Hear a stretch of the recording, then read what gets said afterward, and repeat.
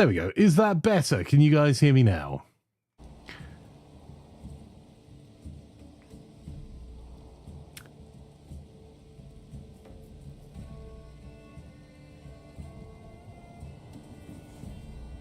My lord, you dumb nuts, you be muted. Okay, well, let's try that all over again. Good morning, good afternoon, good evening, depending on wherever else in the world you are.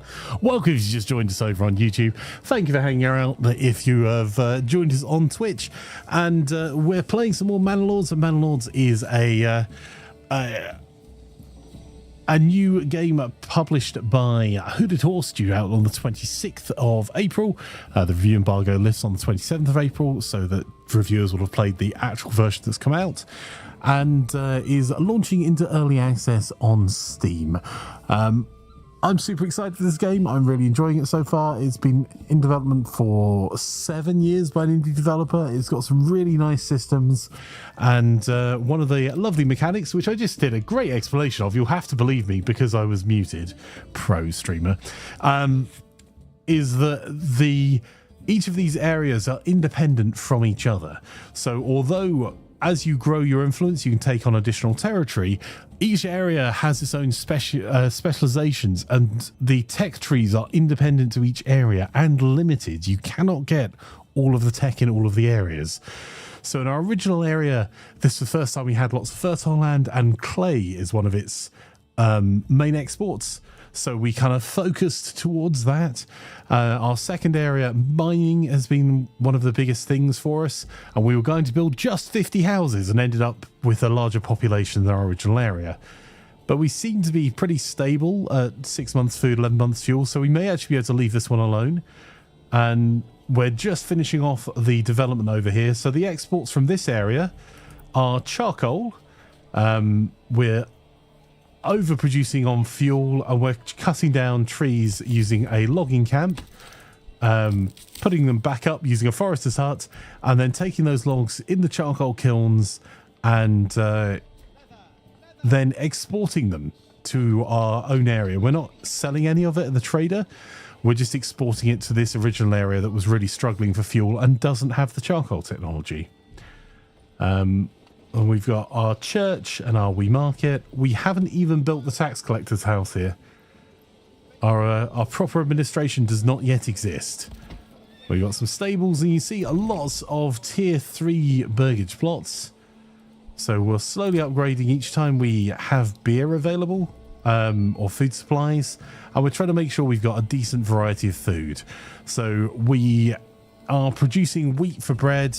We're gathering berries, and we have vegetables and eggs which are being passively produced, or somewhat passively produced, by these burgages. And then this house here is our brewery. So you see there's 2 families on the one plot, and they're producing our beer for us. So it's requiring a little bit of manual work because we have to go in every year we've got crops in, and we'll add people to the malt house who will malt the barley for the beer, and then the brewer will make the beer, and then we need people in the windmill who are going to grind the grain from the wheat and make that into flour, which then we've got a communal bakery, which is less efficient than a full bakery, but we can't afford the bakery tech here. And we've got more houses and burgages over here. And then this area is our latest area, where we've got more housing going in, where we have a bottomless iron pit. This is a deep mine. So it's one of the techs that you can push. You need to think about it carefully, though, because these resources can be unlimited if you have the right tech. And then we've got a street of houses here where we've got a blacksmith that's making spears at the moment for us. We've got an armorer who is currently making mail armor. We've got another armorer that's making plate armor, and yet another armorer that's making helmets. So we've specialized into the armor production, and we'll start sending some of that back to our main territory soon. And then we have this new area that we've not started yet. So what I'm trying to do is gain together about 1,000 treasury, and we've got another bandit camp there. That's good news for us because we can go and raid it. And we'll then take on the next area. And the reason I want about 1,000 is that once you take over an area using your influence, of which we have quite a bit, you then have to establish a new city. And you do that by building one of these, a settlers camp. The construction cost of the basic settlers camp is 250, but I don't know whether it's unlocked, which is why I want to get to the 1,000, because you can build bigger settlers camps that gives you more restarting resources for those extra areas. Duhagen says, I really hope the town name is not an omen for the territory's fate. Some burning forest would be fun, says Fire. True. But maybe unfortunate for the villages. Well, you know, it's fine. I mean, look, you can see the, we've even incorporated the burning in the plan of a fine. It'll be absolutely fine.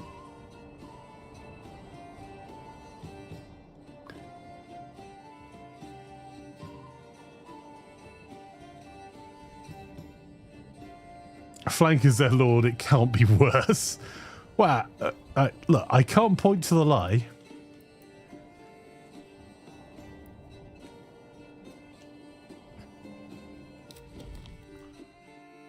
While that raiders camp exists, it's going to keep stealing resources from us.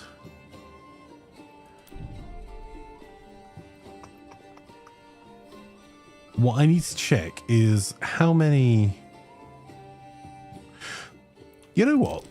We might actually just get on with it and build our manor here.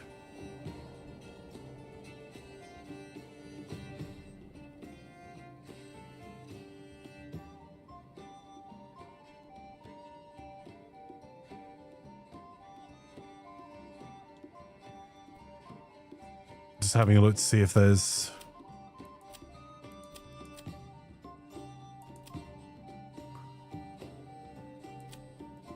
I don't want to build over areas that are potentially hugely productive for us.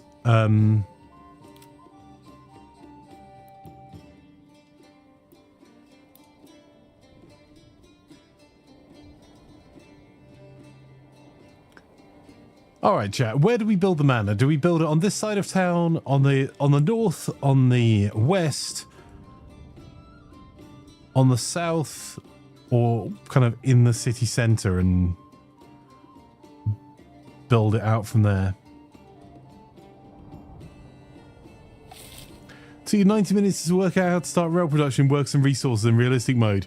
You thought you had to buy the building train thingy at the border and use a truck to get to the rail building office. Oof. Depends where the poor part of town is. You want to avoid that place. Well.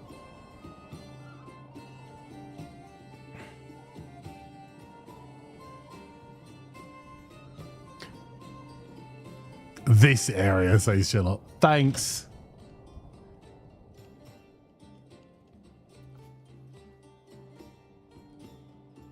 Maybe we just build it over here on this side.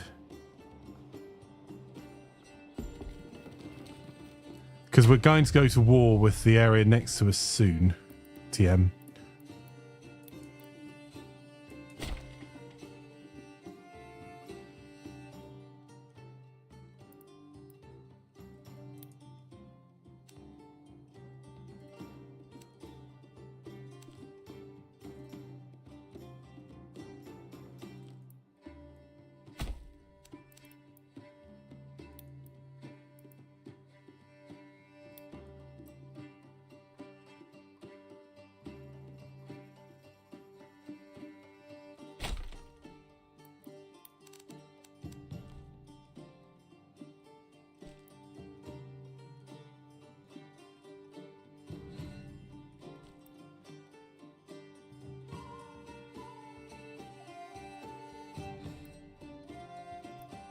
Oh, hang on. No, I don't want its curve.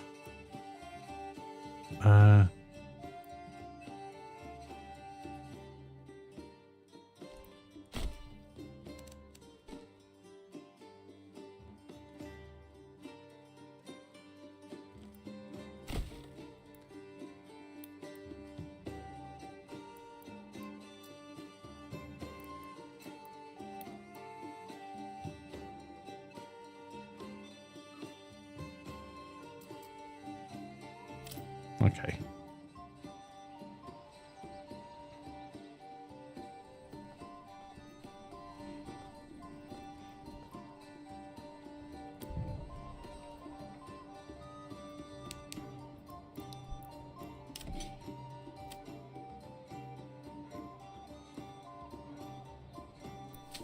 I wonder if this is going to give us another retinue. That's why I'm trying to push for this being built as quickly as possible.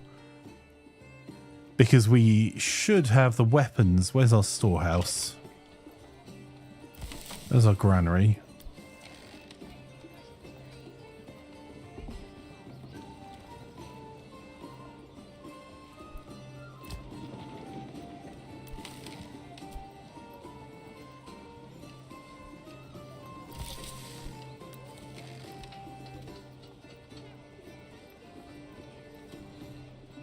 So we've got some helmets, we've got some sidearms, some spears.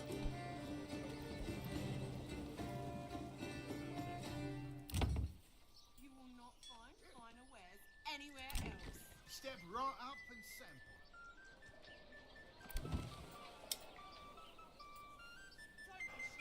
I'm going to get a joiner's workshop here. I wasn't going to, but I think I am. In fact, I'm not going to get one, I'm going to get 3.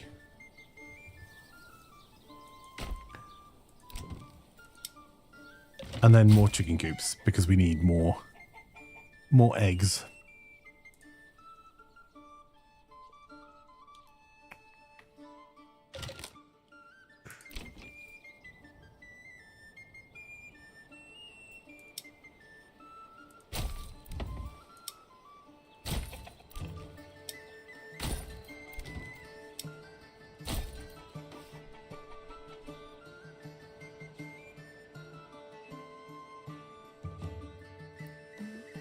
Unassigned families need construction. That's fair. Let's pull a person out of the windmill. That will give us an unassigned family. We'll get the malting done as quickly as we can.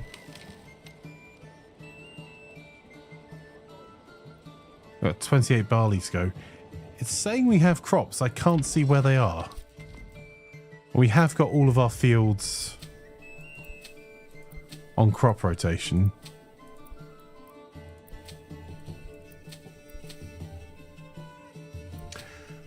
I tell you what this has informed us of though, chat, is that comparatively, lots of small fields significantly better than big fields. These big fields don't produce anywhere near as much and are way harder to manage than these 1 Morgan fields. I think most of these fields are between 1 and 2 Morgan.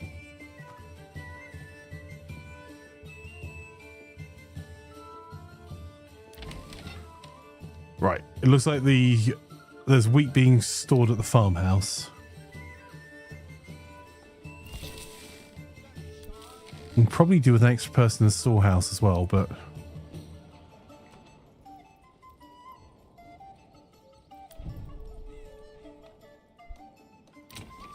I'll pick one of these to say is a very high priority and the rest of them can wait. And that is going to be highest priority.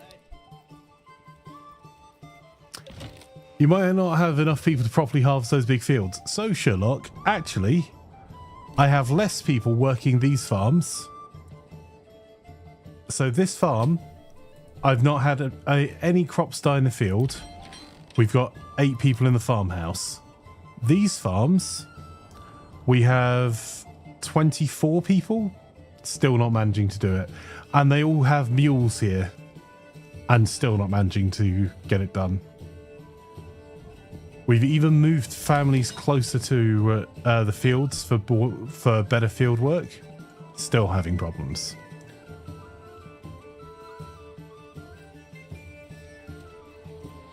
Let's manage this town as well.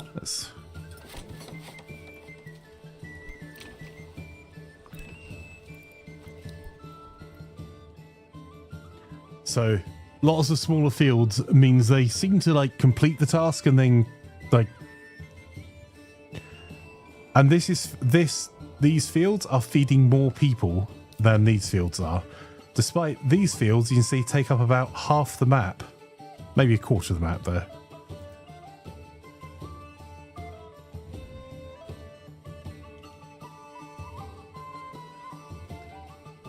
The walls are really expensive, lads. That's why I'm doing them in parts.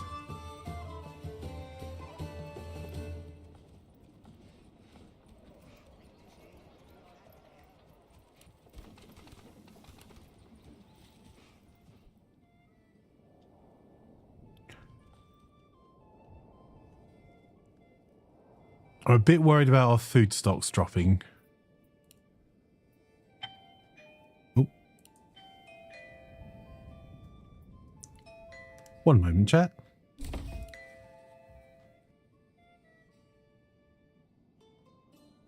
There is a fertility modifier. That's why all of the fields are on rotation. And honestly, we're probably going to have to put them on even more rotation.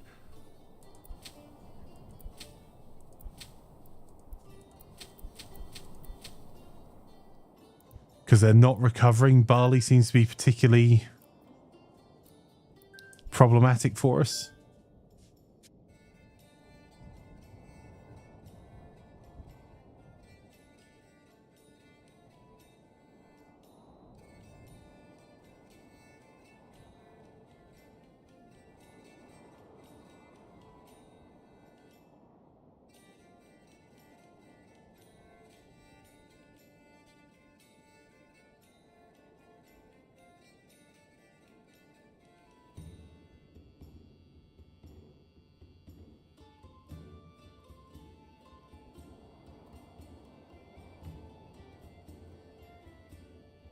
You touching my fields, Braxius?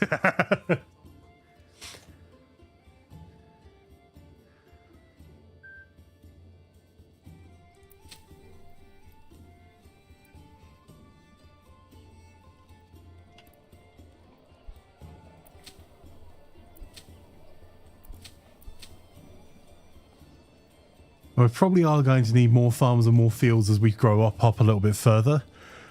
But I don't want to make it unsustainable here. So what I might do is look to plant more, put another farm workers area off the back here, and maybe 6 more fields for wheat and barley. The problem is that the fertility for barley here, which is what's getting us beer, is just not great.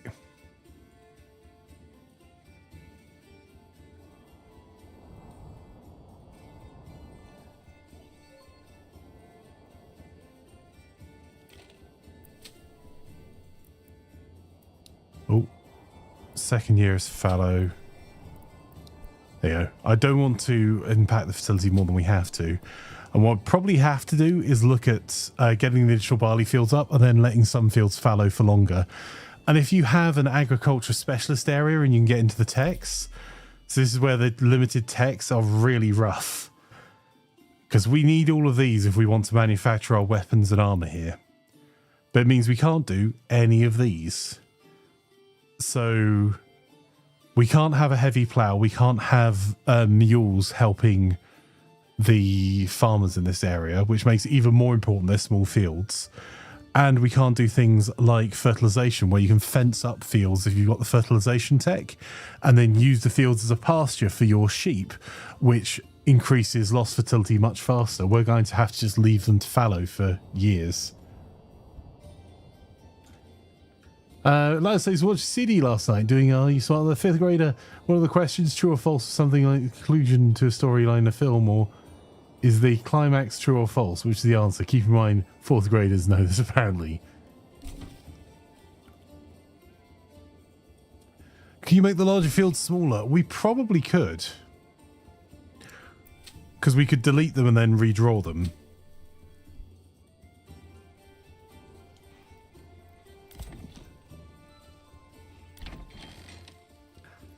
I was like, where's the mule helping with all of this?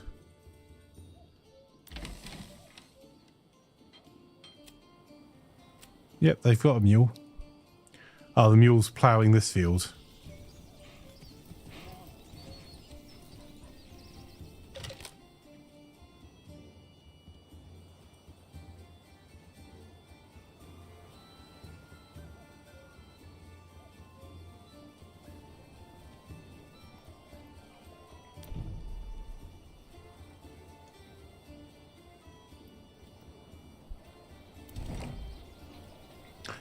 Just realised we caused a bit of a rod for our own back here.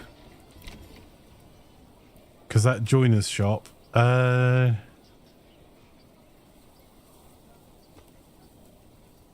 with making large shields? One of the things it could do with is telling me what the retinue get. Because the others you can see that how many of our archers have gambazons. How many of our spear militia have gambazons or mail? So I think we can upgrade our guys to, by having mail and helmets, we'll start to use them, hopefully. But who knows? Vegetables. Get your daily dose of greens.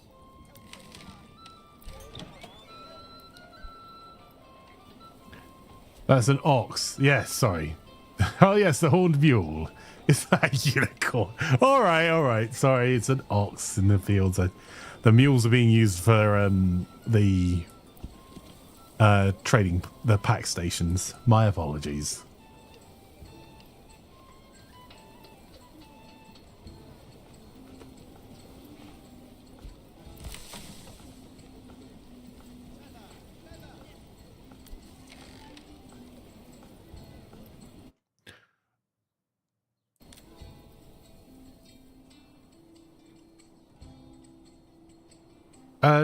True, Laz, would be the answer to that.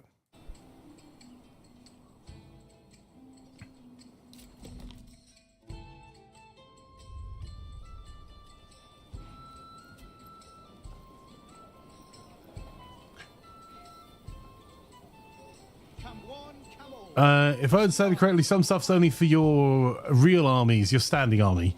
Militia only takes more simple stuff, which would be fine, but like the challenge isn't so much that. I can see that militia can use those things, so I'm assuming once we've got enough stock, we can maybe allow the militia to take it, or they'll just take it. But we do have helmets and mail armor there. We've got shoes. I don't know whether they can wear gambesons and mail, because that would make sense. So I used to wear a gambeson and with mail armor over the top of it. Or whether in this it's more of a choice between the two.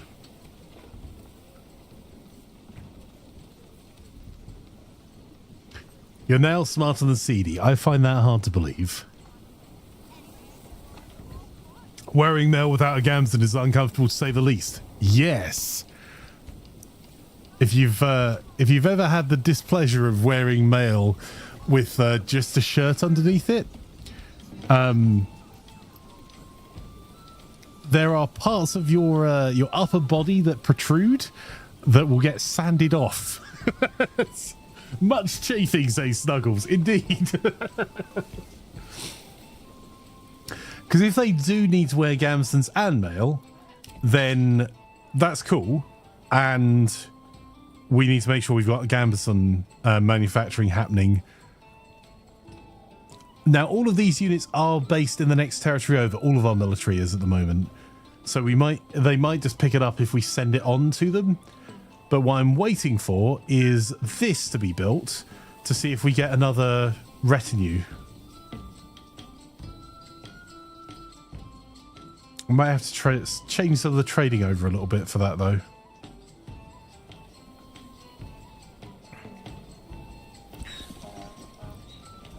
Let's get barter receive. Well, let's check that we actually have in the next town over the spare resources.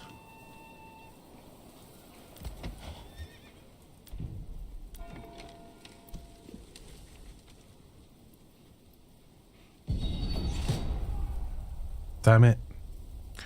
All right, I'll go and deal with the enemy unit in a wee second. Oh, they're actually using the fuel, though. The charcoal's really important to them.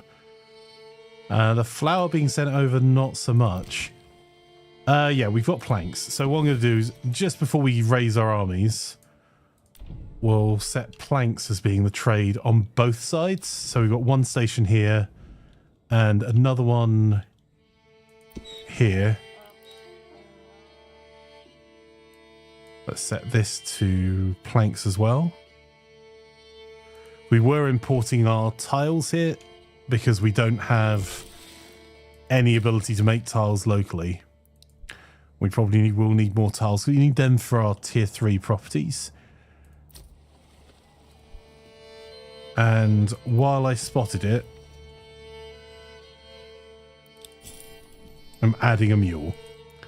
Right. Where were those enemy raiding units spotted?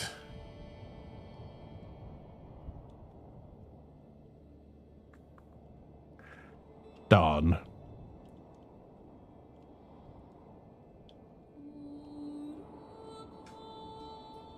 Oh well, we're probably actually going to have to raise all our armies for that.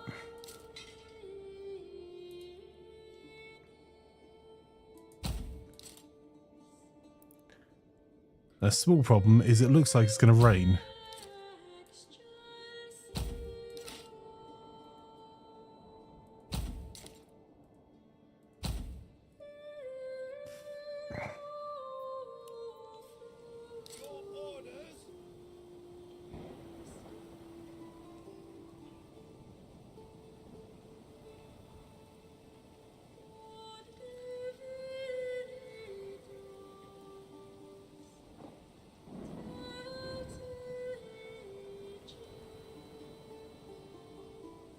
The reason for building this here is if we do get another retinue unit, what I want to see is what's consumed by the retinue as you grow them. I don't really want to run our units, but if we don't run our units, we're not going to get here in time.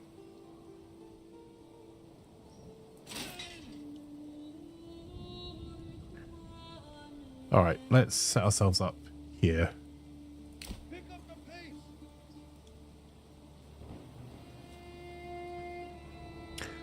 We'll defend the pub. Pick up the pace.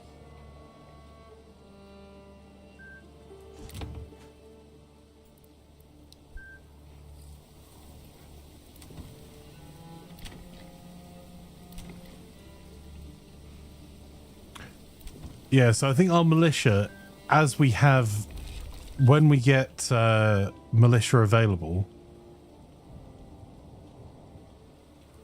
let's have a look. So it looks like what they're doing is they'll take on board as much stuff as they need, but for basic militia, they'll take a gambus and a helmet. Or mail? I don't really see a way of setting them differently, though. We'll see.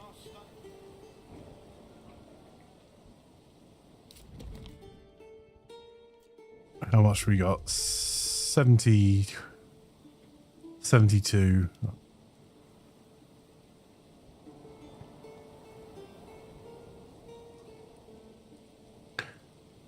I'm pretty desperate for more.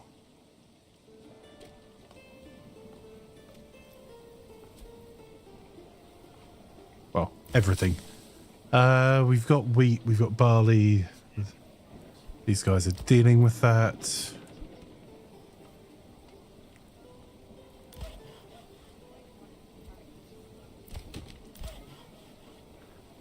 Timber and planks both being worked on.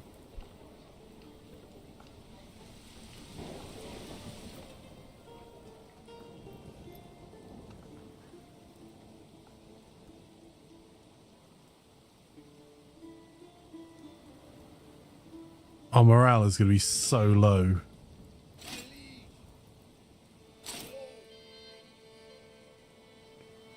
But I think it's the right move, starting from, like, gathering together here. We'll then take them off run. Anyone that's running in armor, it sucks.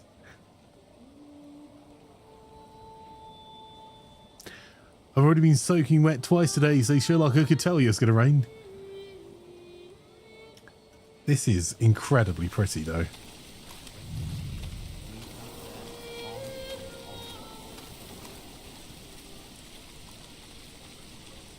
Character building, says Laz. And your character is a very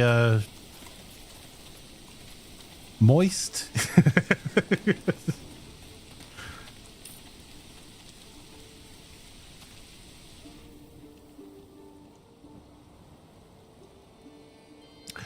Also, the city walls here, if we can get enough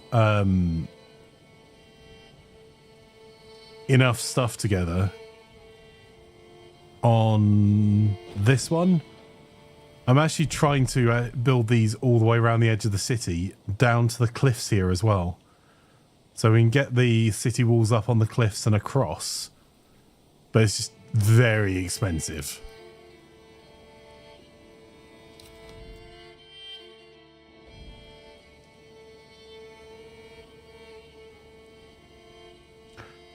So rather than having a small fort, we actually have an enormous city walls to keep us. Okay.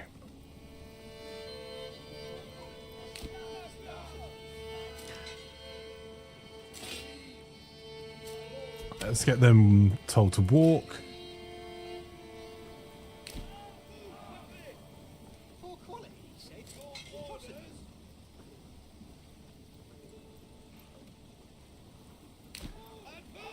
So I'm trying to keep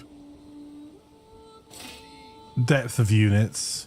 The same as in Farthest Frontier, part of the problem with being raided isn't the raid itself.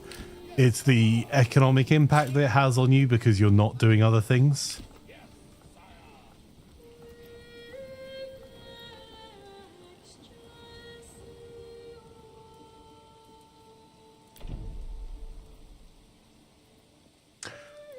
Right, we can't build that manor because we don't have stone, so we're going to have to move into another area. Build yet another city to get stone.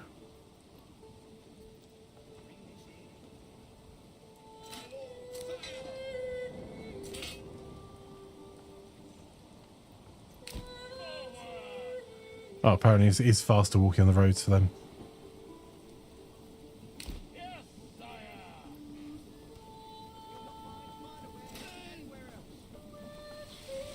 That's kind of cool seeing the army using the roads.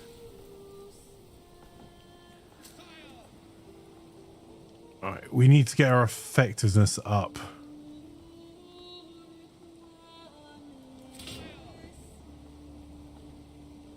They're already going to be more ineffective because of the rain.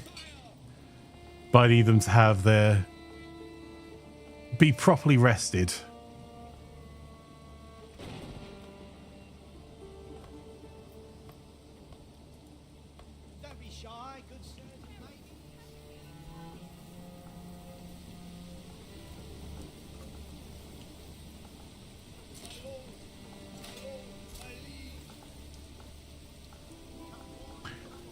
Oh, also ineffective because they're soaking wet.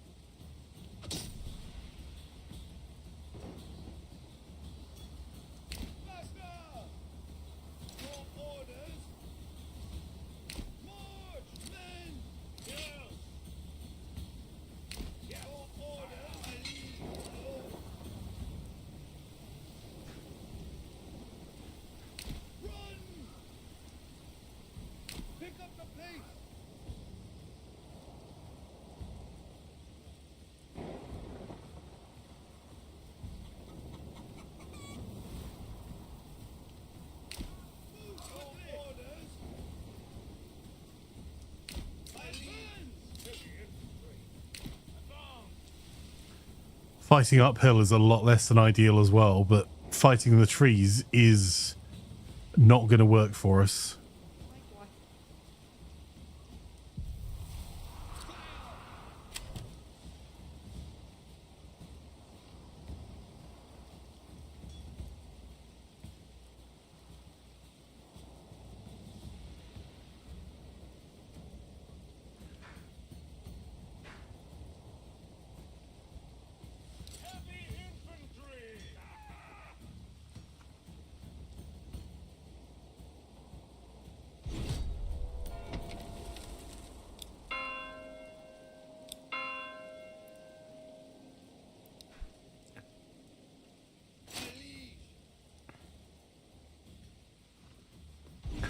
All right.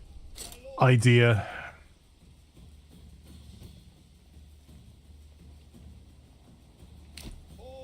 fall back. Hold the road. Forward! Your orders! Advance! My liege! Run! I don't like ceding ground, but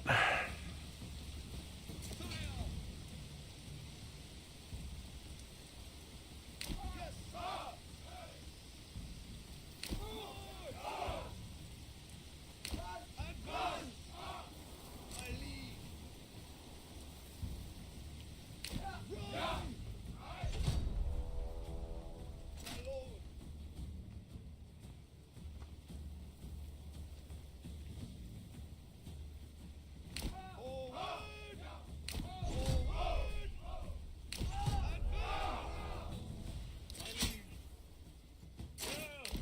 March!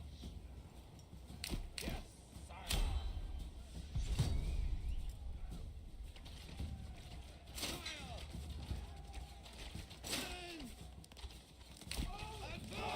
right, my retinue are going to be knackered. I can't have them actually fight for a little bit.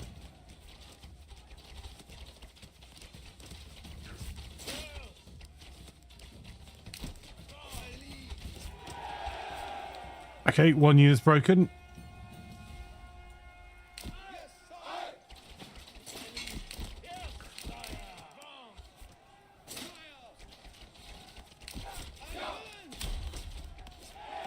Hey!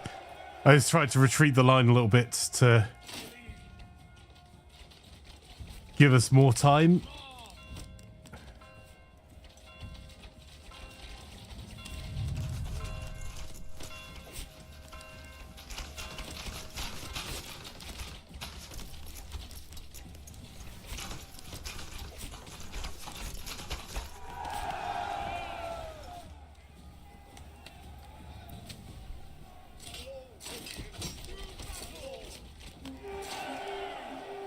Oh, the last line broke.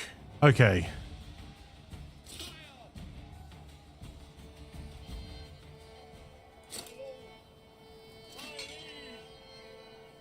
I think my retinue guard just needs to stand down. We didn't lose anyone in that. That was not bad going. Right, we'll start marching the majority of our troops back here.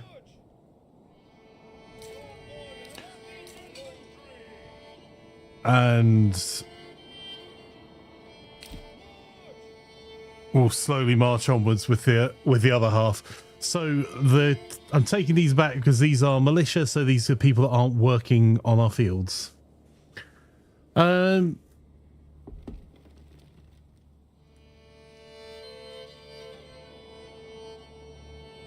Who else watched the AAA showcase? There was a game I thought was right on Flanker Street, then it suddenly had dinosaurs and was called Dino Lords. I wasn't sure what the heck was going on anymore. Yeah, they announced Slay the Spire 2, the early access release of Lysara Mountain Summit. The AAA initiative is a group of indie devs or smaller devs that have come together to try and showcase their games. Which was backed by Epic and GOG, Humble, Twitch, Valve, YouTube, Bilibili, Douyu, and Haybox.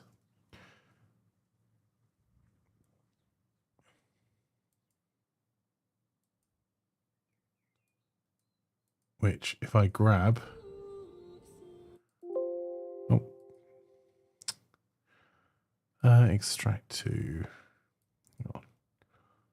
So I need to do a thing in the background. I should be able to grab more information.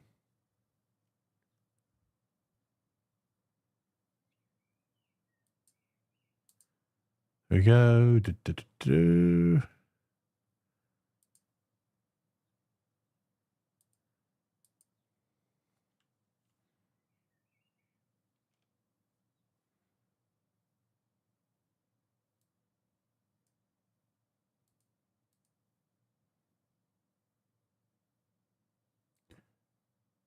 that actually extract there?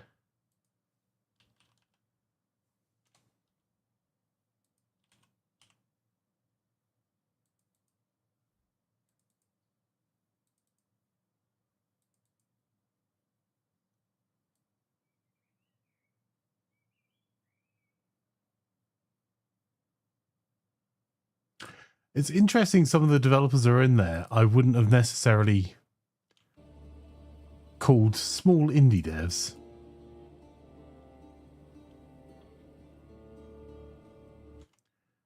May contain traces of roguelites. Hang on. So, what was announced?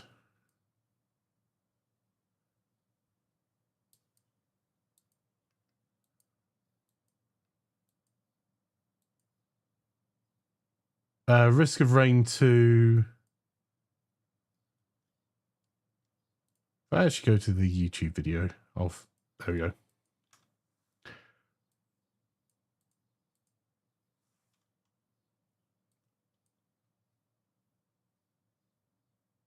Right, if you want it without the... World premiere. countdown. 17 minutes in.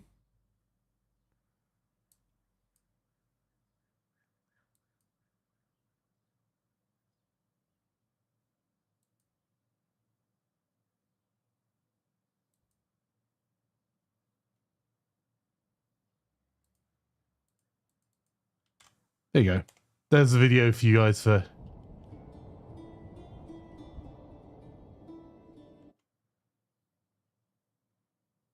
So, the games that were announced were Slay the Spire 2, Risk of Rain 2, Kill Knight, Shadows of Doubt, My Time at Sandrock, Dino Lords, Just Out, Steam and Cinder, Vampire Survivors, Flintlock, Never Alone 2, Cataclysmo, Death Must Die, Endzone 2, Dyson Sphere Programs Update, Undermine 2, Norland, which is another Hooded Horse published game, which I really need to give a go because I have been sent a copy by the devs to have a look at. More accurately by Hooded Horse to have a look at. Darkest Dungeon 2, What the Car, Arcade GK, Broken Roads, Raven's Watch, Cat Quest 3, Hyperlight Breaker, The Last Spell, Dwarves of Runeberg, Lysara, Summit Kingdoms, Wizards of Legend 2, Let's School, Brotato, Abysmal Terrors, Chai, Streets of Rogue 2, Old World Beyond the Throne, which is the new DLC for Old World, which I am so hyped for. Pal Worlds' big update, 33 Immortals, Mouse, V Rising's latest update, The Legacy of Castlevania, and The Rogue Prince of Persia. So quite a lot of announcements, but you definitely want to skip to 17 minutes 10 seconds if you watch that stream. Because before that is just 15 minutes of countdown at the start of the stream.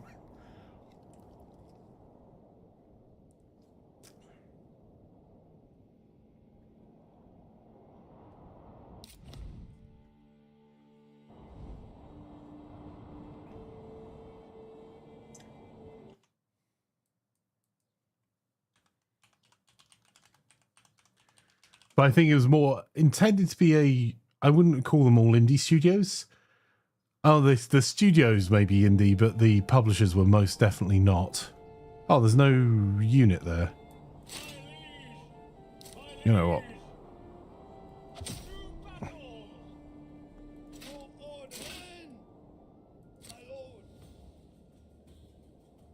Oh no, there are units there. Damn it.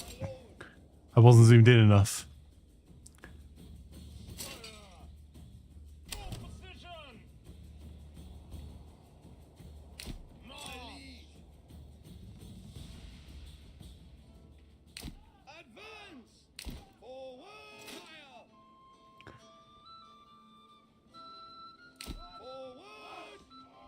But yeah, you can't exactly call Tencent an indie studio or an indie publisher.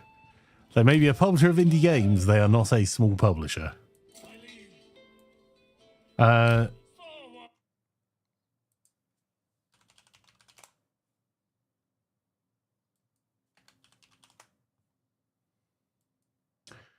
Yes, it's meant to be a medieval kingdom sim that was somewhat inspired by RimWorld, I understand.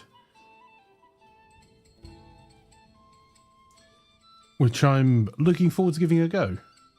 Hey, Bolts, if you're not already following Flying Bolts, you definitely should do it. Twitch.tv/Flying Bolts.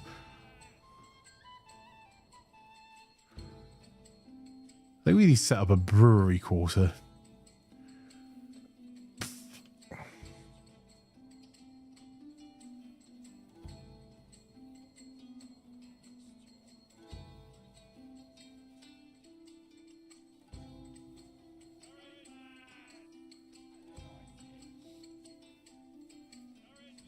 Not bad, Balls. How are you? Oh, Braxius, thank you for doing that. Much appreciated.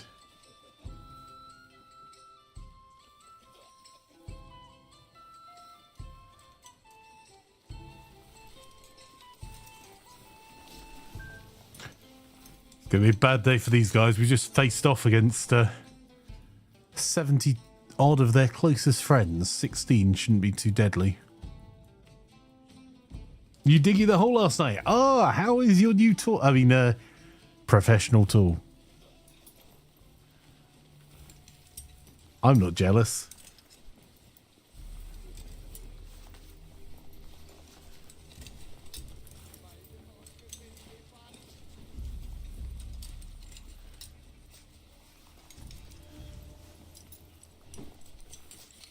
It's going to take some getting used to. Archers! Fire!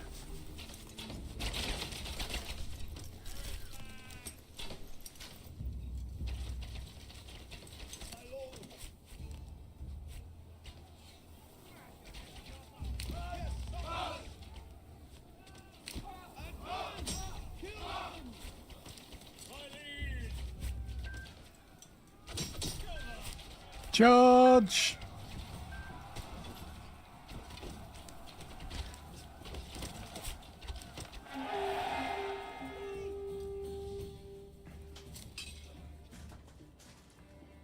Alright.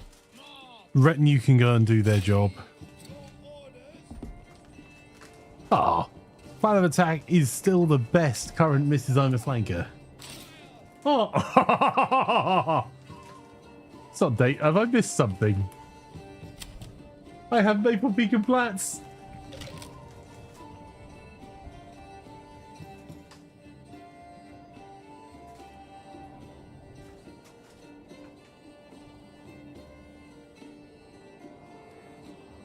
You made this trench. It was pretty straight and deep enough for what I need. It just needed longer. Remember not to dig. Braxton says, remember, don't dig too deep or too greedily.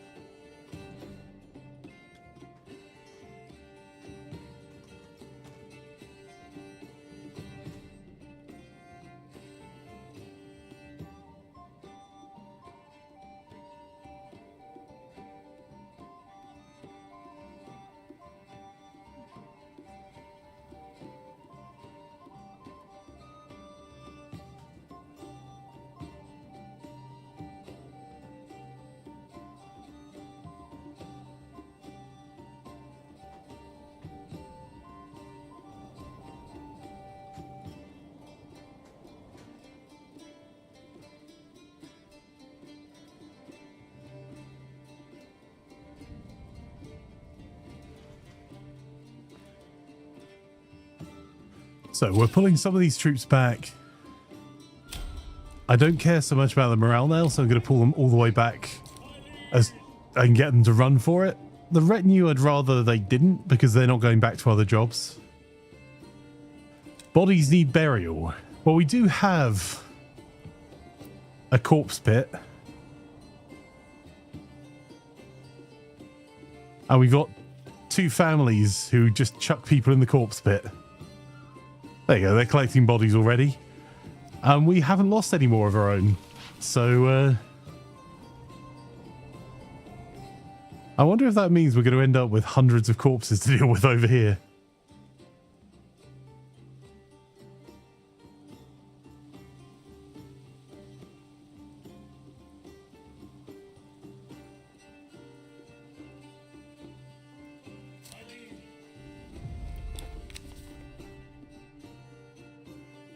Belongs to my territory treasury now. Let's Okay, and then they can take a wander back. And I will definitely remember to demob them. Yep.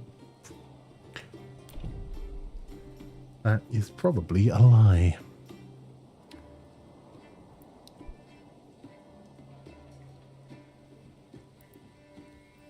Oh no, we do have stone because we took all the stone out from here, so it's just taking time to build.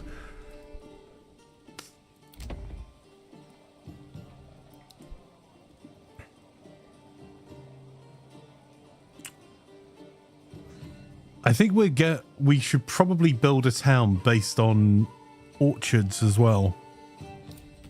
Possibly not this one because this needs probably the same upgrades this had. Particularly as there's 2 pits that we want to be limitless. But maybe this one becomes, because it's got double the berries. Although that's also going to need a pit. Although we could ignore that rich deposit. Maybe this one. This is our food tile.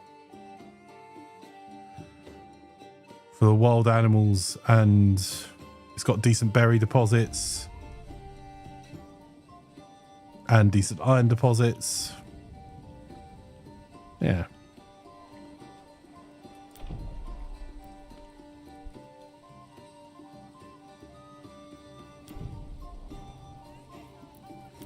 I don't understand why this is saying 5 out of 5, or how we get more retinue.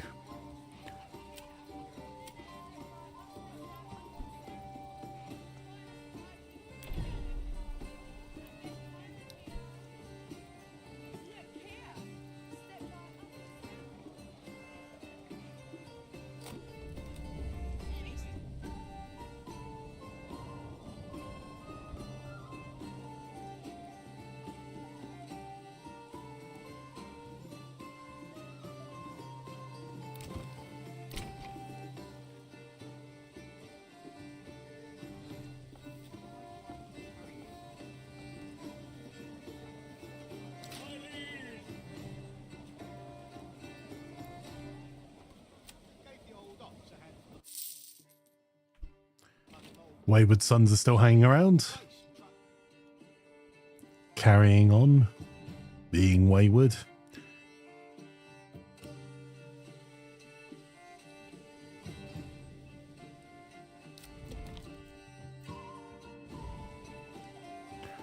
So on the castle planner, it says increase maximum retinue size by 12, limited to 1 per region.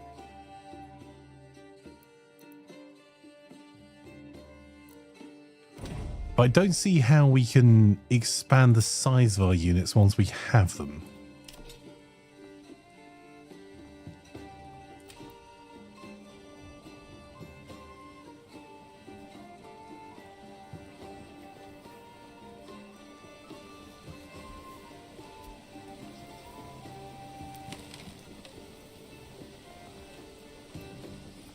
Okay, we've got mail, helmets, large shields, spears, and sidearms.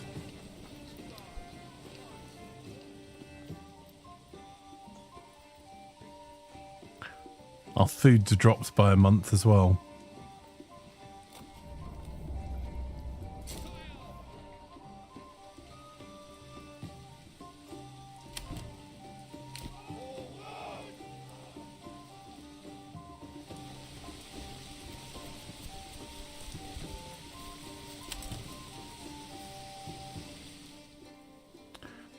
Demob them.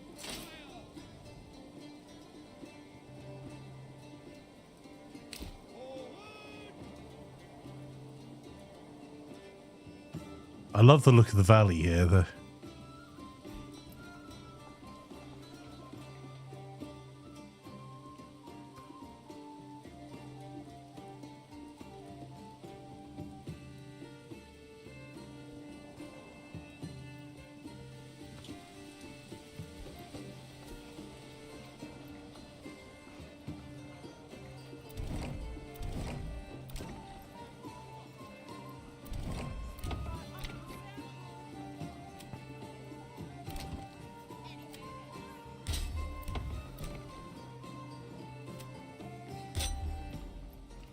Don't know what wooden parts are needed for, but we'll make some. Why not?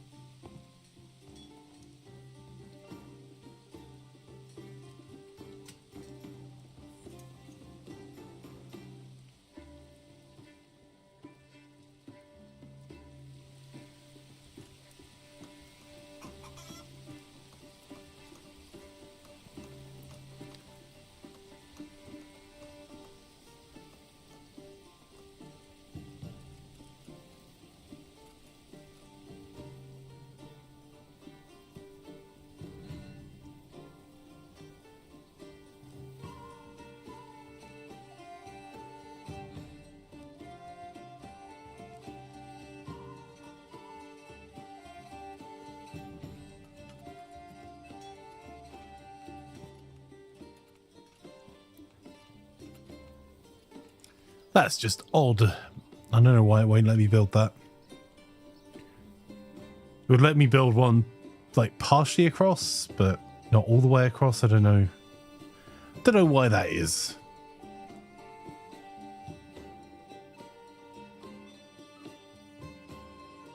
Turn off Snap to Road. I might do. I just... Yeah, maybe we just...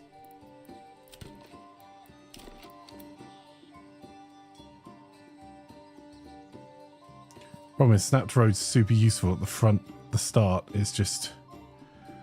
There's something going on there. I'm not sure what it is. That's without Snap to Road turned on.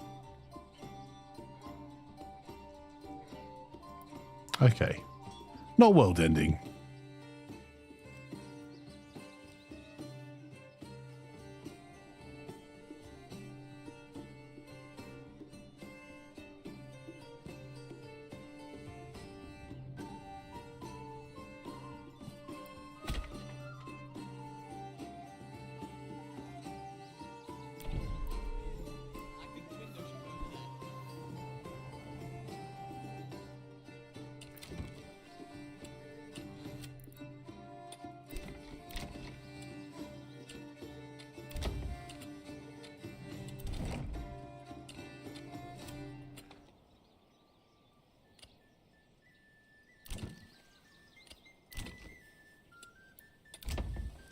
What I am going to do is put an extra person on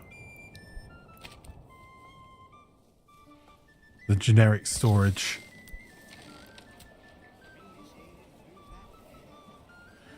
I was trying to see if anyone's actually made any plate armor.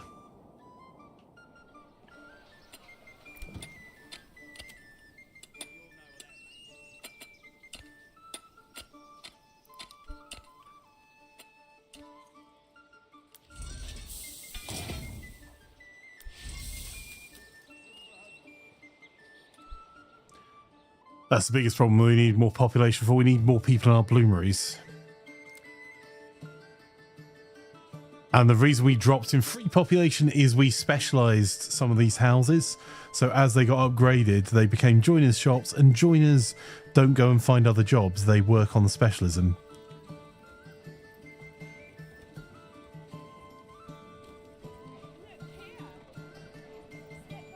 Fire says, right, your lawyer told me this morning that he was able to meet the judge, so today will be the last day of a terrible job.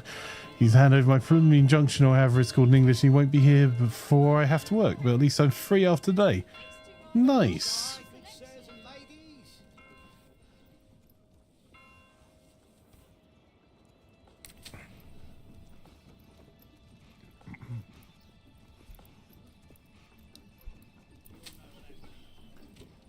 Well, the fields didn't get fully ploughed before winter. That sucks.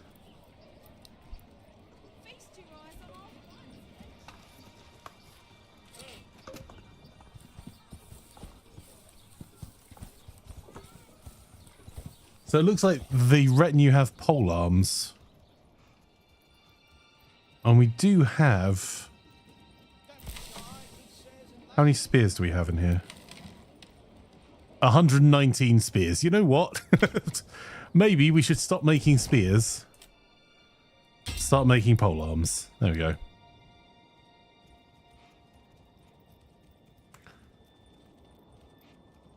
So I think we need more charcoal buildings and another bloomery. Because we've got 2 deep mines that both have full outflows.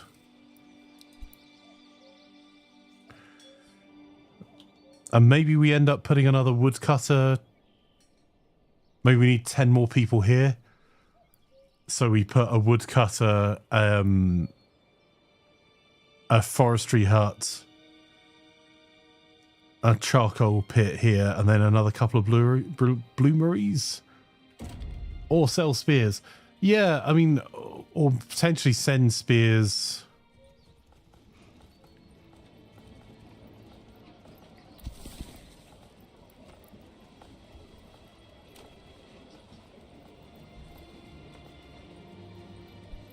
There you go.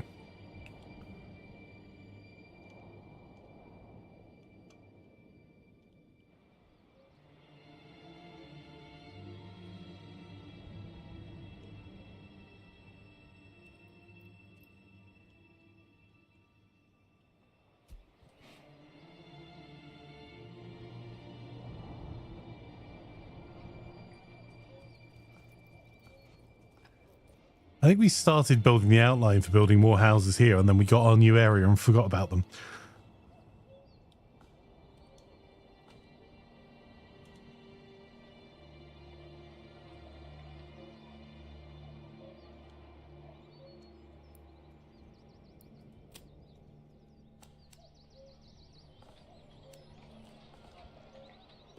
As we had so many mouths to feed, we decided it would be better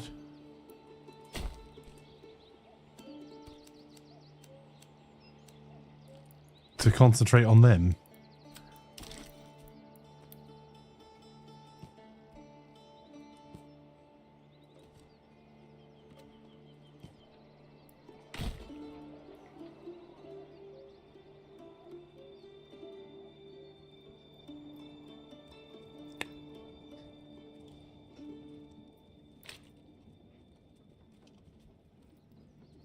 Eggs, vegetables. I mean, bread still kind of sucks. But they've got loads of wheat here now, so if we can sort out... Where's our windmill?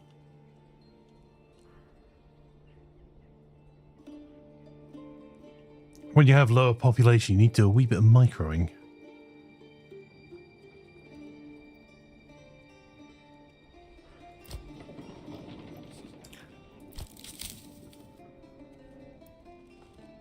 There's our windmill. Here's our granary here.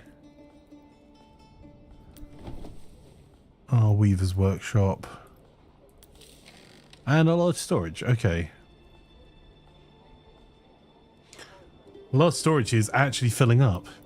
So what I'm intrigued about is whether, because we start sending spears here, will the spears just end up in inventory, or will the number of militia available in this warband just magically increase?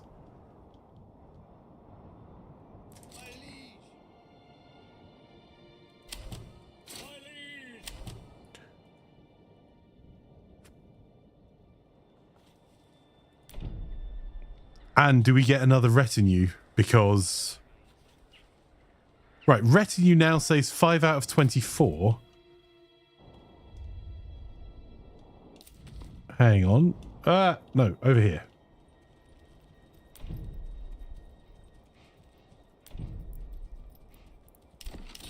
So retinue here says 5 out of 24 and 17 out of 36. So it wasn't showing the out of higher number because they were raised at the time. And they're missing equipment.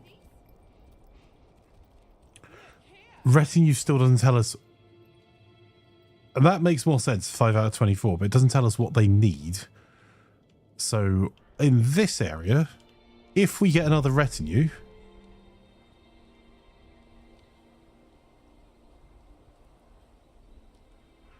once the wheat and barley are finished being turned into flour and... Oh. There we go. That's all our wheat gone. So, if the windmill is empty, let's empty out the... What do you mean there is grain there still? You can have one person back. We'll have two people building, but when this finishes building, do we get another retinue unit? The motto of Brittany would be spears, hit them, baby, one more time.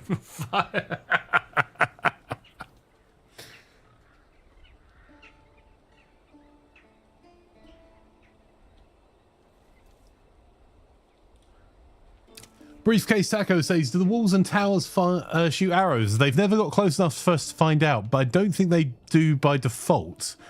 I think you can garrison people within them, and if they're within it, they'll use the bows that are left inside the manor to then fire arrows from them.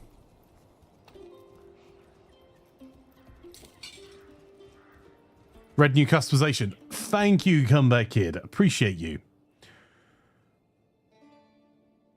Okay, so we can recruit minstrel. What? We can't yet because it's locked in early access. We can recruit men at arms. They cost 50 personal wealth each. Okay, that's cool. At the moment, they're armed with a halberd, a sword, and armor.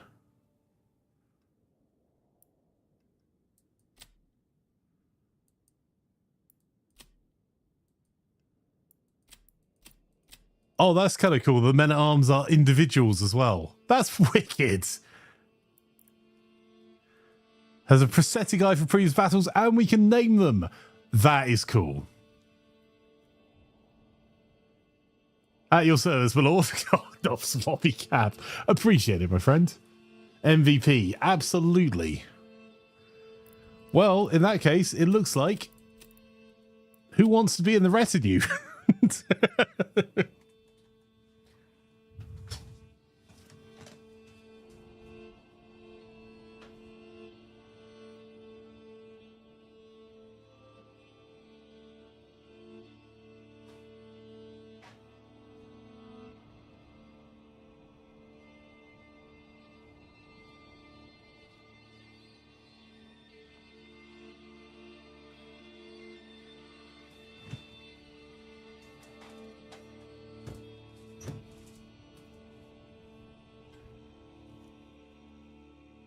Semi Chief, okay.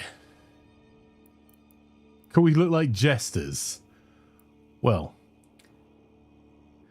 Comeback Kid, would you like to be in the retinue? Because otherwise we wouldn't be able to customize the retinue. Upgrade armor. Ah, because we don't have any armor locally. Oh, hang on. If we make it locally, we get 9. If we have to import it, we pay for 18. So we're still paying for it, despite the fact we made it. Okay.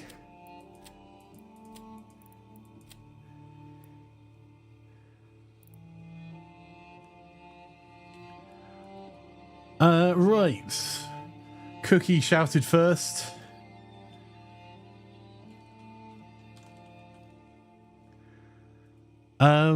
So we could change your body over. And Comeback Kid says, yep, give me a halberd. Absolutely. What colours do you want, Cookie?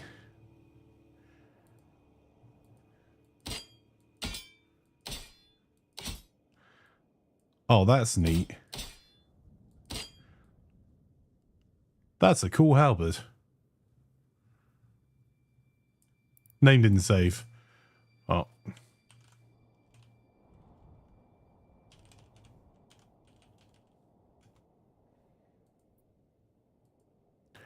So just selecting literally anything. Cool. Okay, so... Okay, you have to type it in and hit enter, which makes sense.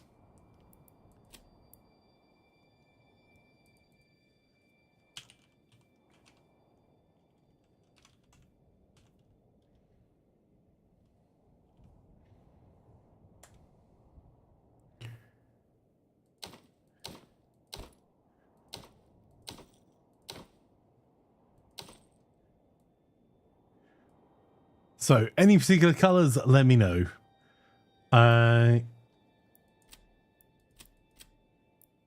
Doc.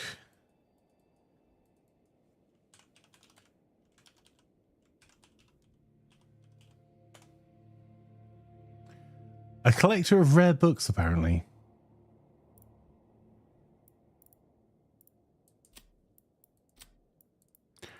Green works for you. Okay.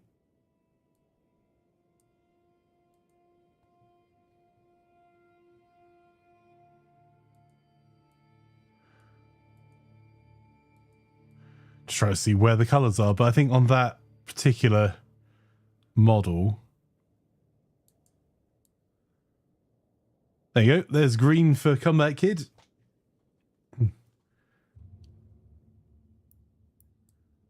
And there's a nicer halberd. Oh, ooh. Polehammer. For those that join us for Murder Mondays in Mordhau, where we play against the Horde, that is my favourite weapon.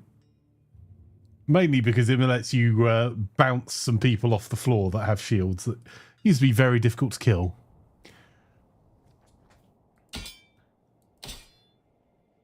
There's a halberd with a punched area out.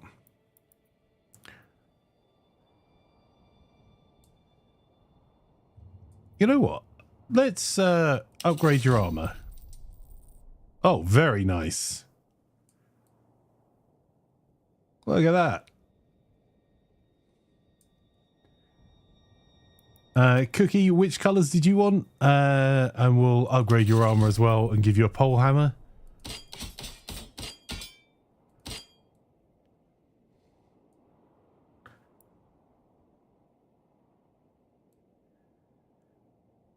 Your visibility out of that will be terrible. I used to have I had a jousting helm and I had an open-faced helm. And that's almost like the jousting helm. And there was so little area I could see more through the additional holes for breathing through than I could through anything else.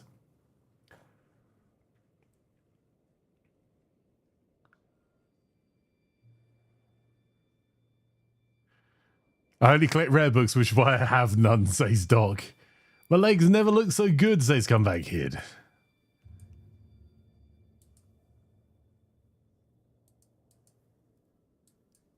You can go full green if you want.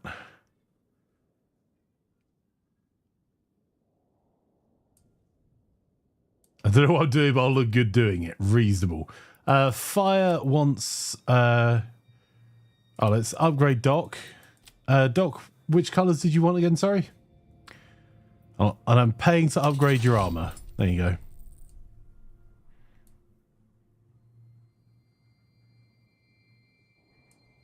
And you also want a pole hammer.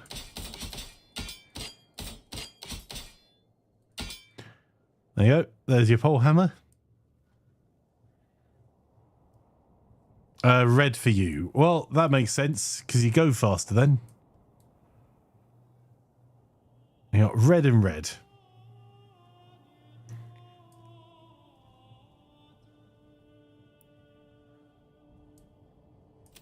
Right, fire. How about for you? I'll also pay to upgrade your armor.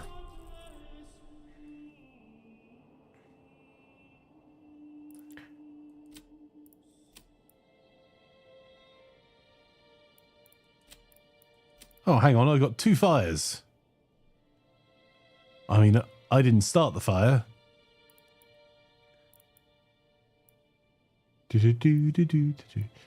Right. Which colour did you want and which weapon and helmet did you want? Oh, hang on, we've called the whole retinue fire. What a divot. Or a dit, in fact.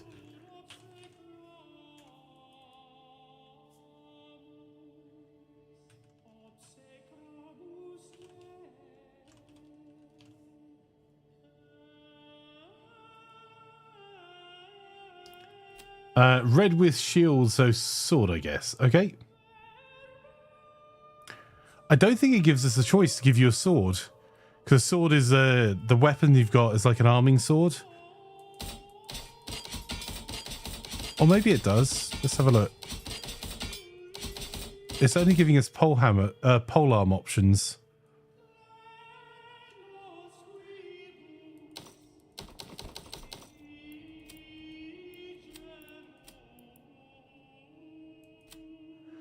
No, they are armed with swords.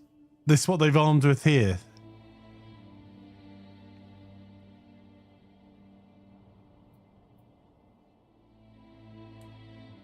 I think I'm a net exporter of swords.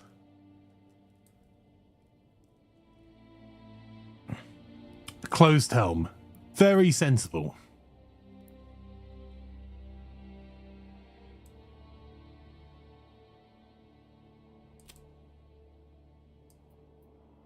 And who would like to be the last in the plan of a retinue? Until you got a sword, I've given you a fancy halberd. I'm happy to change if you want. I might export some swords over here and see if that works as well. Sure, I'm ready to die, says Sherlock. And Laz wants a spot as well. Okay.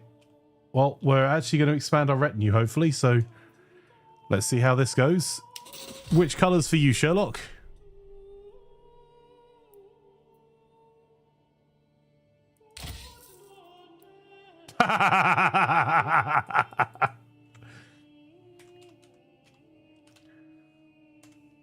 Studied various arts, defeated foes. There you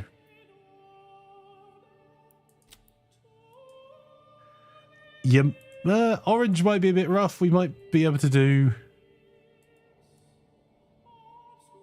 Yeah, we've got Sherlock. It's kind of a brown colour. It's bloody Laz, yeah.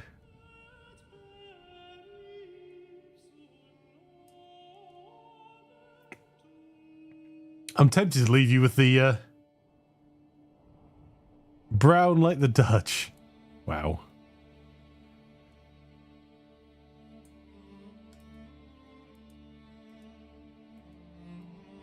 I'm tempted to leave you with the light armor because it's covered in blood.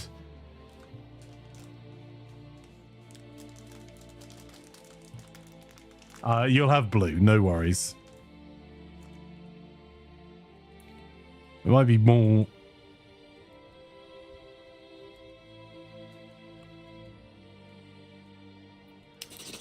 There you go. You've got blue armor there now, sir.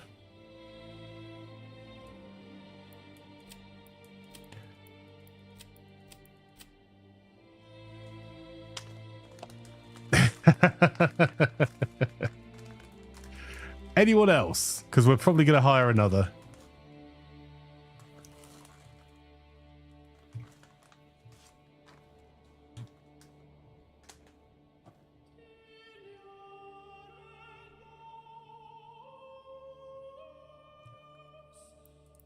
No flowery helmet. There you go. There's your choice. You've got...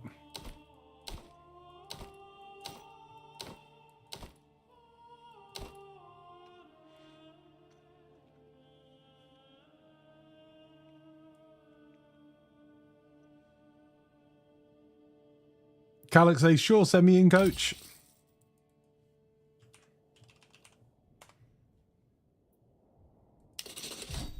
Hang on, how have you magically got a...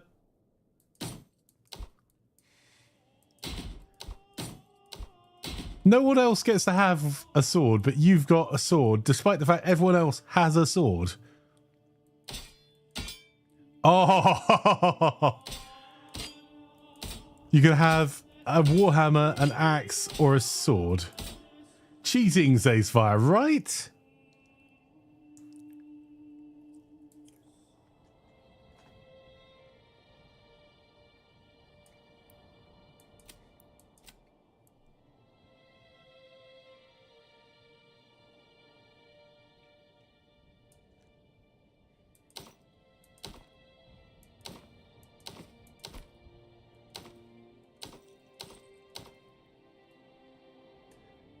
So what are your... an axe, not a problem. And what are your colours?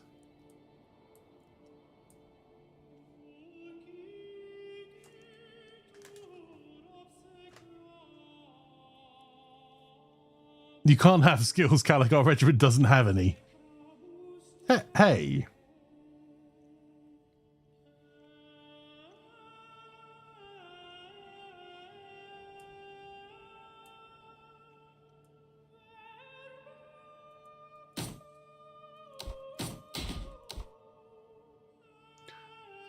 Purple-green combo.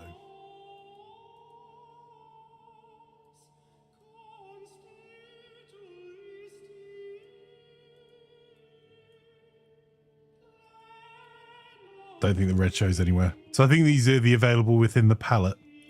And which helmet would you like? That looks terrible. I love it. It does look a little bit like you're worshipping at the altar of...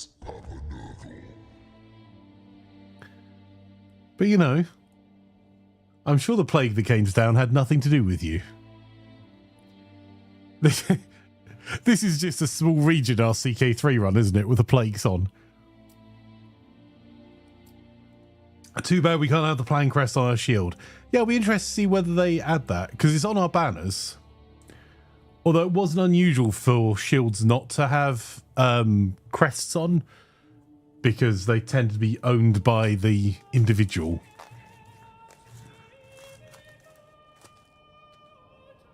Dependent on the army and the time period. And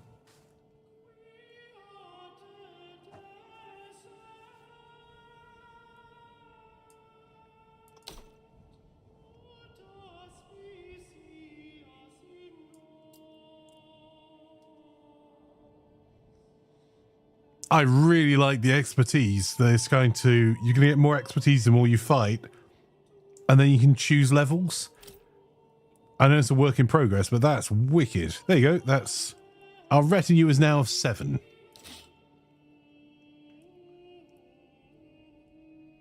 I'm thinking sending spears to the realm will mean that we'll be able to get more spear militia, because we have the pop for it. We just don't have the spears.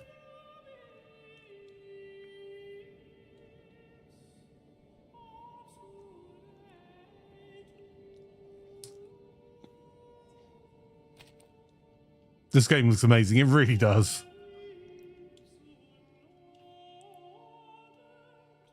So, can we have another retinue, please? And thank you. I paused. How rude.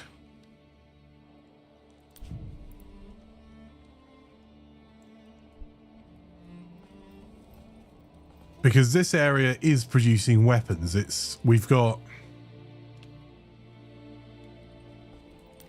In our storehouse, we've got large shields, we've got small shields. I wonder if that's... Let's see, it shouldn't have let you have the shield anyway then.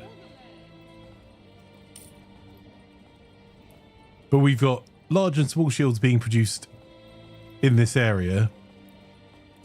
And we've got sidearms, spears. Pole arms are being produced now because I've just swapped from spears because there are 119 spears here. We've got mail, we've got helmets being produced here. The only thing we don't have is plate mail yet, but that's working on it.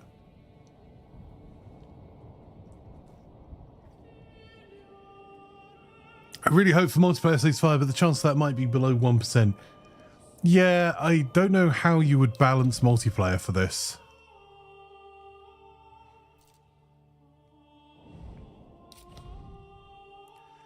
Like, cooperative would be cool.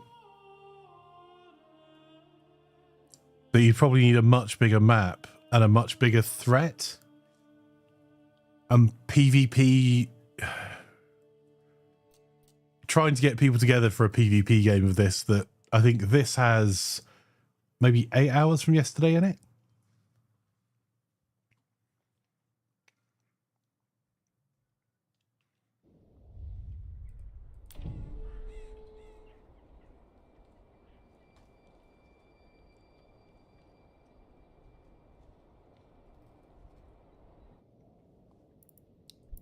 I mean, co-op would be neat if there were more areas.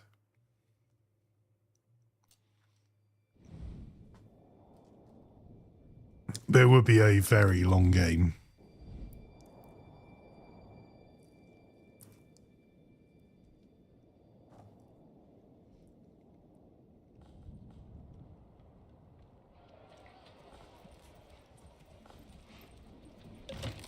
And more areas were being more pops, and more pops were being. It'll be even rougher on the for the games to keep up with all of the people doing their things. Would be cool though.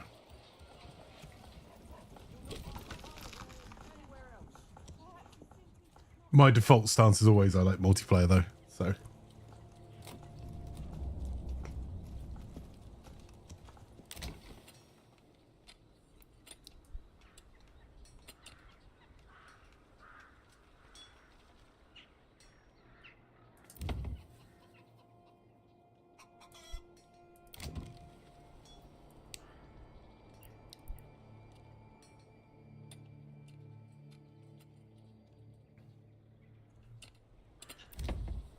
How are we doing at keeping the armorers' shops?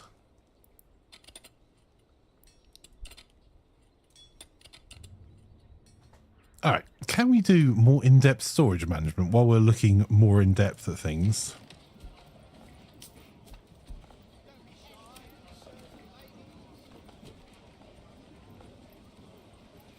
We can. Okay. We could definitely do some optimization here, because we could have a storage unit that all it does, put a storehouse over here after we've got ourselves set up, that it's only allowed to have say charcoal and armor and iron bars in it, and maybe iron ore. That would then keep this area really well served in a small area.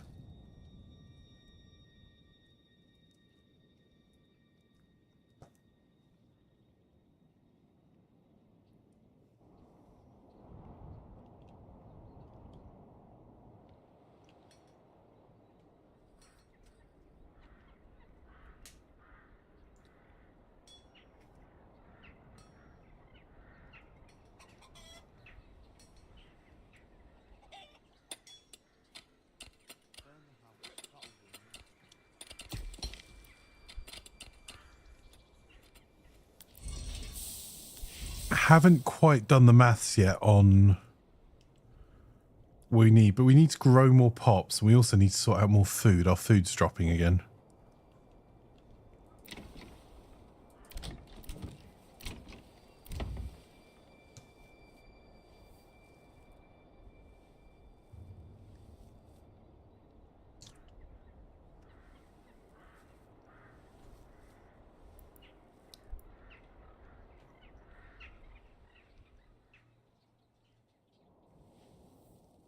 Coasts and harbours could be interesting for, like, fishing and then raids from the sea. That adds a huge amount of complexity though, because you then have to have some sort of defensive ships or towers or...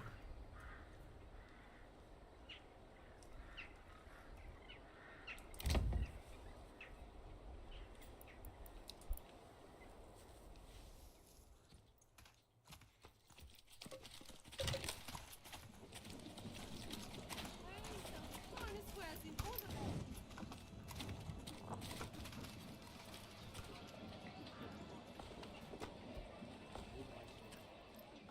So I need to try to get to 100 families in this area. We were definitely only going to have 50 in.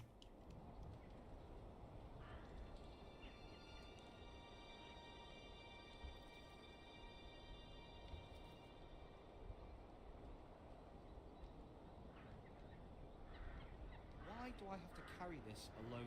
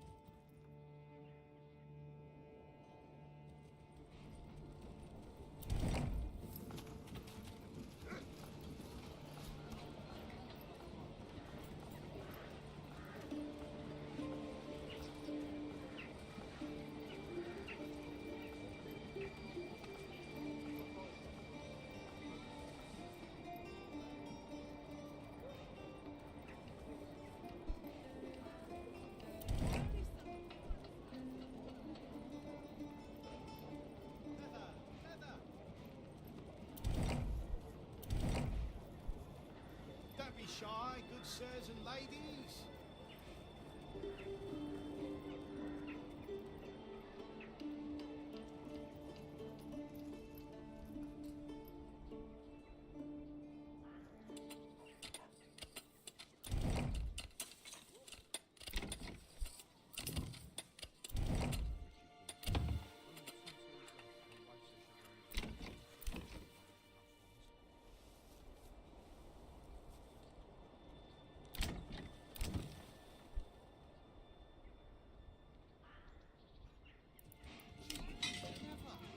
Fancy simply.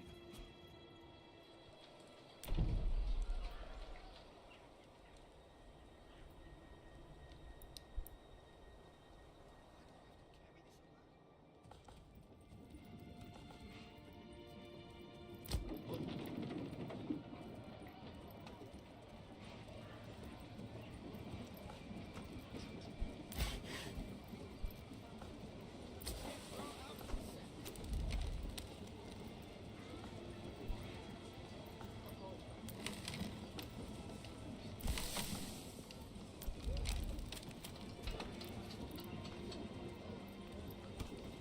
around. Don't be shy, good sirs and ladies.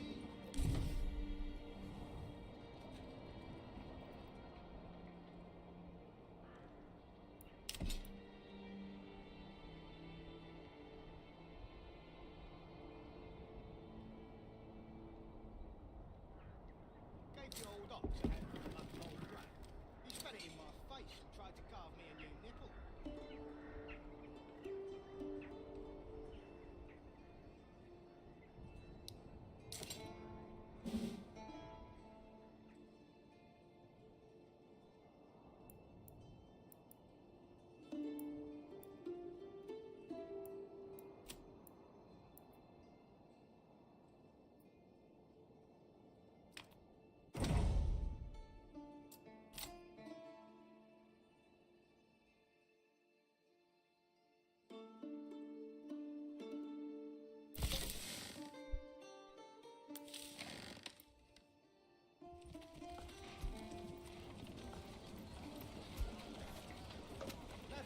Leather, perfect for boots, belts, and, well, anything really.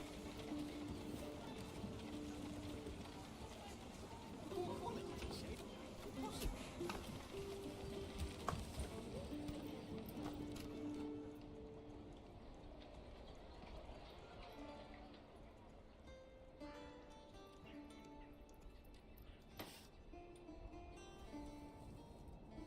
Is this beam straight? Methinks it is. Or at least straight.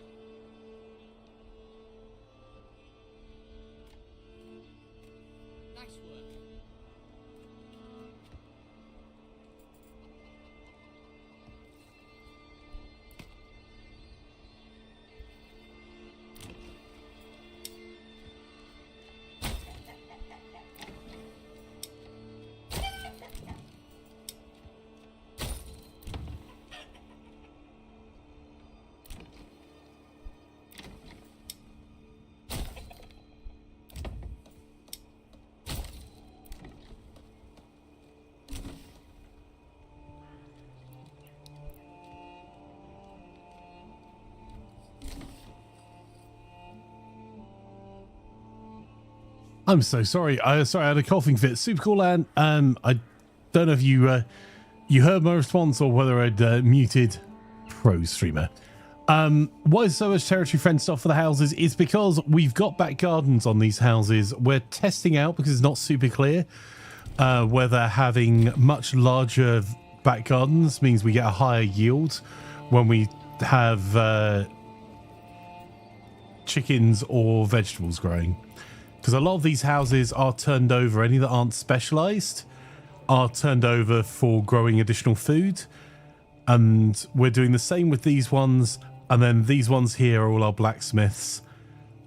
And these ones we're going to turn over to chickens. And these ones will turn over to vegetables again, maybe. But it does look like the larger plots do mean they're producing more. Because we've not had a problem with vegetables at all, really. I'm trying to make sure we get ourselves back up to 6 months of food without the grain harvest, because this isn't really a farming area. We need a flax area, we really do. Not here though, we need barley and flax and wherever it will grow. Hey look, thinking is hard.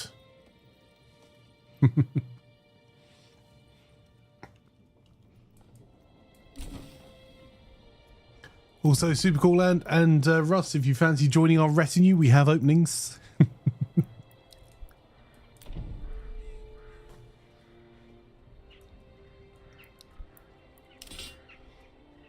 That's our second manor, so we can have a second retinue.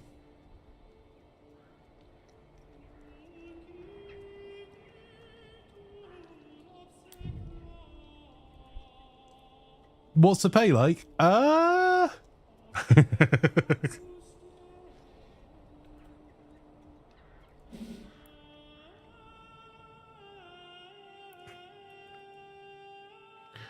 Does it come with life insurance? Well, guess we'll find out if you die. Okay, so there is local armor here now. So you see there's two saying there's local armor. So basically, it just allows us to buy it cheaper. It doesn't just give it to our guys.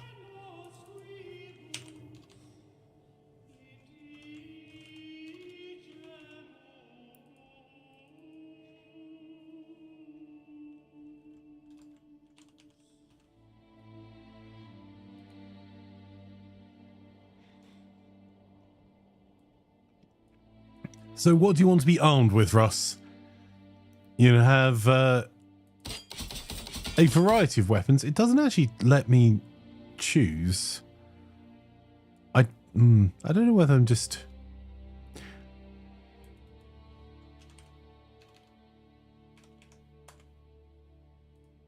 Tormented by the sins of the past. Hey Flav, welcome, welcome. Something blunt, okay. Warhammer, do you? A really blunt Warhammer? Can I turn block off, or is it just gonna...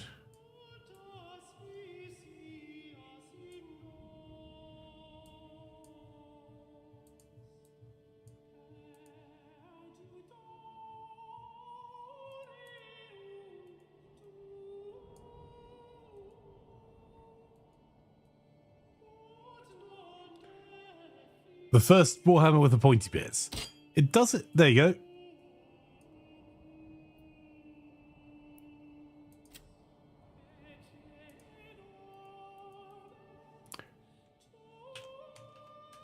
Let's get a Flav in our retinue and upgrade your armor. As orange, blue, black as you can. Okay. Hang on. I'll do that. If you got any colours in mind for yourself, Flav, let me know. I think...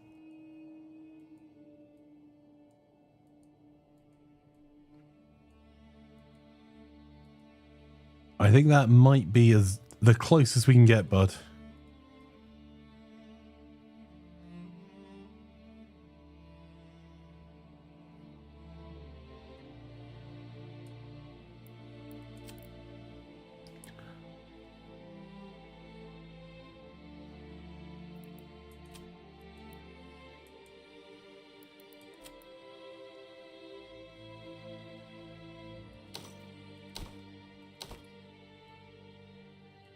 People aren't here to watch you dress you. Well, yeah, fancy an axe, Flav?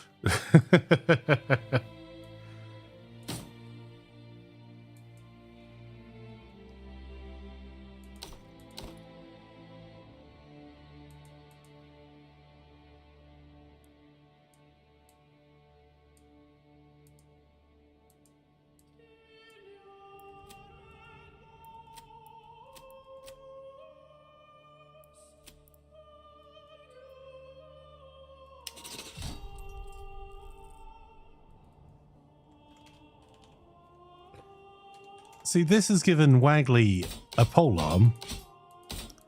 What's the most spoon-like weapon we've got?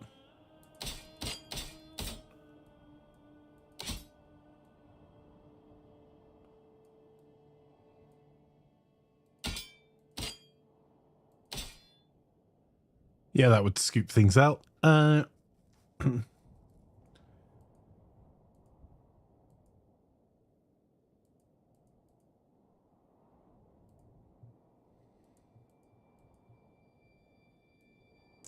But it doesn't give us an option to swap over between like your polearm and your hand half. Let's do a pointy sword. Sounds good, my friend.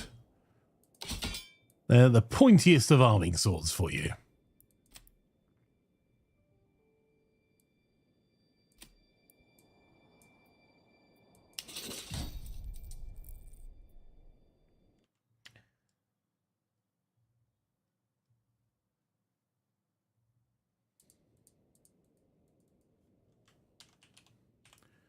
Let's get a Cody set up.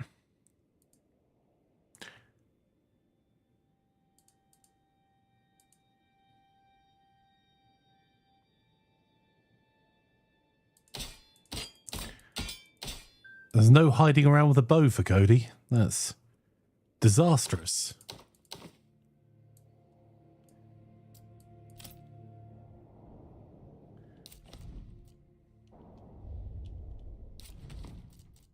All right, let's get ourselves underway.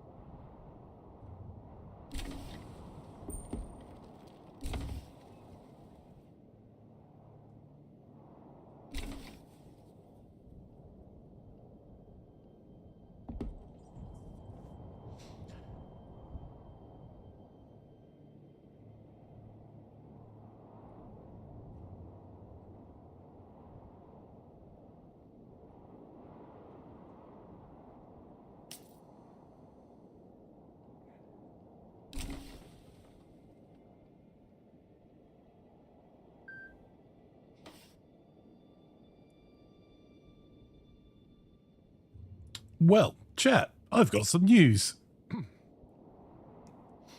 I was going to have to join a meeting in about an hour, so I was going to stop now. As it happens, meeting got cancelled. Well, pushed back until Monday, so I'm going to play through until my next meeting, which is at 6. Huzzah! So we can actually build out another city. Let's get this done.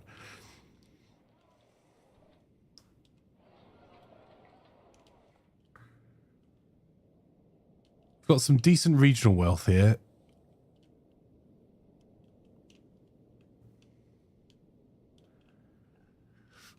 So I think we want to build out our retinues a lot more. Oh, look, that worked. We've been exporting spears back to Nussler. And each time we get a spear sent over there, we've got more retinue. Or more militia. I really want them. It shows that they could have mail. I'm going to start exporting mail. Well, I'll let them get a couple more spears. So we have a proper regiment of spear. Do we have helmets we can start exporting? Step right up and step right up and Although, we could also figure it out here by having... Don't be shy. What do you reckon? A unit of spear or another archer militia as our raised militia from here? Or we can have polearm militia, archer militia, spear militia, or militia footmen.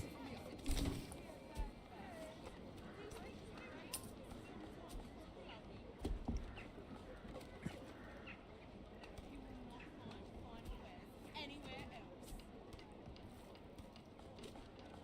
Look here. Because what I'm wondering is whether we just get much better kit here. Bread, freshly baked. Come one, come all. And also it would be quite useful to have at least some level of unit be raised from this area, especially as we're going to be going to war with this baron before too much longer. Also, can I levy taxes now, please?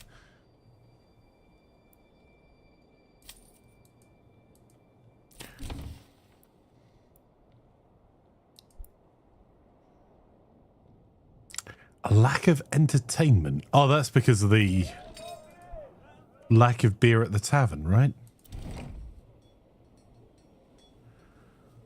And we're going to need to get whichever area we set up next. We need an extra type of food that we can export.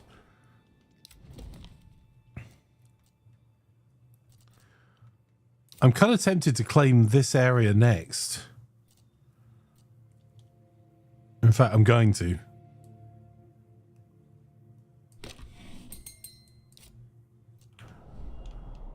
This might bring us up into a fight. So,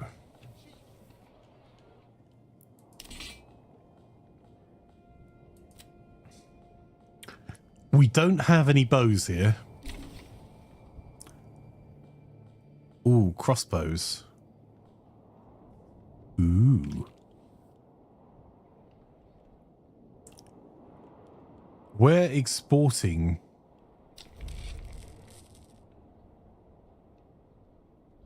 In the next town over, we're exporting bows, I think. Does honey count as a food type? Yes, I believe it does. The problem is that if we go for honey on one of our other areas, it's going to limit what else you can do. So if we went for that, if we take the area in the north next, you're only, even as we level up, you're only going to get, let's have a look. I think it's 5 policies. Because this is max level. There you go. Waldbrand's max level. You get 6 policies. So if we do beekeeping in an area and foraging, say, along with hunting, which that area to the north is kind of set up for, that's all of the tech you're going to be able to get is just going into this one specialist area. So you won't be able to have any of the farming tech. Also, orchardry is an upgrade, and I'm kind of tempted to look at that for maybe one of our other areas.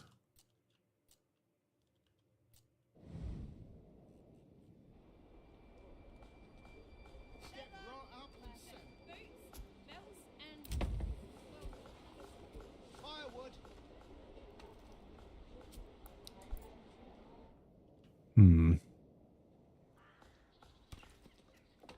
You'll not find finer wares anywhere else. Policies available, policies available. I was looking for bandits. Right, however, Fletcher's shop. There we go. General. So the Fletcher's shop makes warbows, but it doesn't look like you can make anything else. These things do happen. Although I wonder if we upgrade this level 3. Perhaps he simply does not know how to. How does this area just not have enough wealth? Because I think...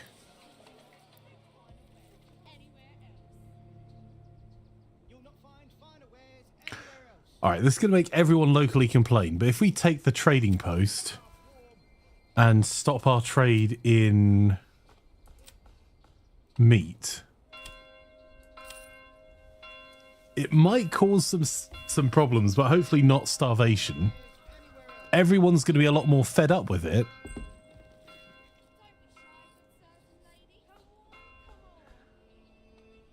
So we got a lot of flax here. Didn't we make some tailors here as well? The tailor's shop. So this tailor's shop is making gambesons.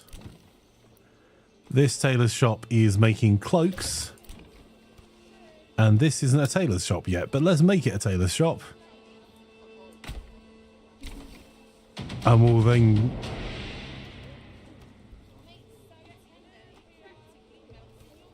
we can make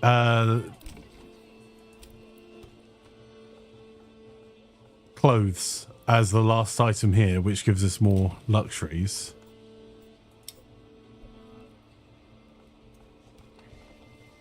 Don't be shy, good sirs and ladies. Is there a tech for bows that I'm missing?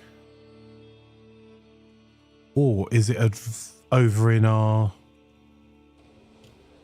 Let's go and have a wee look over here.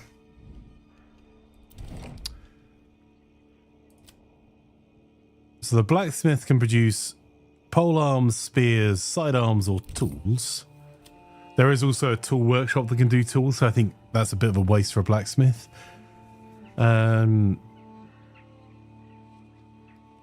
That's why our production of plate armor is so low, because it takes 8 iron slabs rather than 2 for mail. So I'm not sure where the heck we would get a crossbow from.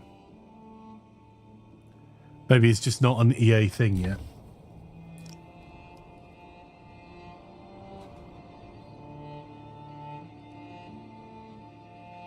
You can upgrade a house to a Fletcher, right? That's what we've got, though, is this house here. Oh, not that one. Oh, in fact, that Fletcher's shop is I can upgrade now. We'll set that as the highest priority. Yeah, there's the... So I'm wondering if we upgrade the house from tier 2 to tier 3. Whether that will help?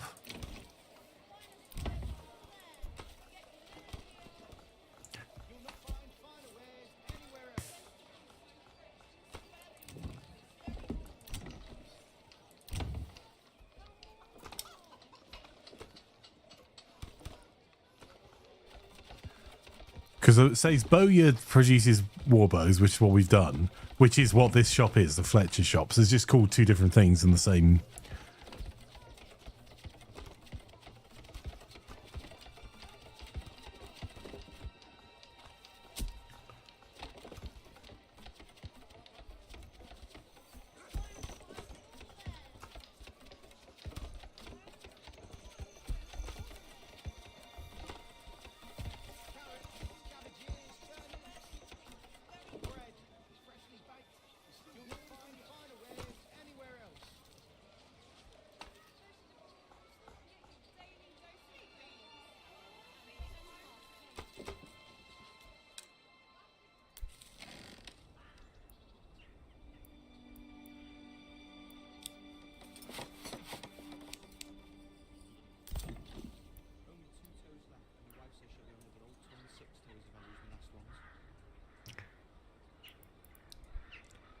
Theoretically, this area should become much richer now. I've stopped importing meat, which is going to make them very unhappy, but Oh, that looks... When you see it in amongst, because it's the only tier 3 house in this area, that is an imposing house.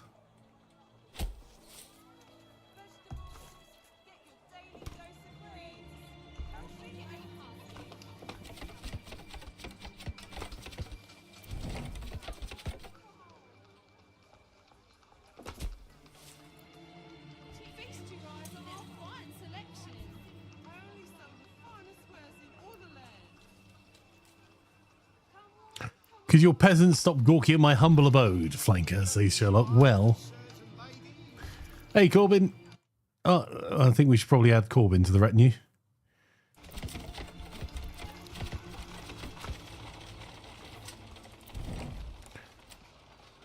Right, that doesn't change anything as far as I can see.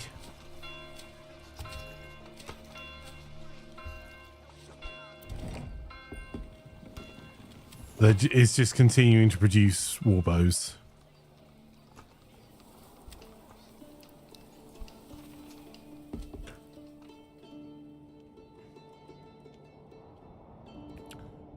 All right. So for our experiment, let's add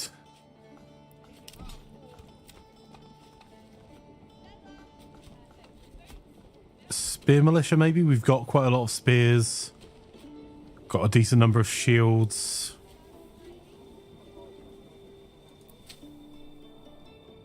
Oh, we do have more spare families as well.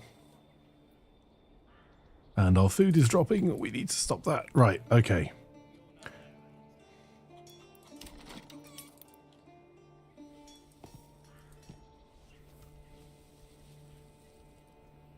Summer's coming soon. And soon the beating sun.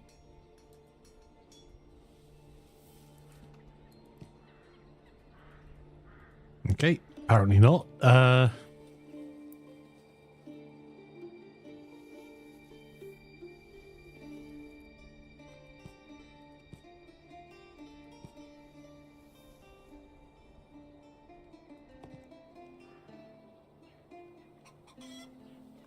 Summer's coming soon.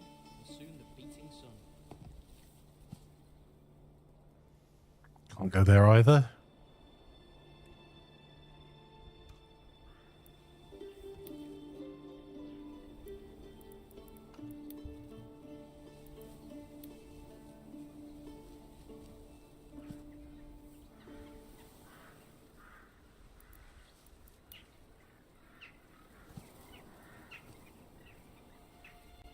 Actually, it's probably going to help our cause if we build the road out a little bit more.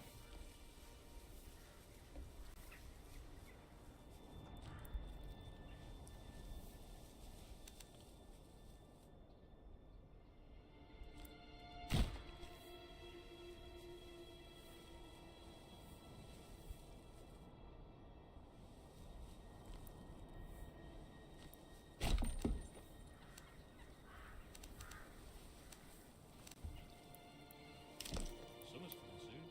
And soon the beating sun.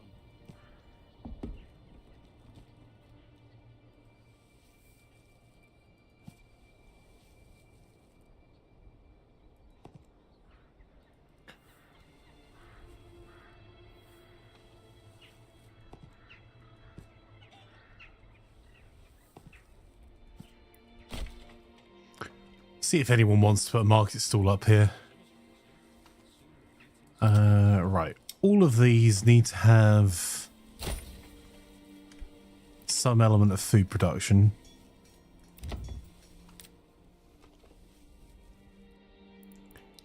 Gee, thanks. Right.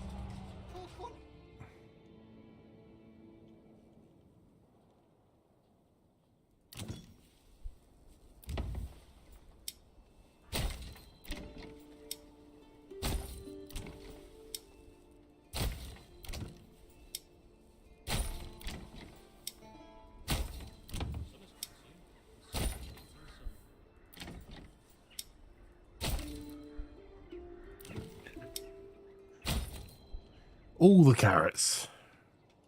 Oh, 103 houses, 96 families. Maybe you need to buy crossbows in via trade. Maybe you're right. That's not a bad thought at all.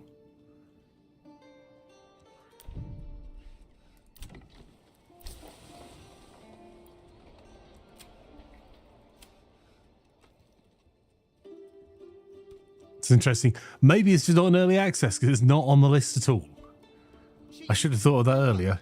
Thank you, Snuggles. Much appreciated.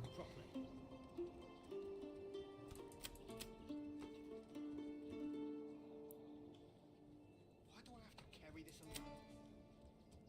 Step right up and sample. Don't be shy, good sirs and ladies. Step right up and sample. I would.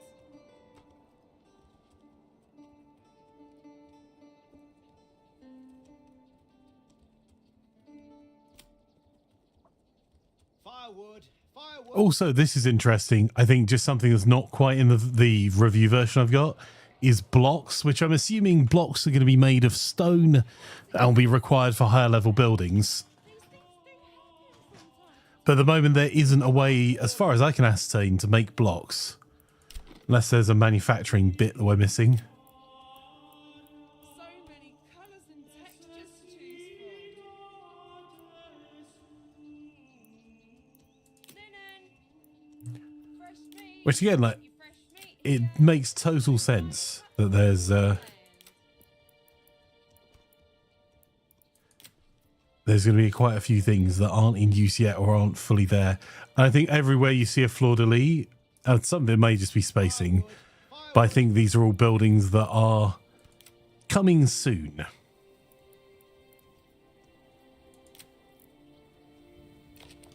Summer's coming soon. Castle construction, yeah. Because I already love the castle planner.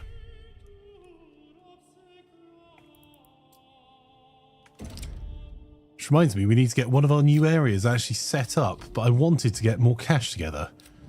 So could we persuade any bandits to give us cash? Yes! Haha, bandits! Right.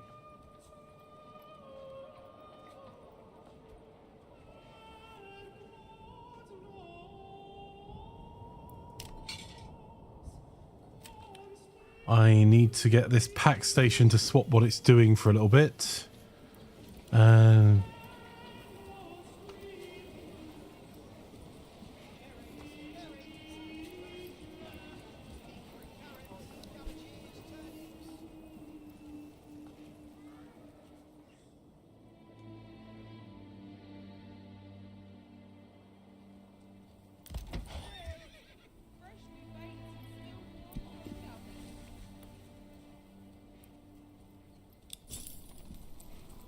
do I have to carry this alone?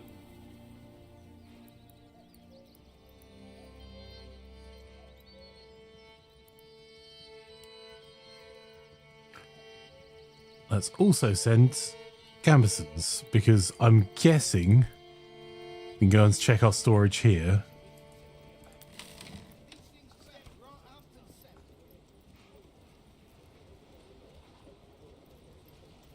Got small shields, large shields, yarn.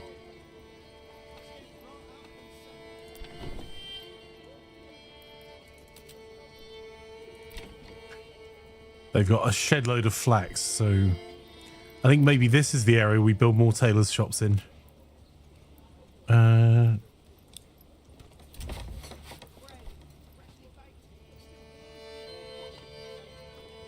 our own little Savile Row here.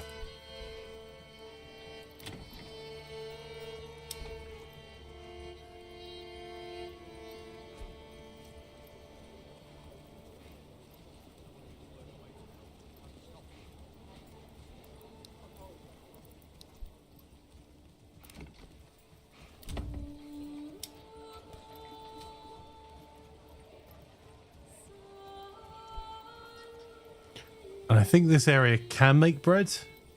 I think we teched into that for... Yes, so this area can have bakeries. Of which we have one just on the corner here. But let's set up another one. No, when we got more building materials. Somewhat lacking planks.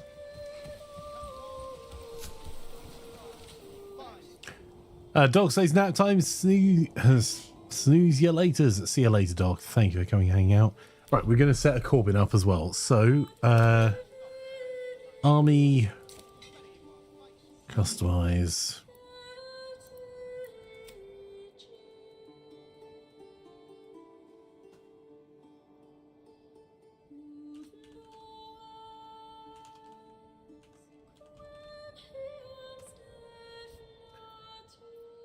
Which colours do you fancy, Corbin? And I'll even spring for the armour for you.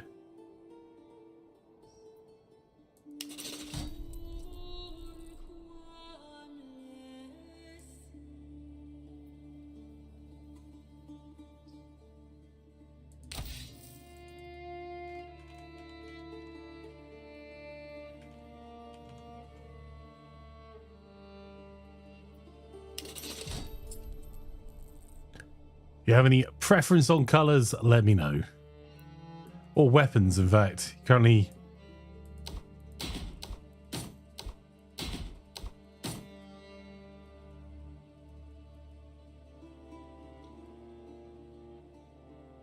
super interesting how it seems to be like randomized shield patterns that you get.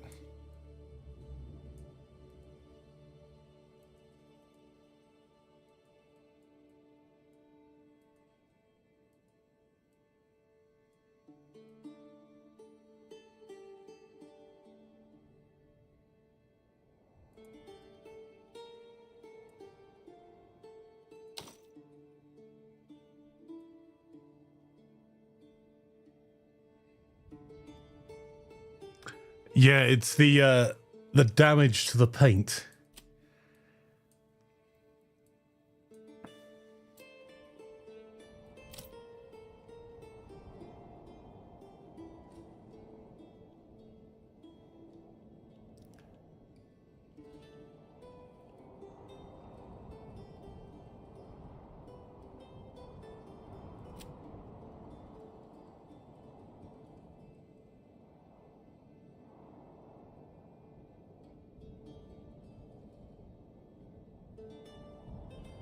I wonder what that is, whether that's javelins or whether that's pikes or something.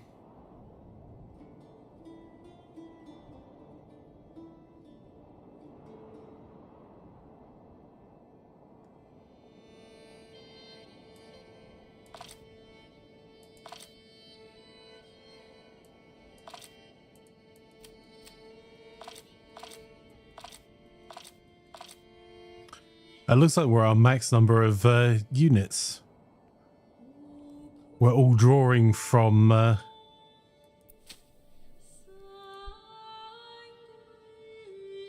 militia.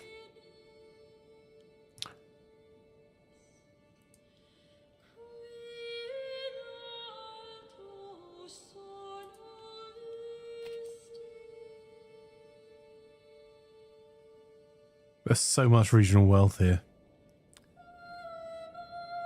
Right. What I was going to try and do is improve our armory.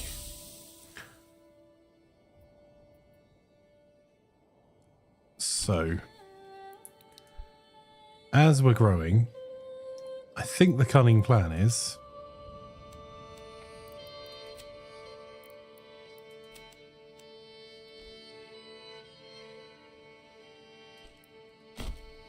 not too far, but we'll put a small road in here. Then we'll put up a new woodcutter's lodge, forester's hut, and charcoal kiln as this area specializes.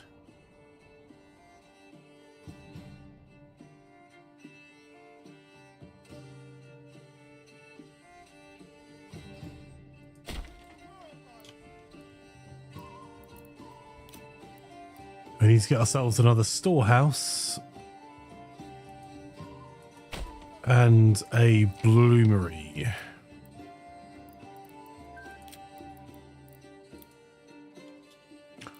Or two.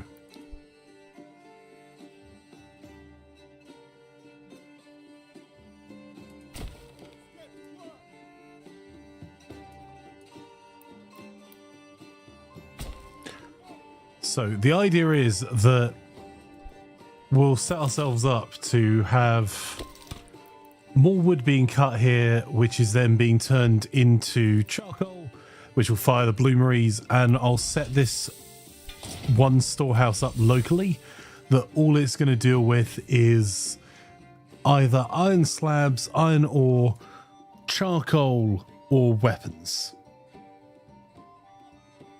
Take over the next area and just make bread. Call it Warburtons. Actually, we haven't even had a look at what the fertility... See, this area's fertility just sucks. Look at that. It's terrible. So we're going to have to build some more small farms in this area as well. Hey, your local guru, how are you? How's the manor? It's getting there. The game is awesome. Our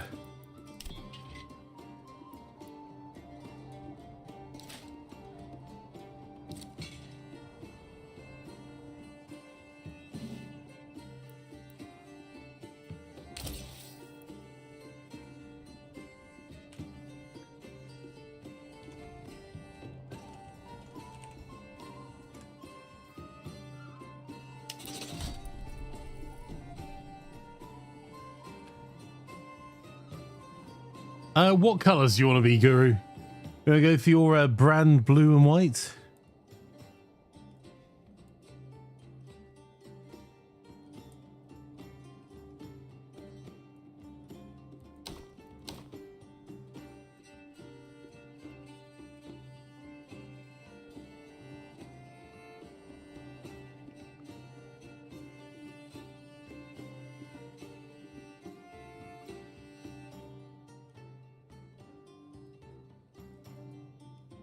Hey Logan, fancy being on our retinue?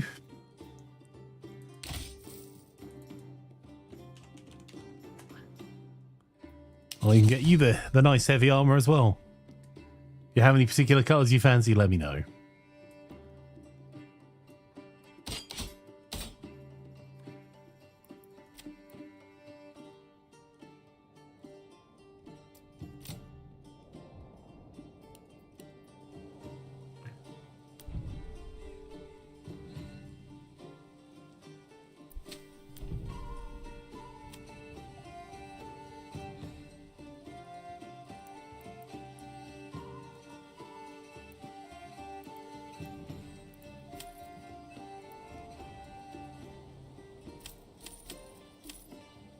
Actually, I'm not going to charge a tithe to the church because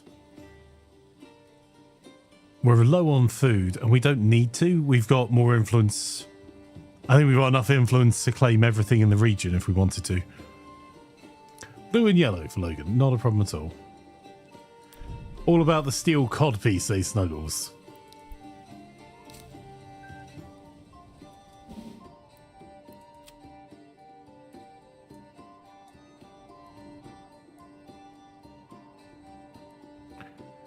There you go, Logan.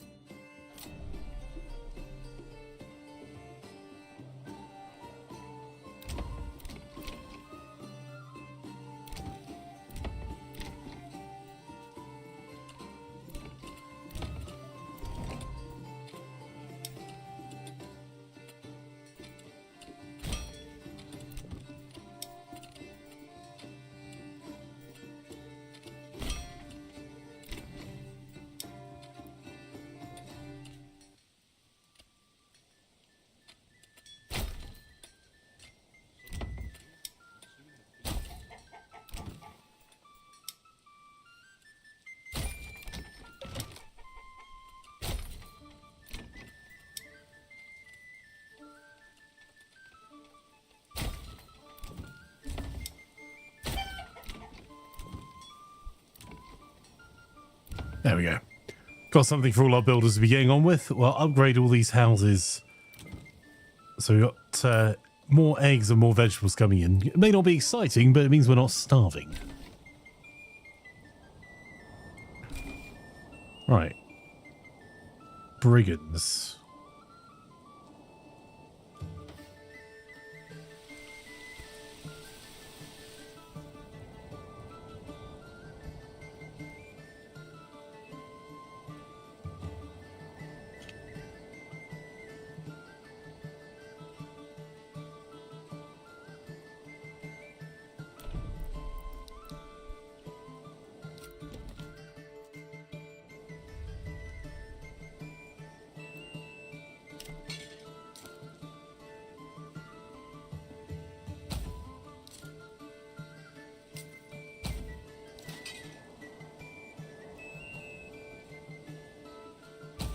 Much so I don't want to pull population from our farming region while we're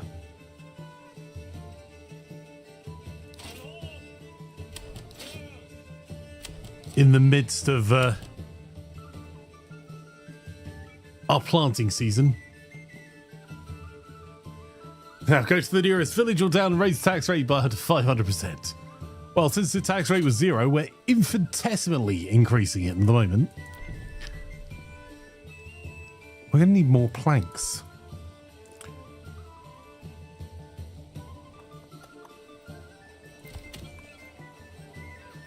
So probably going to need more logging over here as well.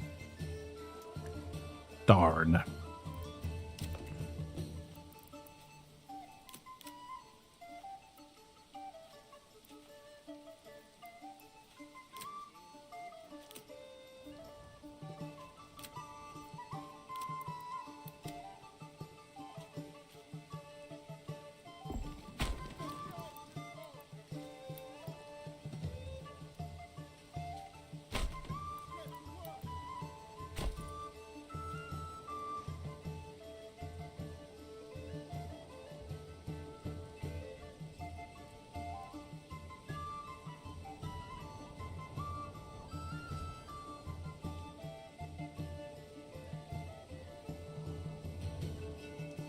Taxation and lack of entertainment, they're not fans of. Well, I get it.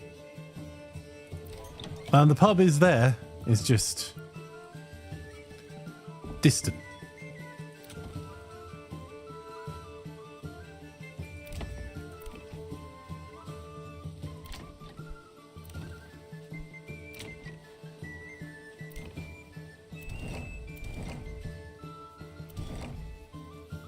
Yeah, the tavern's still counting for that house. If there were more entertainment options, we would provide them. But being as the pub seems to be at the moment.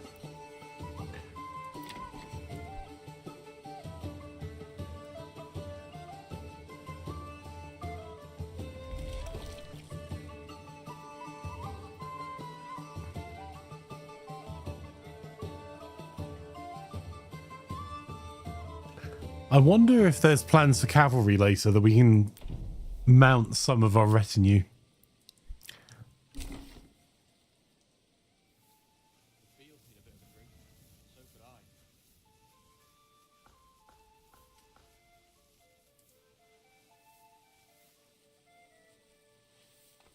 Why do I have to carry this alone? Thank you for the follow. Come back in. Much appreciated. Do we need to talk about tea again? Well.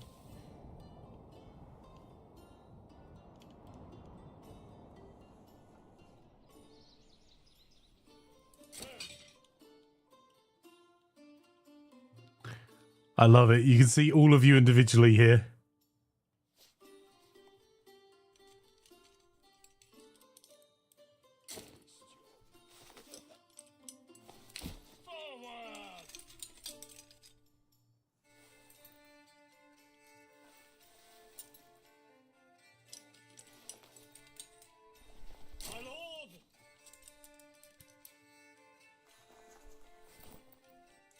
They'll start setting off the coffee machine again. Just realised I follow you to battle, but not on Twitch. We appreciate it, my friend. Thank you.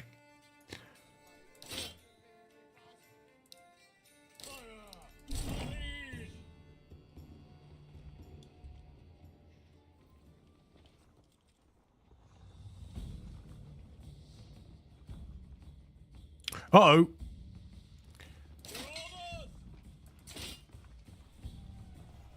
Are they just running?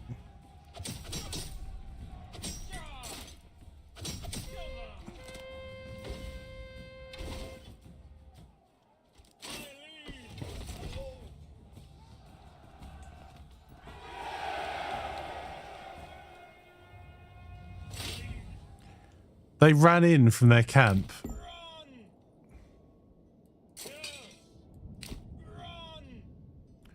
Don't know about running. Right, let's get our farmers back to farm.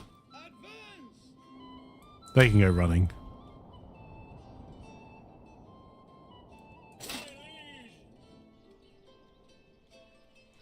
I love they just looked at the retinues and went, nah, chased after the peasants with bows. Still, I didn't lose a single person. Your orders! Yes, sire!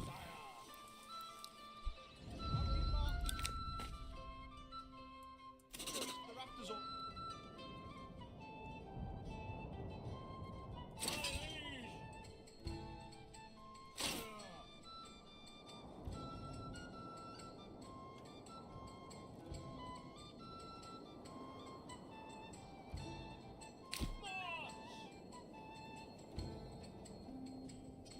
March! We'll get you lot hang around on street corners. I'm not going to take this area because we'll keep spawning bandit camps in an area that's predictable for us.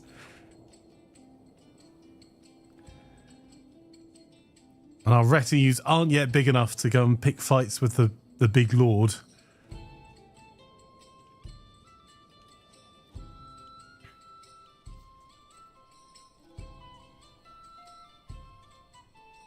Summer's coming soon.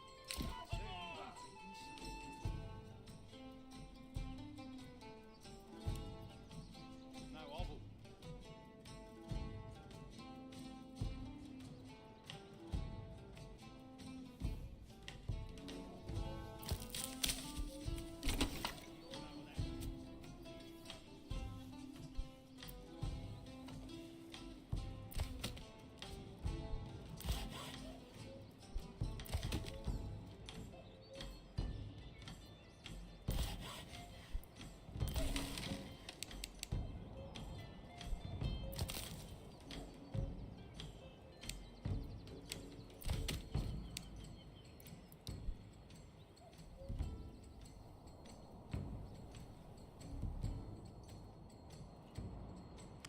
Right, let's have a look. So, what are the orders we can give them? Yes, sire! Other than moving around.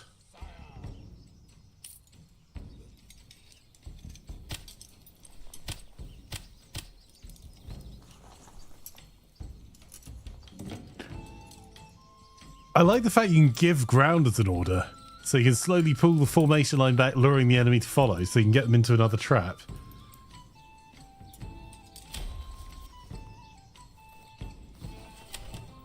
And you get them spread out as well. That's neat. Right. You lot can go back about your duties. And we'll have to send this lot back to our capital.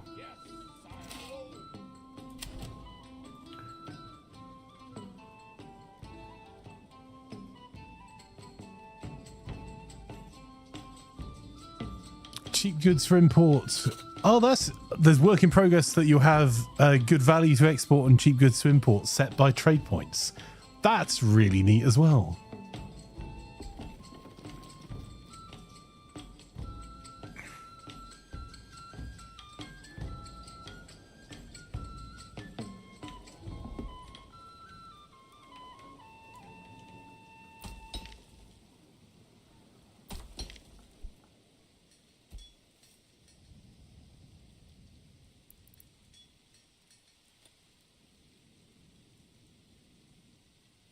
Step right up and send.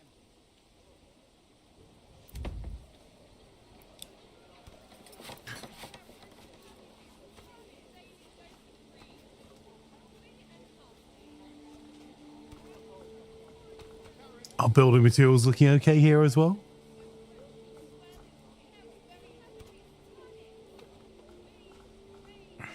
Only 3 stone. Stone, that was the thing we need to figure out a permanent supply of. So I think maybe this area is the one we're hitting next.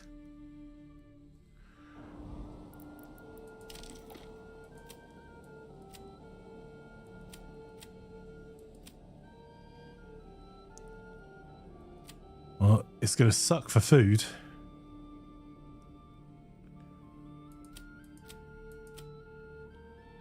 But maybe what we do is set up our housing or our camp here. We'll wait for another couple of tax seasons to go past, and then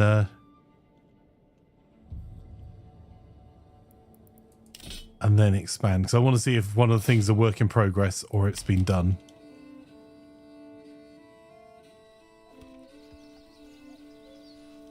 Don't be shy, sirs and ladies.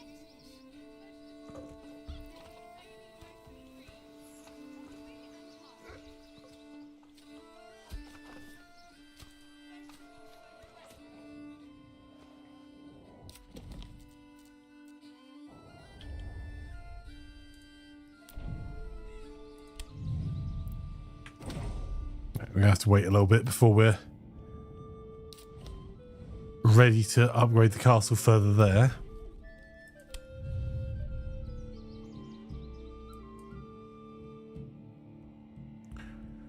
We need 40 stone there.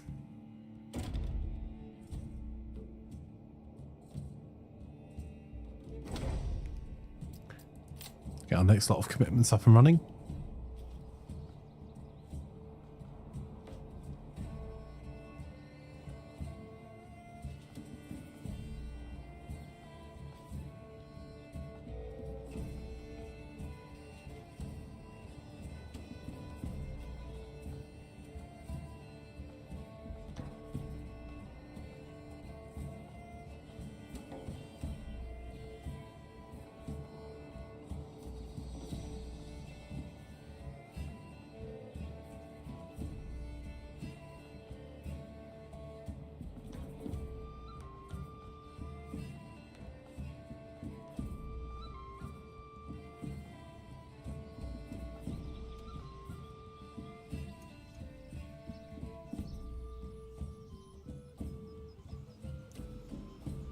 Let's look at that view. So you're watching it, the village unfold before you as you walk along the path. That's wicked.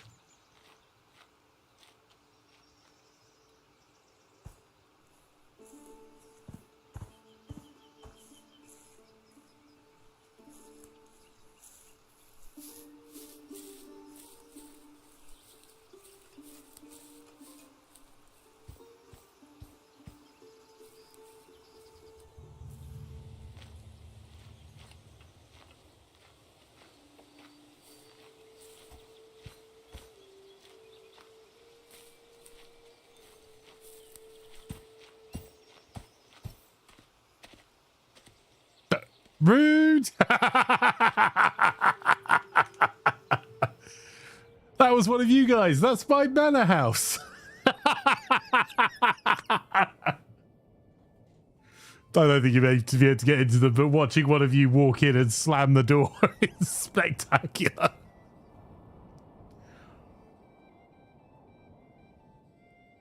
Oh, is his lordship again? Close the door. He'll only want us to do work. We're fighting.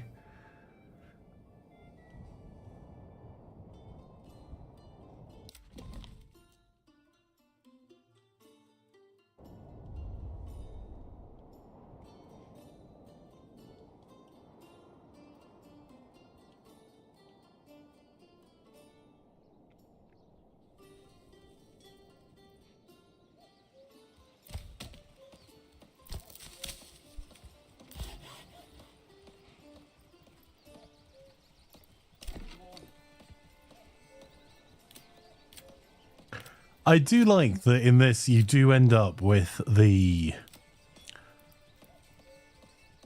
constant, oh, I'll just do one more thing. Well, if I'm going to put wood up here, then I should probably put a hitching post up here so we can have more cattle. If we've got more cattle, we're going to need more feed. Like, if we're going to set up more smithies here, or more bloomeries, sorry, because we've got all the blacksmiths up here, we're going to need some more fuel. Well, if we need more fuel, we'll need a woodcutter. If we've got a woodcutter and we've got the tech for it, we should probably be turning that into charcoal nearby in the local area. If we're turning it into charcoal, we're going to need a forester's hut to put the trees back because we're cutting them down. And if we're going to be doing that, we're running out of logging camps because we're using some of the planks to make some of our pole arms. So we'll get ourselves a new logging camp up, and then we'll get a saw pit up as well, because that'll mean we can get more of the lumber being turned into planks. It's like, cool, that's now an entire new industry area we've built, because why not?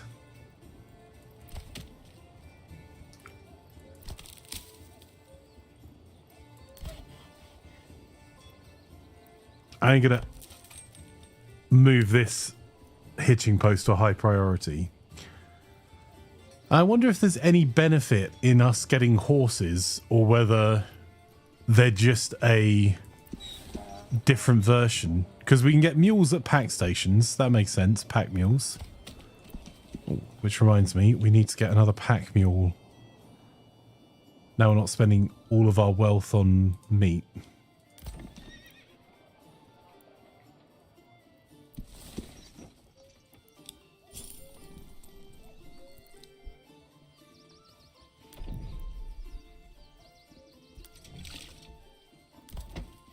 I'm now starting to go through slowly and just check which buildings can have further upgrades on them, or more changes to them.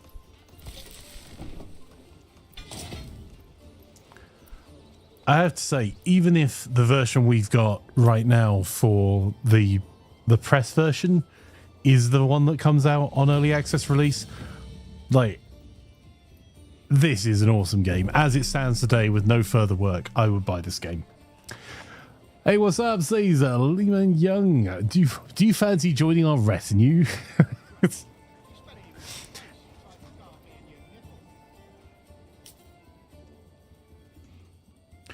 Tab shows building info. Yeah, you can see what the buildings are, also what they're missing.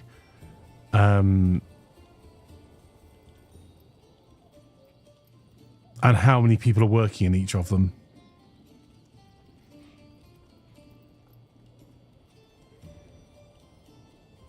I also show you the level there. So these are level 2s. There'll be some level 1s here and our level 3s. Right.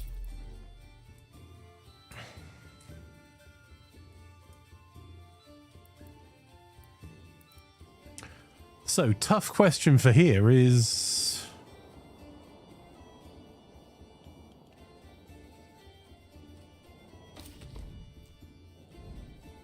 what do we upgrade down to? Because if we can upgrade 2 more here. We could do fence up to help the fertilization. We could do orchardry, but we're going to be limited. There's now, hang on, the other city has 1, 2, 3, 4, 5, 6. So we can have 6 techs in total, even if we do all the upgrades for all the houses. And we already have 1, 2, 3.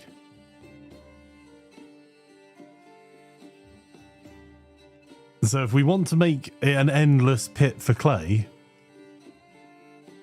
that's 2 techs we need, because we'll need the charcoal as well. Because you can't get one without the other. Which then only leaves us 1 other tech. Which may be fertilization, because we've got the big shields. You enjoy playing this game? I'm really enjoying it so far, Lima. Yeah.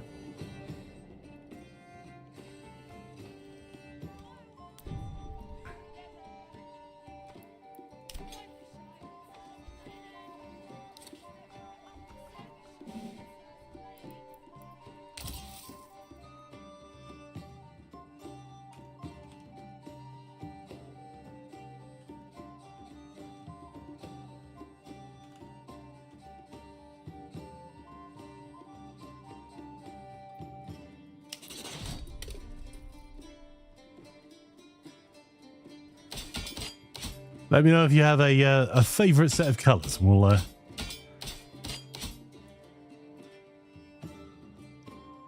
I'll see what I can do.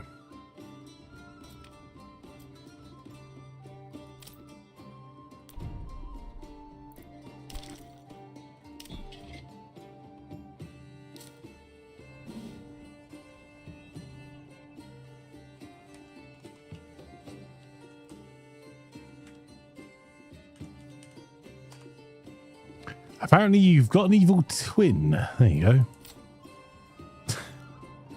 I learn something new every day.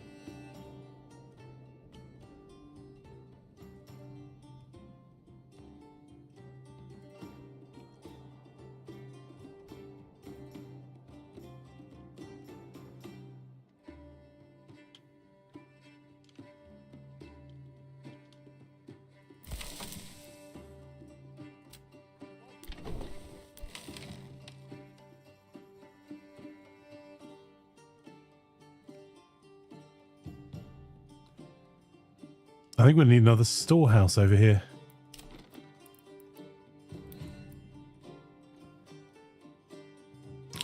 Didn't we build another storehouse over this side?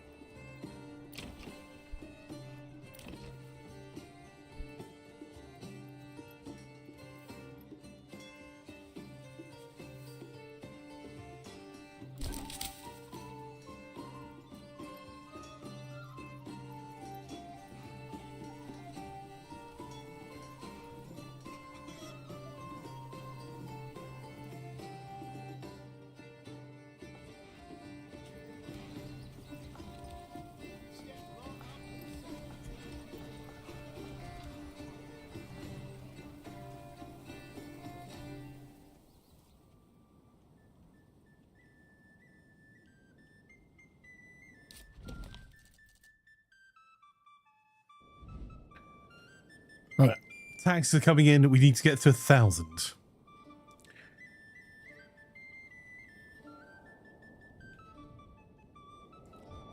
And to keep an eye out for another bandit camp.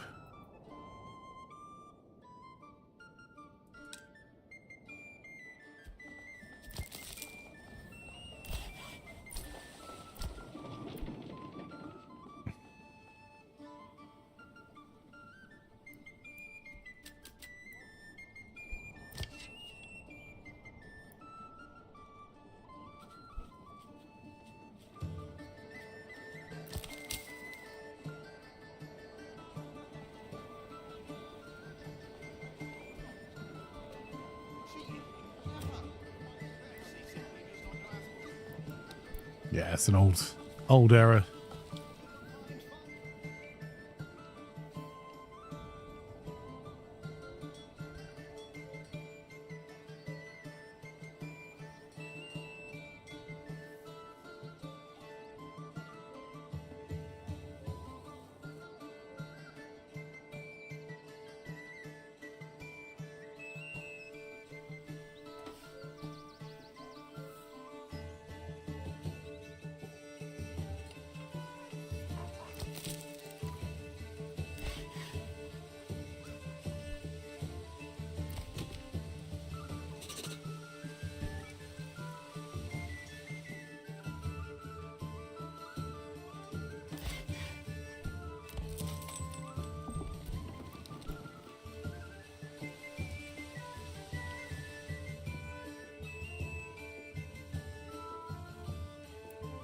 need more houses again. This is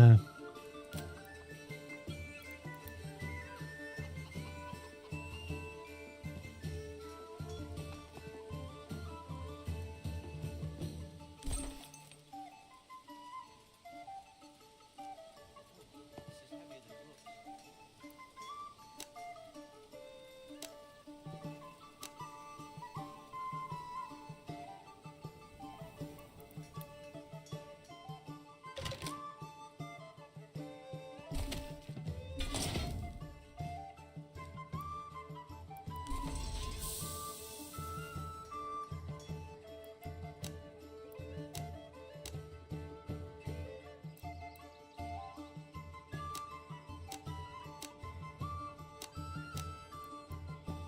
than it looks.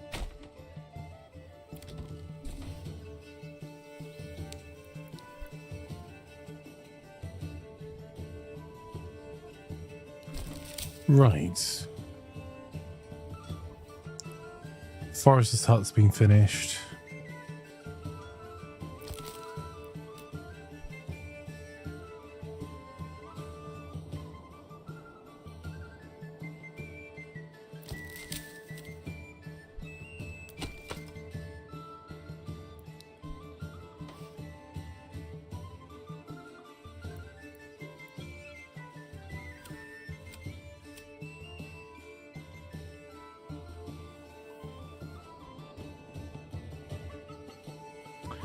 Damn it.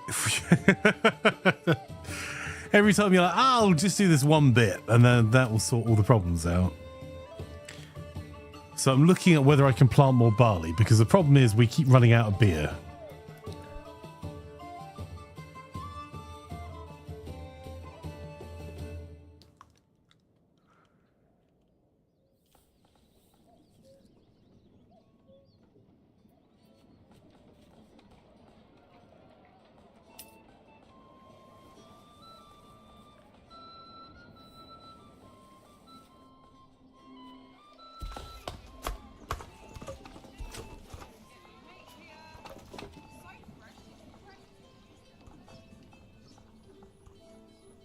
Vegetables. Get your daily dose.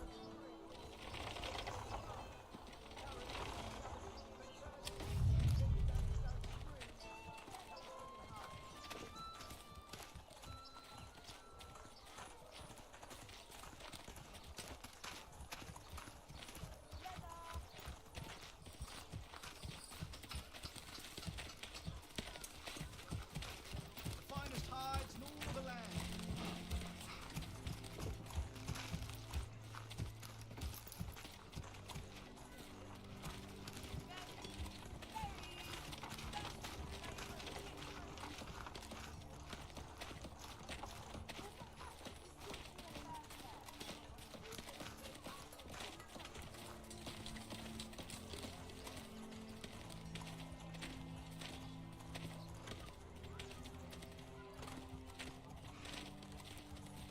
Have a bimble round while we're waiting for some of that construction to finish.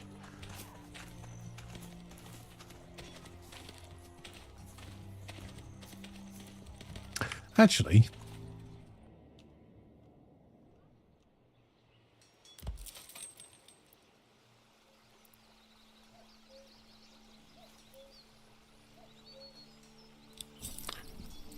let's order a horse instead of a...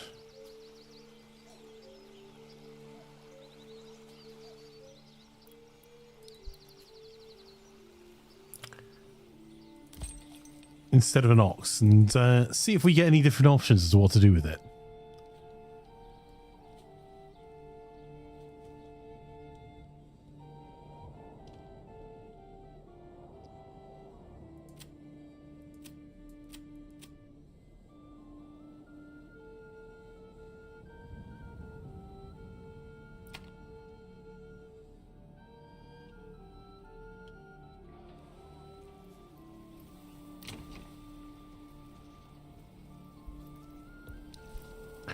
This place has got the same problem. Barley is difficult to grow and there's not very many patches for it.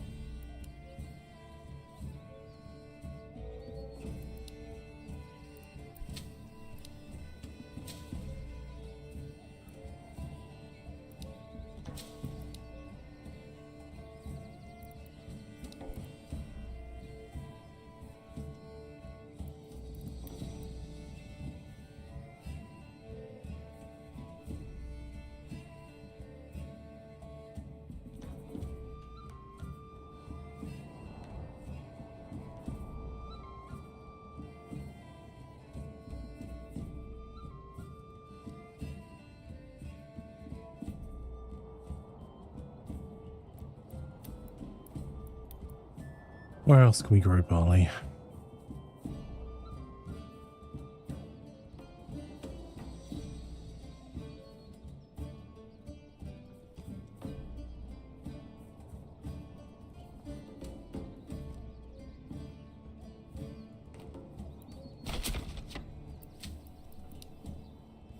Yeah.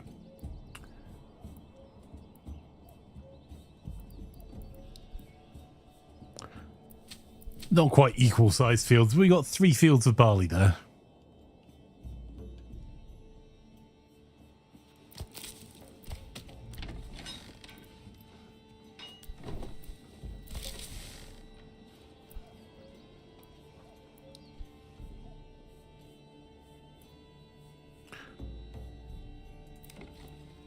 So we got 294 region wealth here. Actually, now we're not starving over here. Let's start taxing people.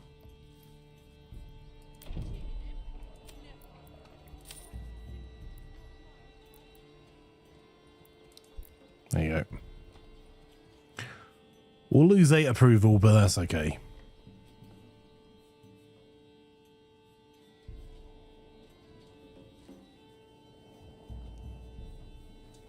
They're not high taxes that we're charging 10%.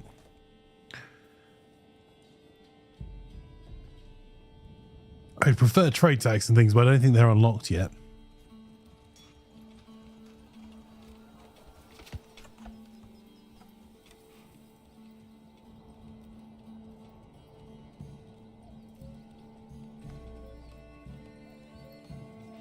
Terrified we're slowly running out of food on this plot as well.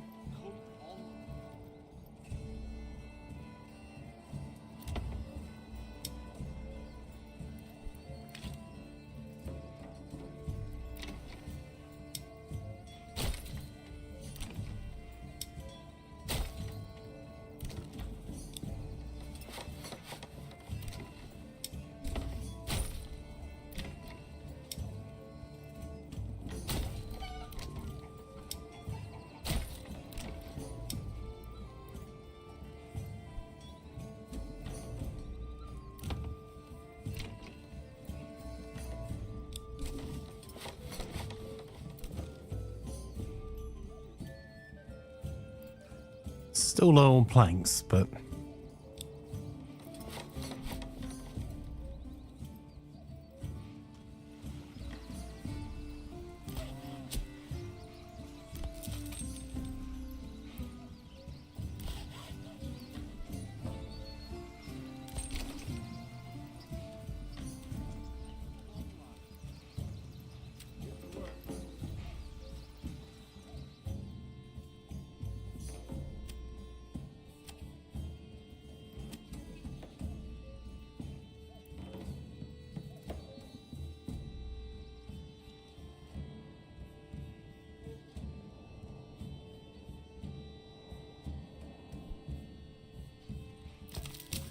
haven't had the delivery of the horse yet. Okay, we probably need another 10 people. So where is the least fertile land I can take up?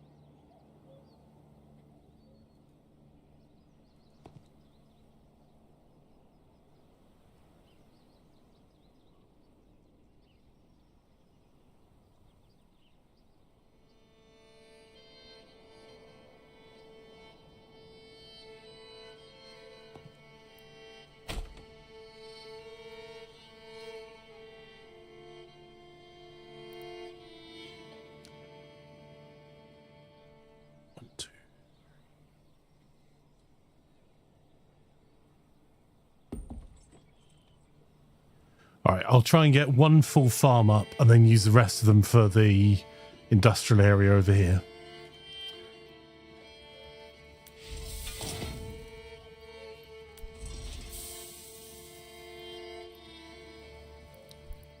And I'm not going to get any more people into any of the industrial area just until we get more families in.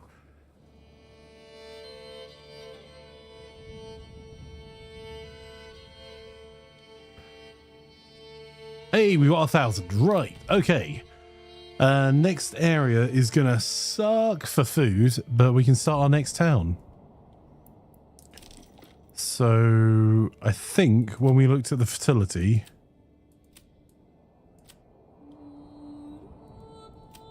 there is virtually none, so we can start somewhere over here.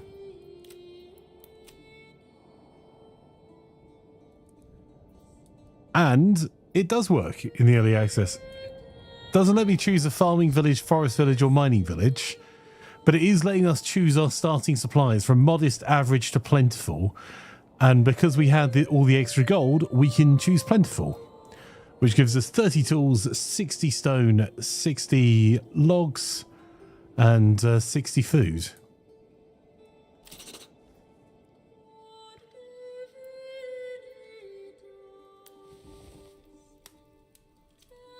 Wow, it did literally put it in the middle of the road. Okay, I thought it was snapped to the edge. Never mind. So, first things first.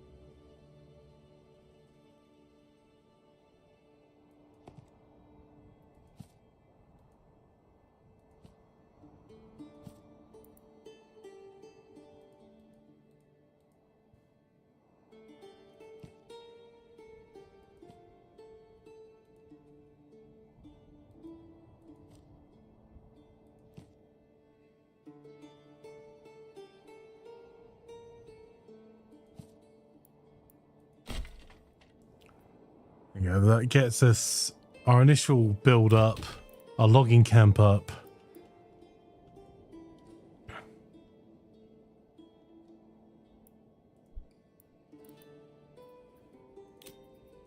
And on the food front, we can get a forager's hut. Oh, well,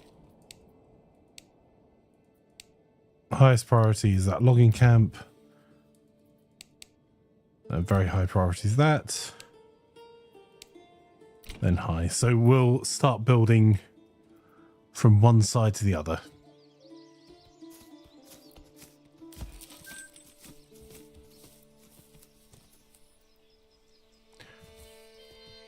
And initially we'll leave everyone on constructing so we get the families together. I completely misread. I thought it was 10 families. It's still 5 families. It's 10 people.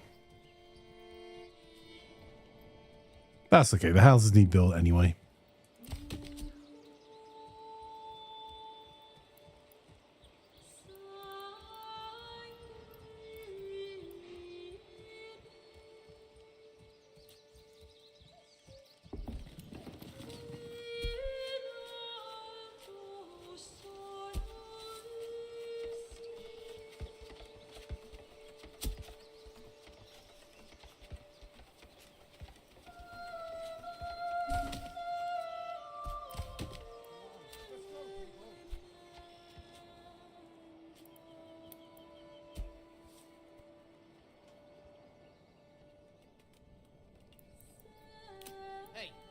peace over here.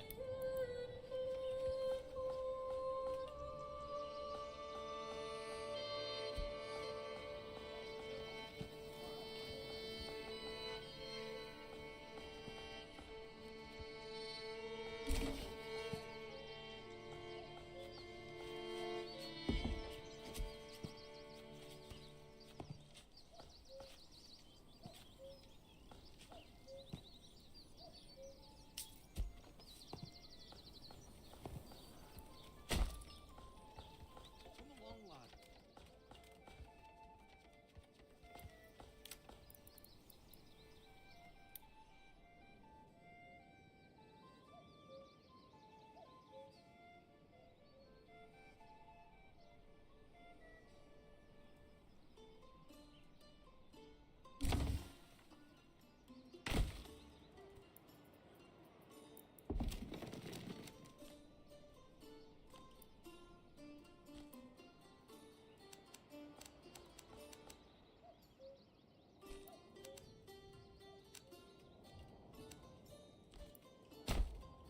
There you go.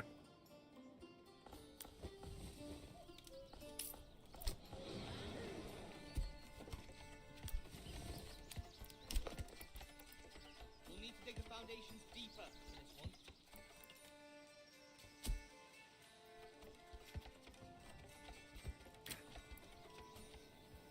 And we can set ourselves up a storehouse and a granary.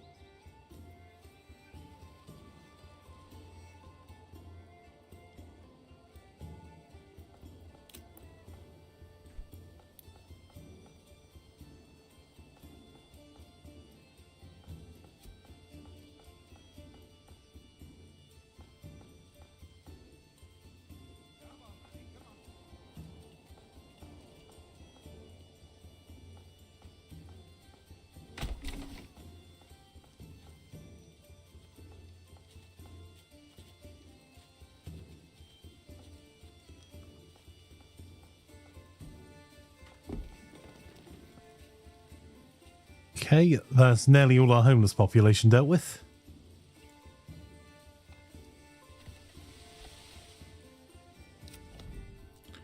How are other territories doing?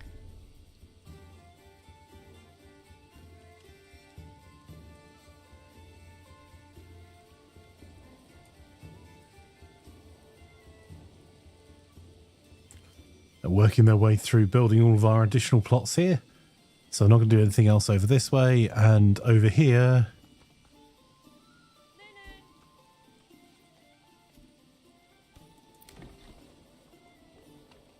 It's just the availability of beer at the tavern that's the problem.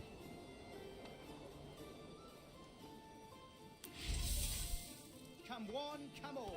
Feast your eyes on our fun.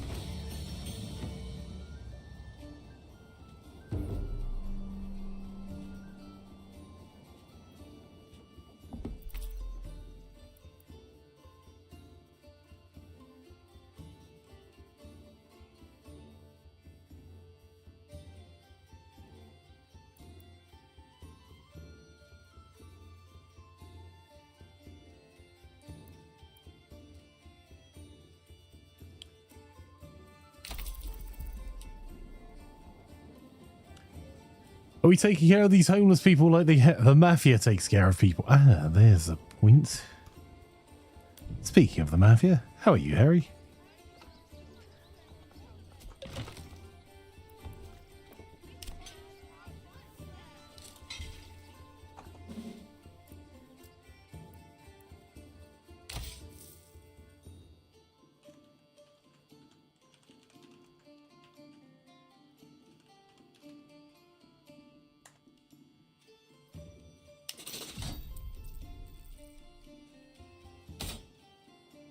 A spiky banhammer for you. Any colours you fancy? You're well, thanks. Got a new kettle, got some snacks in the shop, and some discounted shrimp for pasta later. Ooh, fantastic.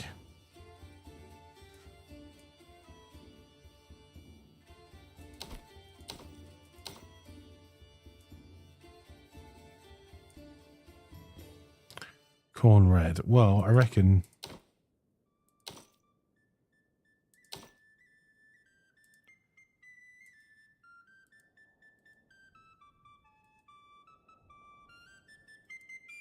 Don't think that's actually showing anywhere.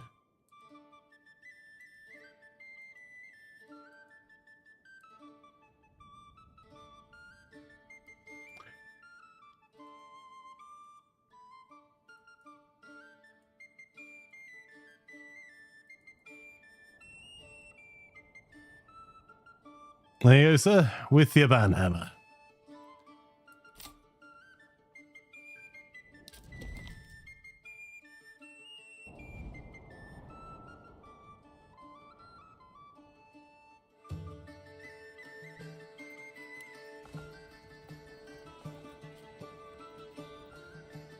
Okay, we've got 5 houses plus 6 more being built.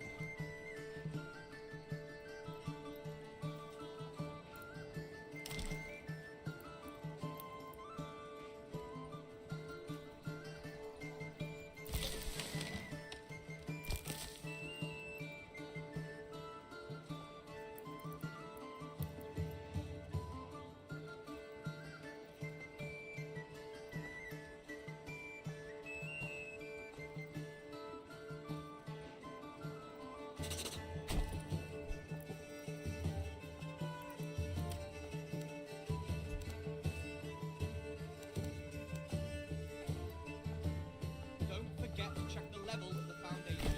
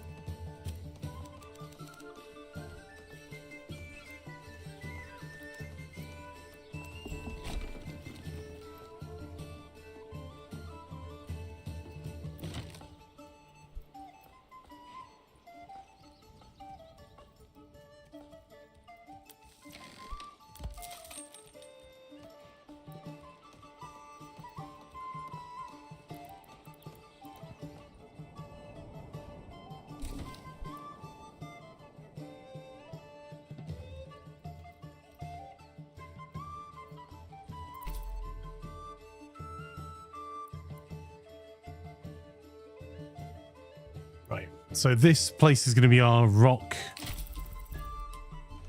mining area. So, and iron deposits here as well that are deep. So we're going to go heavy into the mining at least, and then we'll see where we go from there. But I'd very much like to get our charcoal up and running as well while we're in this area. But I think we're going to need... We're going to end up needing so many more people, that I think. Because every time people turn up, they need food. Very rude of them. Want feeding stuff.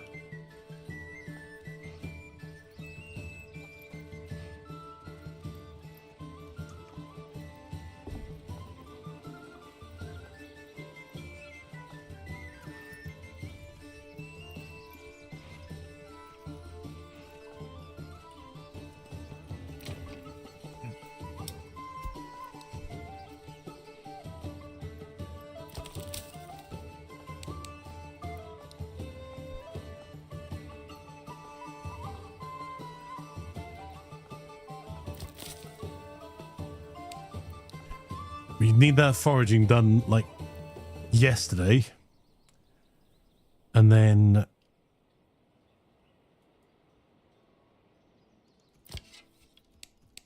that needs to go on the very high priority list.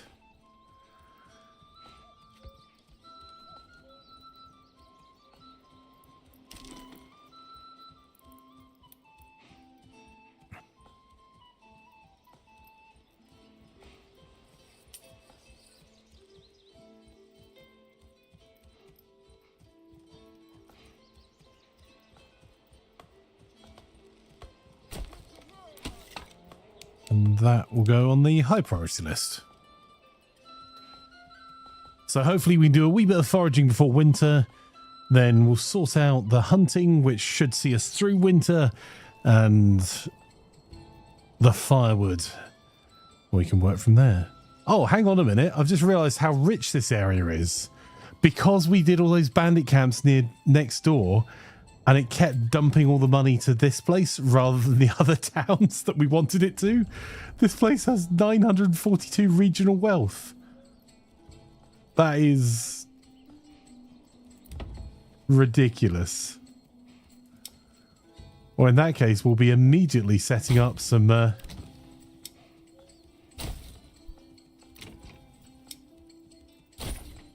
vegetable gardens for all.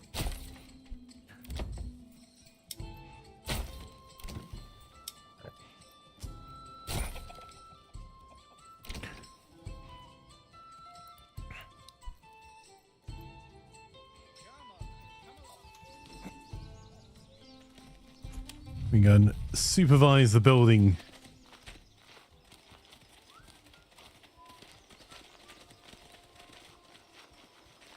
Him and Ruth, isn't that flanker code for I'm going to ruin this? Well.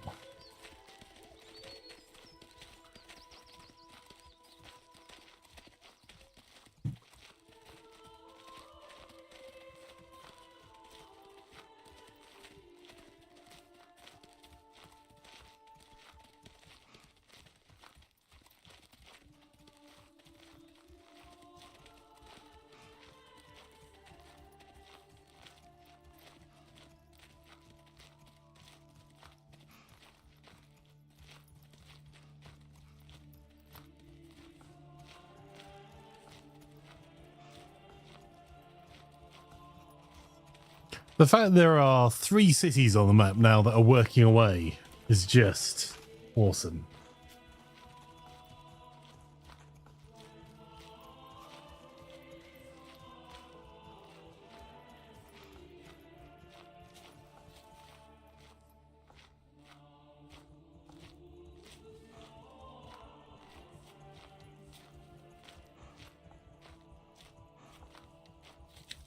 All right, this is a very pretty game.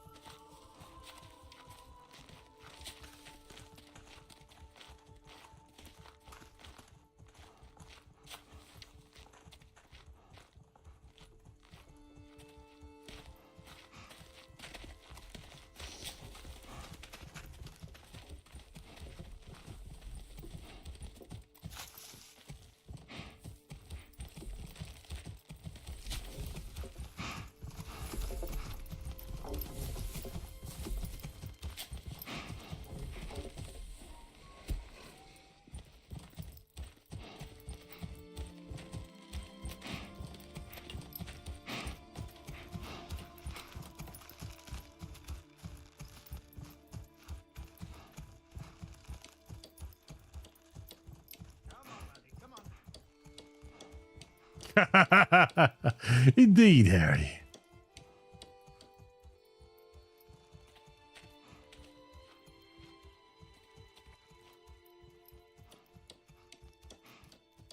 I've got the windows open at the back in front of my house at the moment, so I've got a lovely breeze through and a lovely sunny day. It's very 4D experience at the moment, standing in the woods, listening to the rustling with the wind blowing through my hair.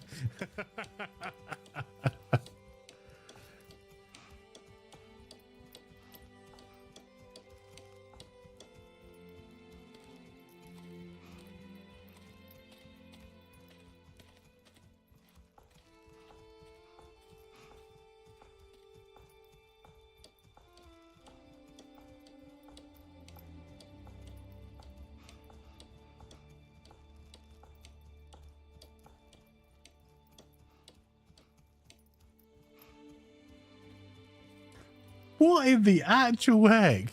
Sorry, my news feed. I get news coming up on one side that every so often you just have to click on and read. Mostly related to like areas I work in, but here's the newspaper headline. Louisiana Republicans vote to end lunch breaks for child workers. What?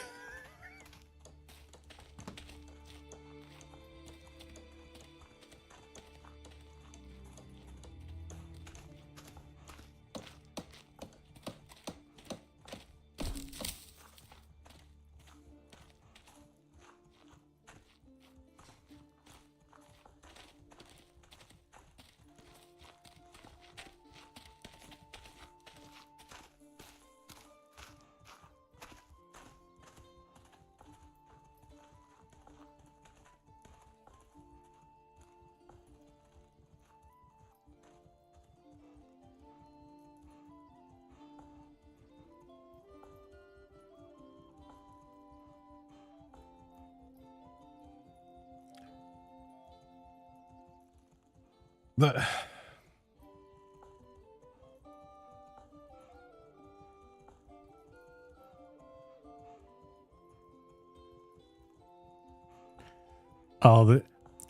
According to local reports, the proposal is being championed by Republican State Representative Roger Wilder, who owns some smoothie franchises across the region, who said many of his child employees want to work without lunch breaks.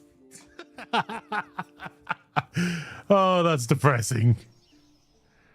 I'm sure they do, Roger. I'm sure they do.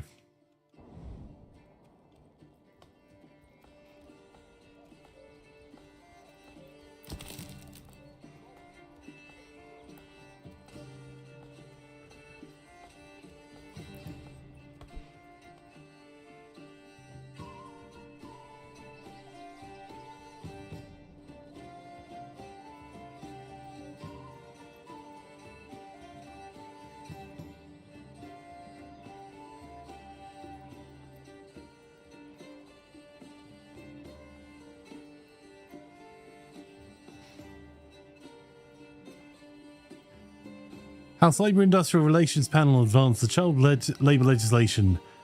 House Bill 156 with House Bill 119 and 529, which would slash the amount of time for which people can collect unemployment aid, advance the child labour legislation, the cutting of lunch breaks for children, and change how workers' compensation wages are calculated in ways that could reduce benefits by some injured labourers.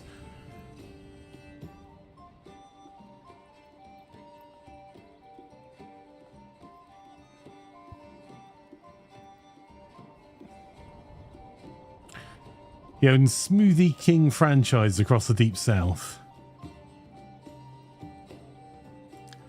And he questioned why Louisiana had the requirement in the first place to give children lunch breaks, while other states where he owns Smoothie King locations, such as Mississippi, don't. Are we living in the worst timeline?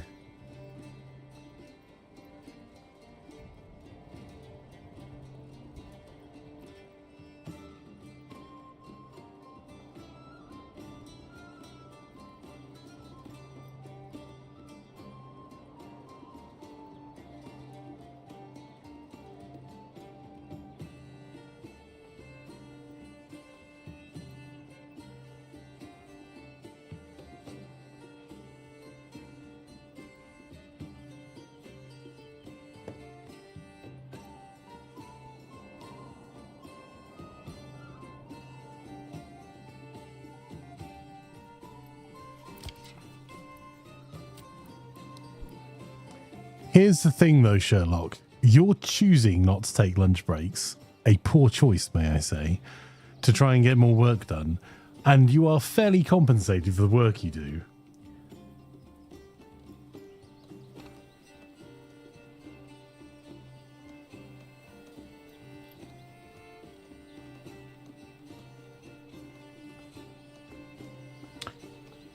The Louisiana minimum wage is $7.25.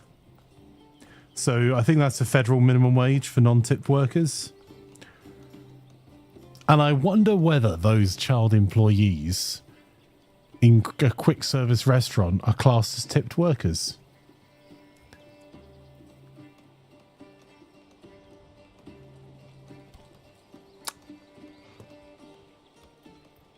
Because you can argue a barista's a tipped worker. Some states have definitely tried.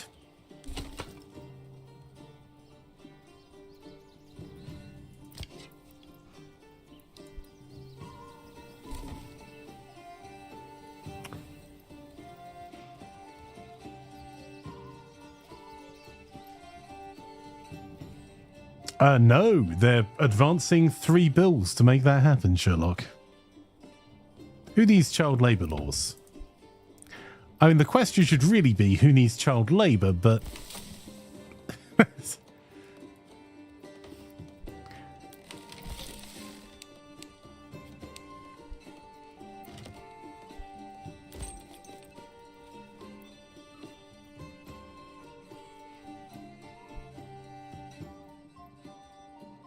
Oh, don't worry, lads. On the other end of it, they're cutting unemployment from 26 to 20 weeks, maximum that you can claim in a year, and also making it so you can only claim that if the unemployment rate is above 8.5% in the state. What on earth is going on? Doc says just being out there. The movie Idiocracy is not supposed to be a documentary. Yes.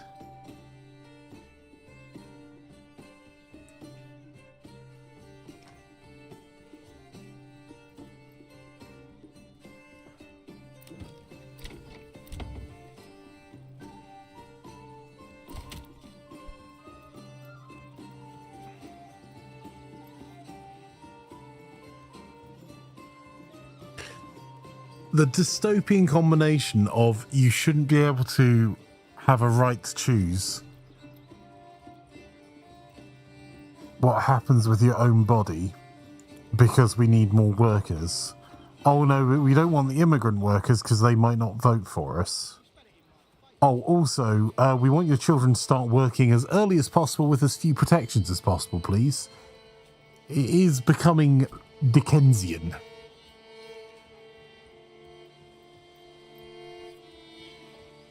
Doc says you haven't seen Idiocracy, you really should. Such a good movie. Agreed.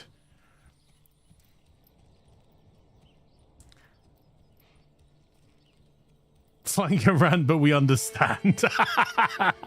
Unlike all those unintelligible rants about retail and cost of living.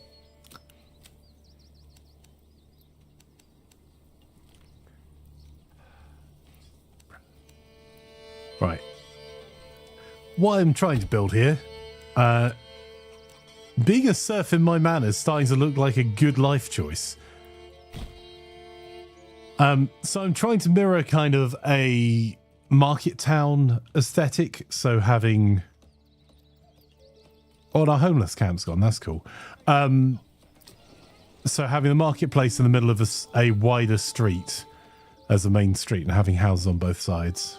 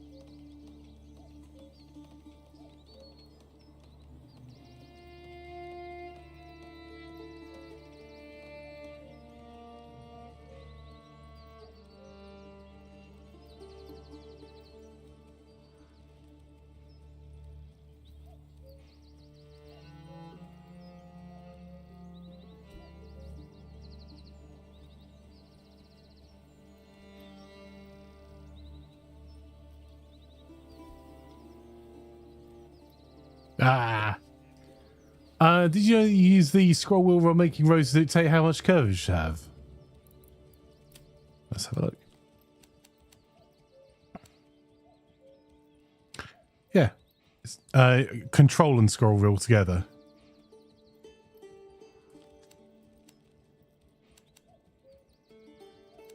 But you can also just adjust it by doing the little adjustments, which is what I've been doing.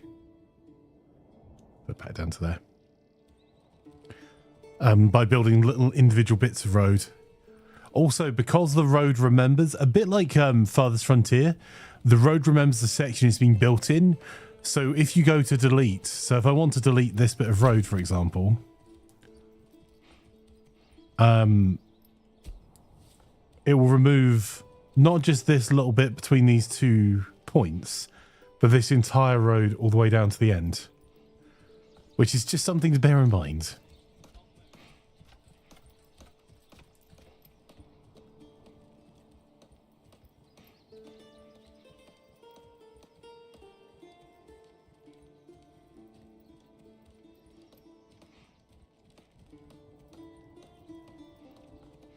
I'll go deaf from all that hammering.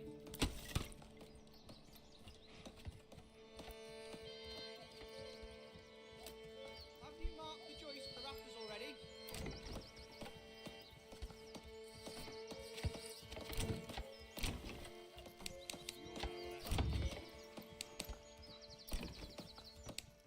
Let's make sure we build a few more houses.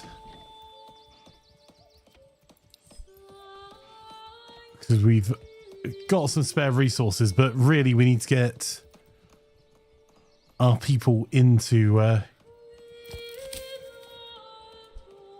collect some deposits, get the firewood up, get hunting. There we go. So we've got 7 living space, 5 people at the moment.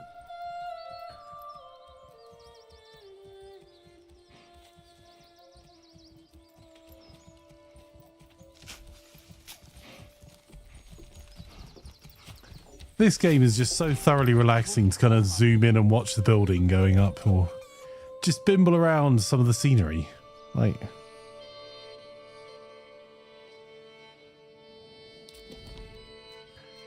let's go and check there's no more bandit camps.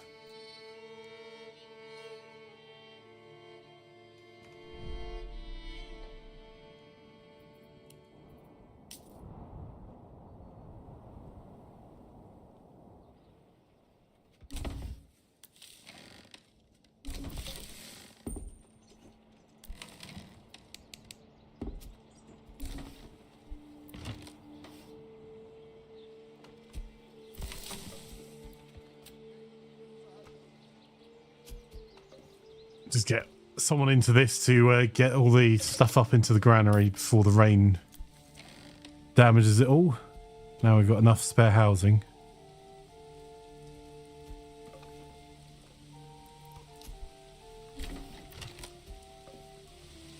Come on, no one wants soggy bread.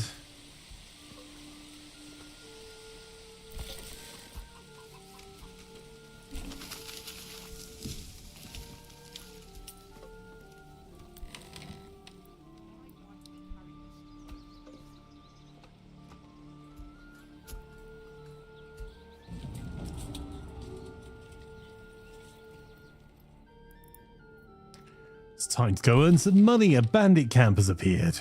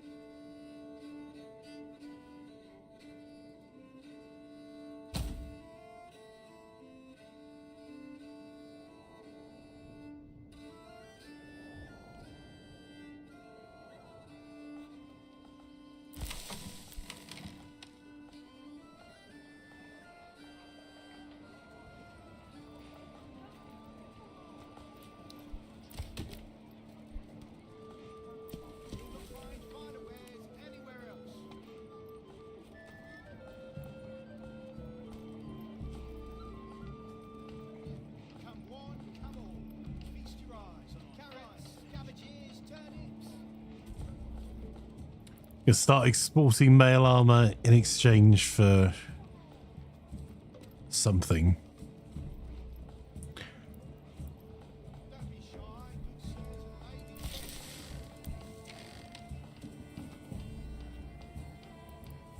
Because we've got quite a bit of mail armor, and I think that I'm interested to see whether the spear militia will take the mail armor.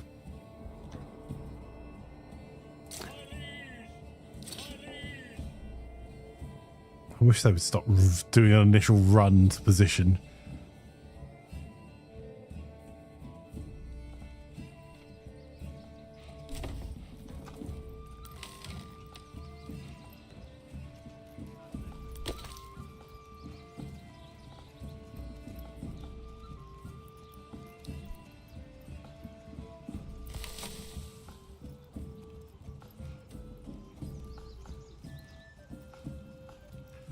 Right, now the granary's full. I'm taking the... Well, the granary's not full. But now there's... the bread's as out of the outside. I'm going to set up so all the rest of the supplies get moved in by moving the family to managing the storehouse. So that should get our firewood in and dry.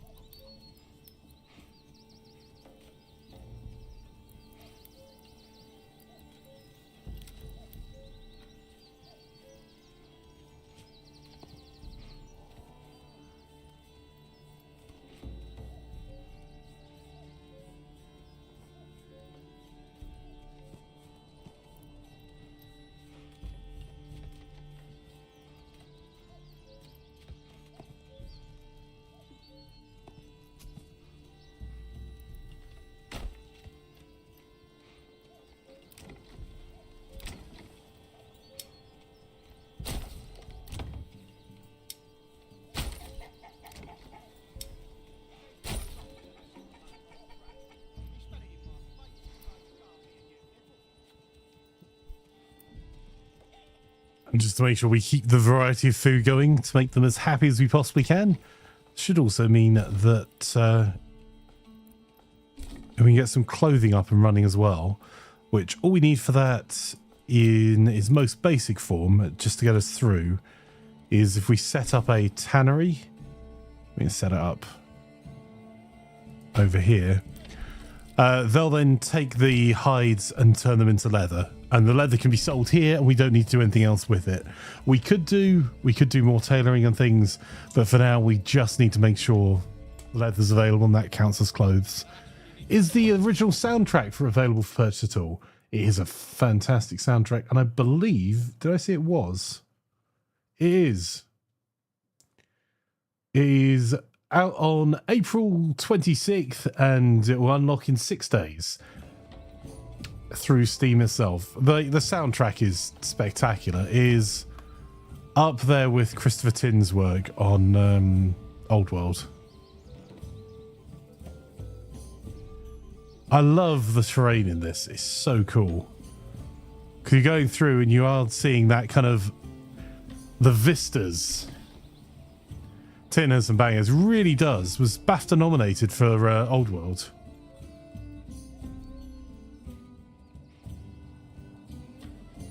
Just such a huge talent. Also, I believe they hit 2 million people have wishlisted this game as of January 18th. It's now 2.5 million, I believe.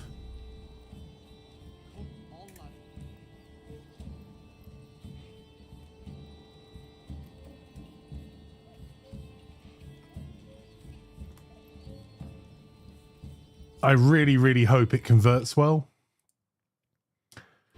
Yeah, I might buy the original soundtrack so I can put it on in the background on the stream so that it doesn't cut out when I tab out of the game.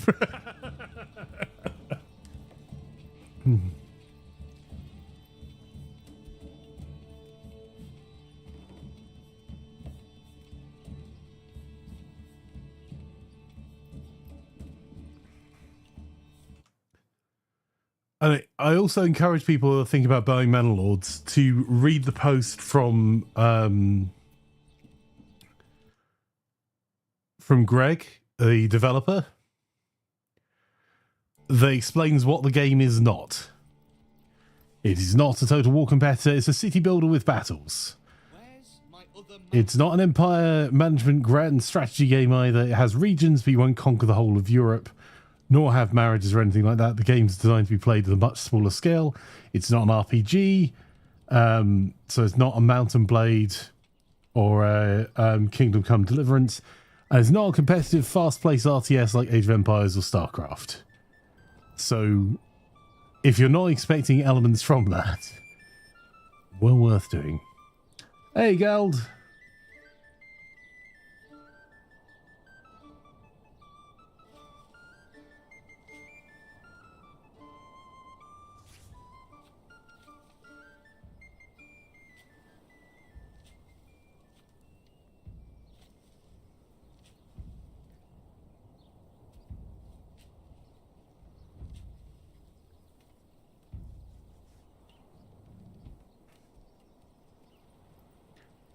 Also, they are not releasing a roadmap, which I think is the smartest thing that you can do when you're releasing a game on early access, is do not release a roadmap. Uh-oh. That's a change in music. Ah, phew. I thought we were being attacked. Because no matter what you plan, just before you release the game, you're going to discover things that are a problem that you didn't think were a problem, or that need to be addressed super quickly. Or that you just see people playing, and I believe they've already nerfed sheep in an update to the press build. That just aren't things that you thought you were going to have to do, and then it all comes up and you have to do them. So I think it's really smart not to release a roadmap until you have a solid idea of, like, the first few weeks is going to be insane. I think 130 people beta test this, and 2.5 million people have wishlisted it.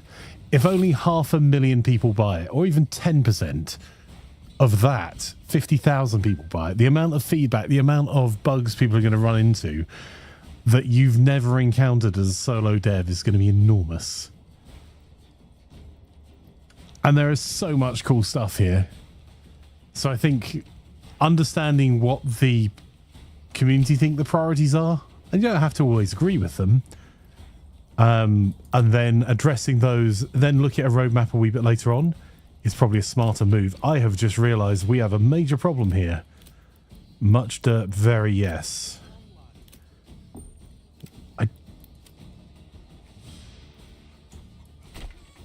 The whole reason we built here.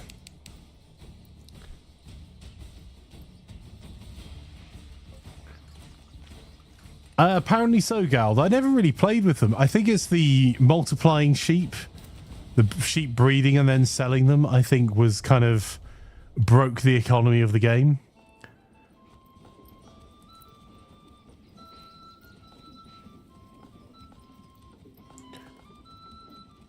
If you went down the sheep breeding, so sheep grazing on pastures will slowly multiply, which is cool. But if you were doing it on every field, like all the fields on fallow, that is... In fact, we can actually give not that a go, but this field's on fallow, so let's actually fence up the field. So the tech for this is that it will help your field recover faster. So while it's on fallow, it counts as a pasture.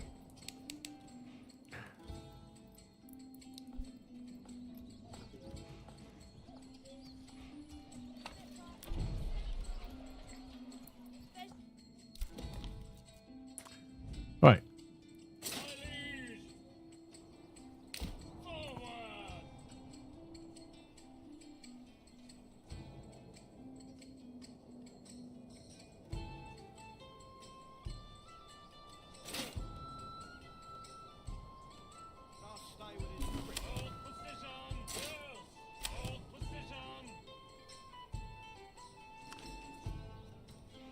think we're going to just leave them to sit there for a little while. Oh, you guys have already been fighting. I'll send I'm a retinue.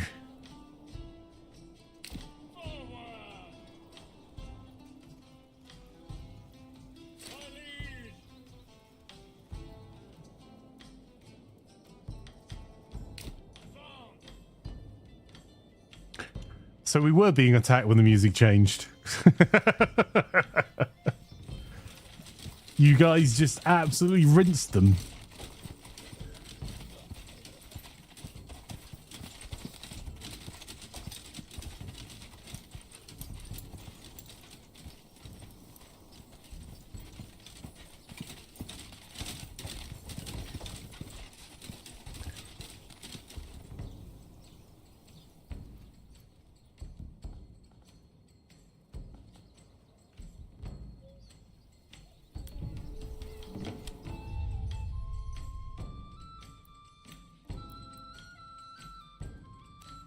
Oh, that's cool. I've only just noticed that, although it's at the top.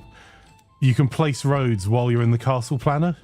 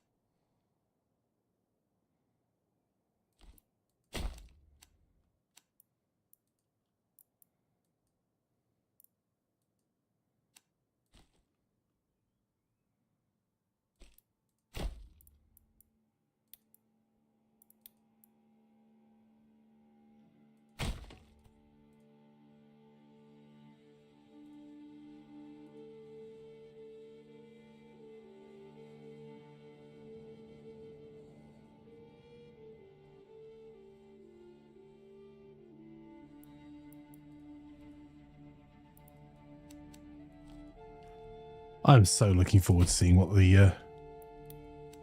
Greg does with all of this.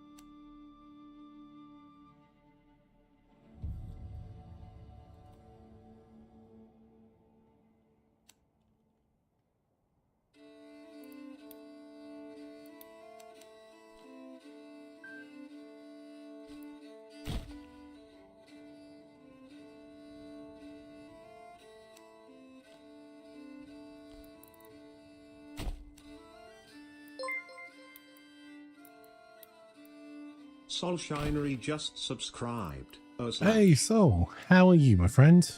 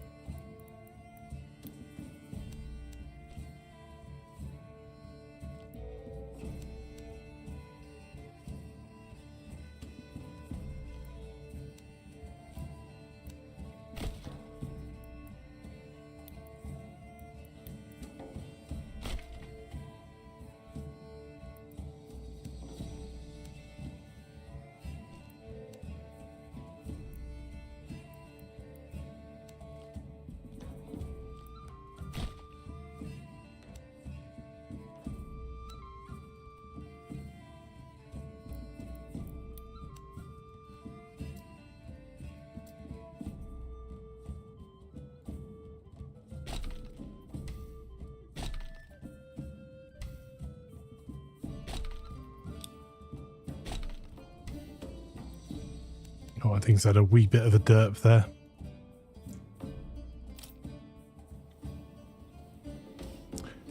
Alright, that's a bug, but not a world-ending one.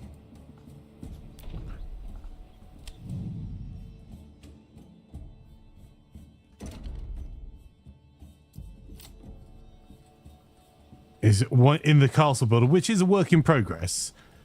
It looks like it's mistaken these bits for roads.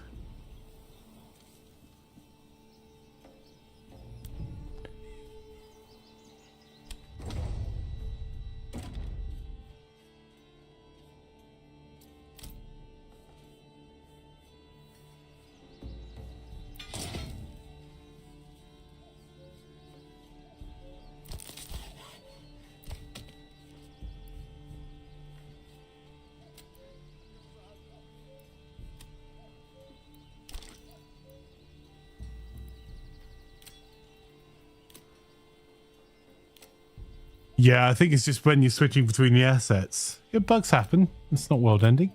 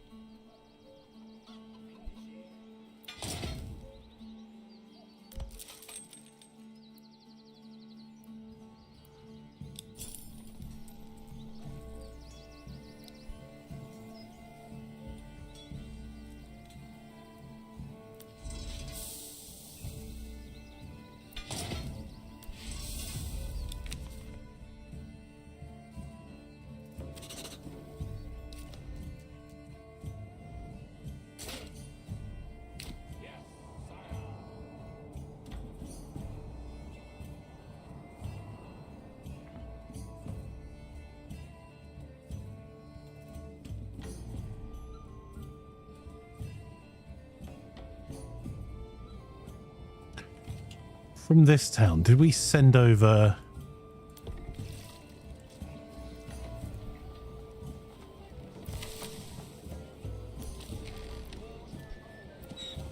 Yeah, we've started sending mail armor. And is that making its way to the storehouse over here?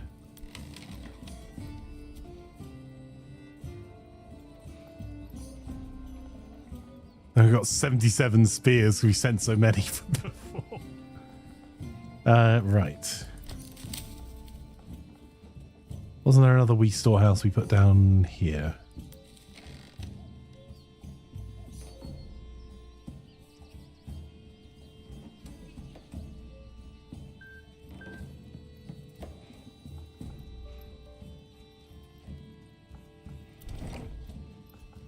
Firewood.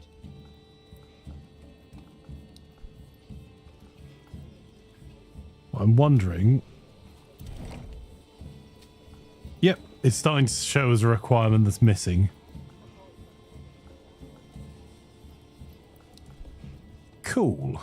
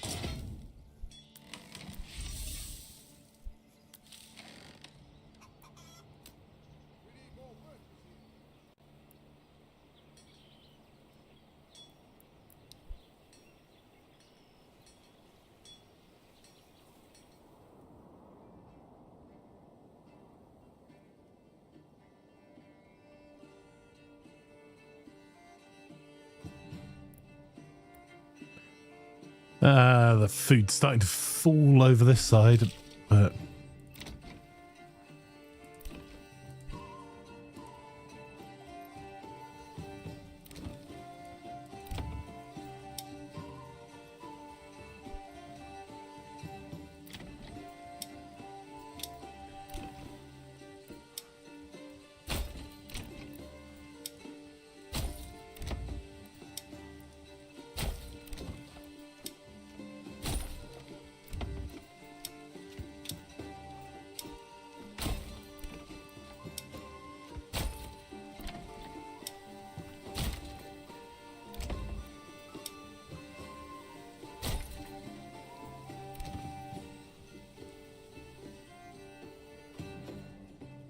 Hopefully that will help a little bit. But I need 7 of these families to come together. Oh, sorry, 6 of these families to come together to sort out some more food because we're growing our pops so much there. Pops are 323.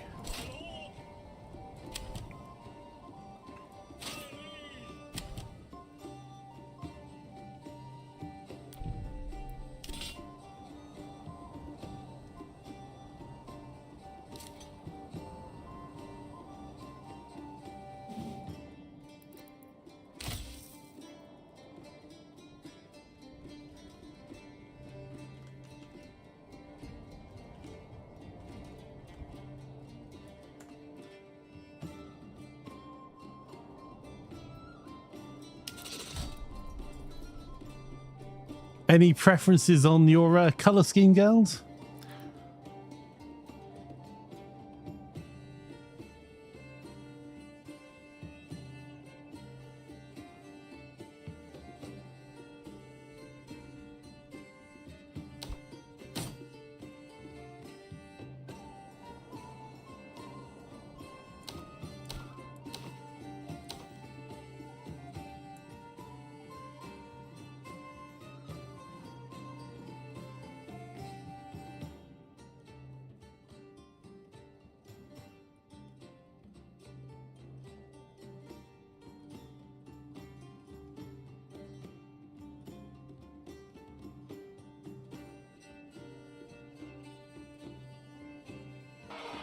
I say, old chap, I think those raiders mean to do us harm. Oh no! It's that FG squared. Hey FG, how are you? Lovely to have you here. If you're not already following FG squared, you most definitely should do. At twitch.tv. FGS go go FGS rave FGS arrive FGS go go FGS rave. It's another F squared raid. Welcome, welcome. FGS go go FGS rave FGS arrive FGS go go FGS rave. Well, we have to get that FG squared in here then.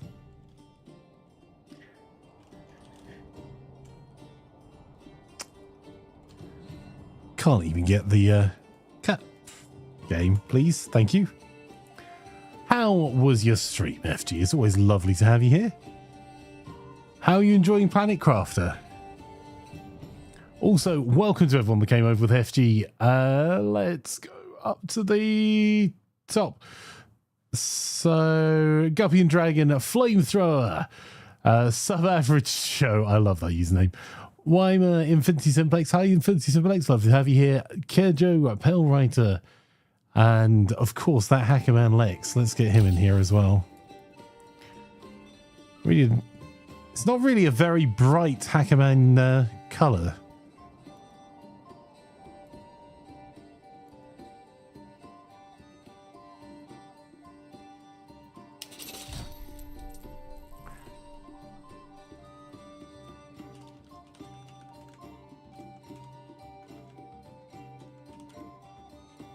You've always been here. Yeah, but with hacks, no one would know.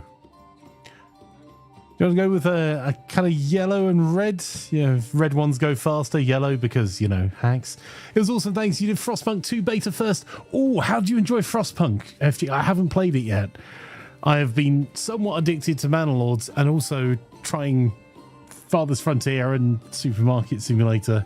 And I'm running out of hours in the day.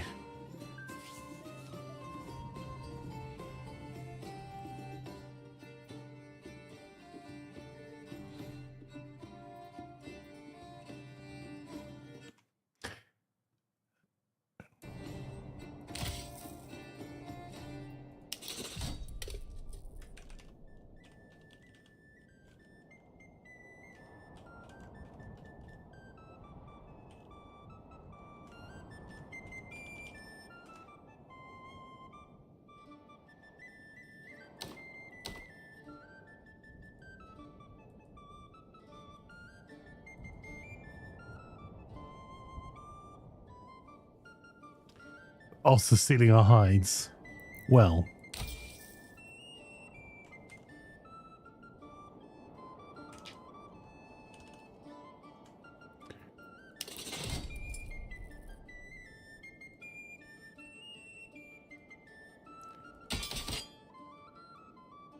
you a pole hammer.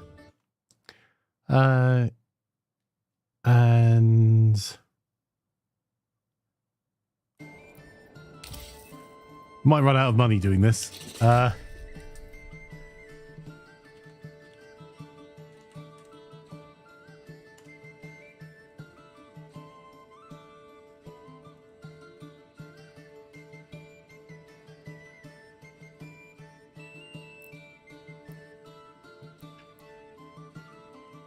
I love that the individual troops are going to earn experience over time. Freaking rocks.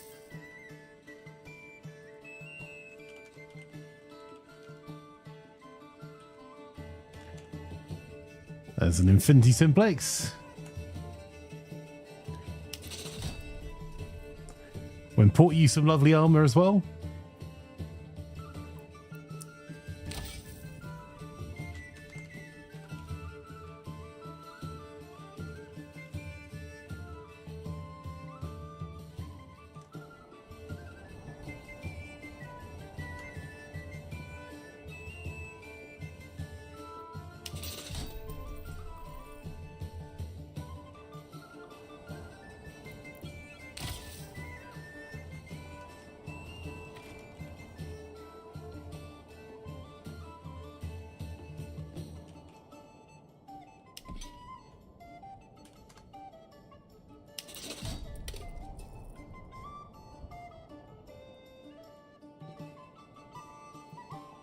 There we go. Right. I think that's most of chat.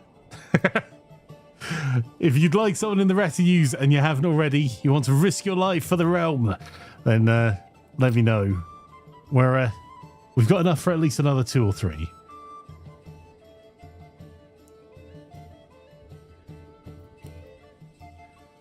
So welcome everyone that's come over from FG. And thank you again, FG, for sharing the community. If you haven't met me before, I'm Imaflanker. I'm one of those filthy variety streamers. I do a lot of community games. We do have our Murder Monday, Tactical Tuesday, War Wednesday, Throw Thursday, and a community night on Sunday night where we play all sorts of games. Everything from Mordhau in Horde mode, which if you want to actually go and fight as one of the retinue, you're most welcome to on our community servers. We run 23 in all the way through to games like Mordheim, this. We've been playing Supermarket Simulator, some Golf with Your Friends, CK3, Victoria 3, all sorts. We play about 20 different games every week. So you are all most welcome. Have you played Manor Lords, FG? And if so, have you enjoyed it?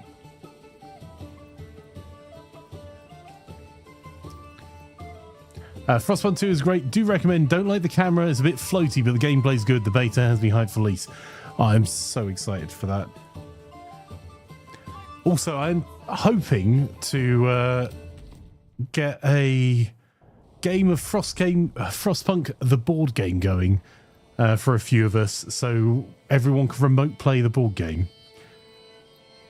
So we'll see how that goes, because that's also a huge amount of fun. I blame Tolmat for getting me into that. We're almost welcome, says Sherlock. How rude. I thought about you being welcome, Sherlock, and there was like... I mean, not quite. You're almost there. Ah, dear. You silly.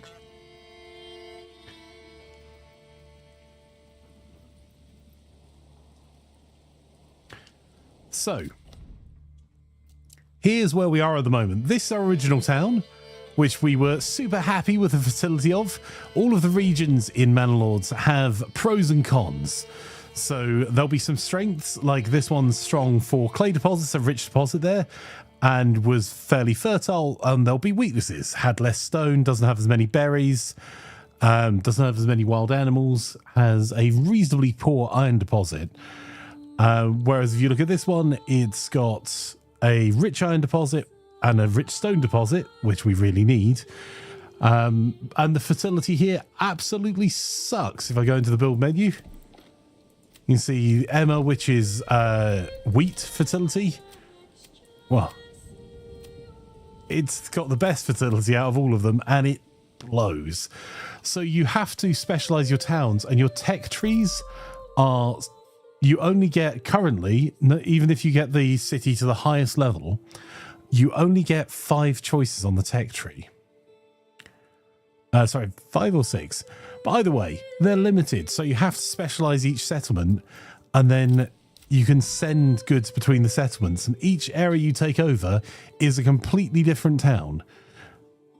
Although you can bring your troops between them, everything else is independent. You don't have one overall food stock. Each village has its own food stock,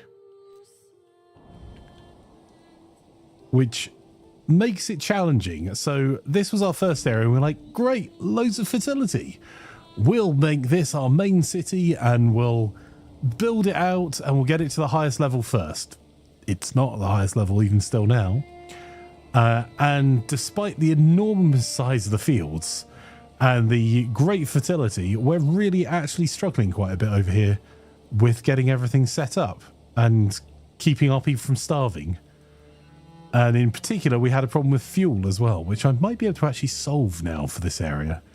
May need a few more families first. Then we took this area, and I said, I'm only going to get 50 houses maximum here, and we're just going to build a mine and a blacksmith. Well, we haven't finished building our blacksmithing industrial area yet. I mean, the buildings are built, but it's not efficient as yet. And we've got 323 people here. And the smaller fields here are more efficient for feeding more people. We've got 5 months of food and 13 months of fuel. Ah, that's a problem. Fresh coffee made by Shellcock. Message: mandatory coffee to become welcome. Come one, come all. Feast your eyes on our fine. Thank you, Sherlock.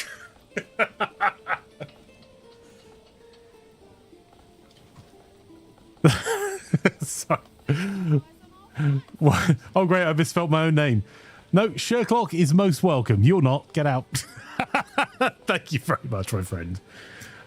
Also, for those that are new here, coffee is linked to an espresso machine that's making a beans cup espresso for every contribution. Unfortunately, it's not near my desk, and I always forget to put a mug under it, so I have to go running. Sherlock, does that mean you can't put you have an excellent attention to detail in your CV any longer? Asking for a friend. But this is a really pretty game, and you can walk around all of your villages as your lord.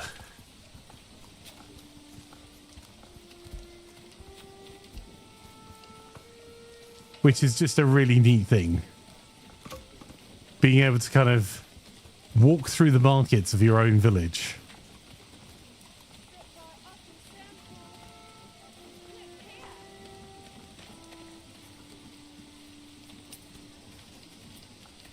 Leather, leather.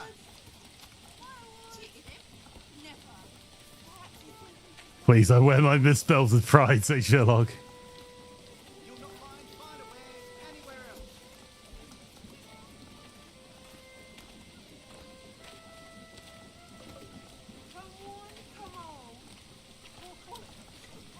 Can we get into the pub? All the important questions.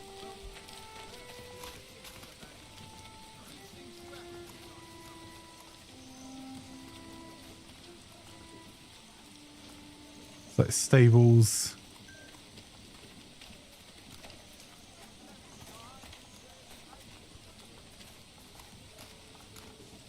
Well, I've honestly been to worse pubs.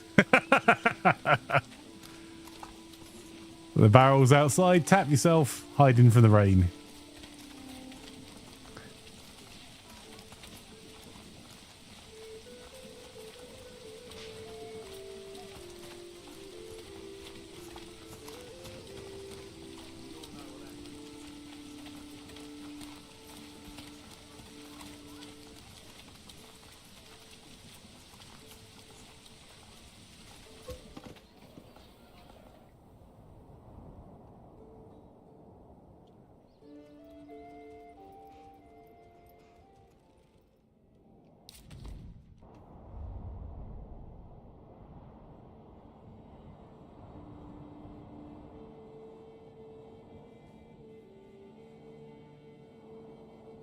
Weaver's workshop had some stock damaged.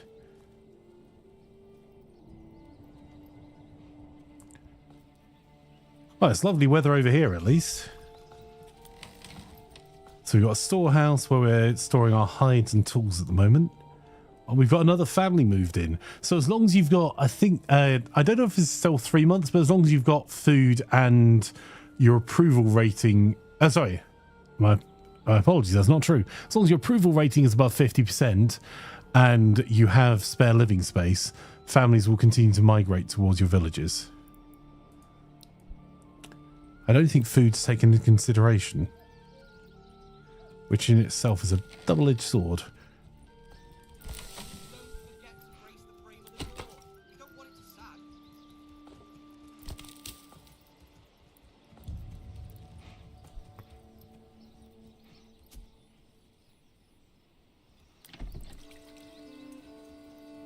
So our tannery's next, which I've built away from the houses because although smell's not a thing right now, it looks like it's going to be in the future. And if you've ever been near a working tannery, well, you don't want to be near one. See you, lads. Thank you for coming and hanging out, buddy. Always appreciate it.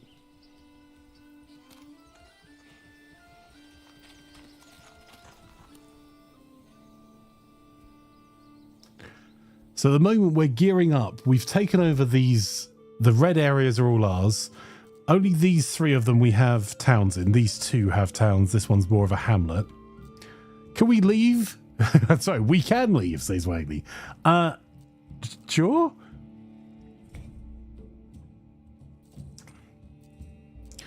And we're about to go to war with the Baron, which is why we're raising funds through our treasury.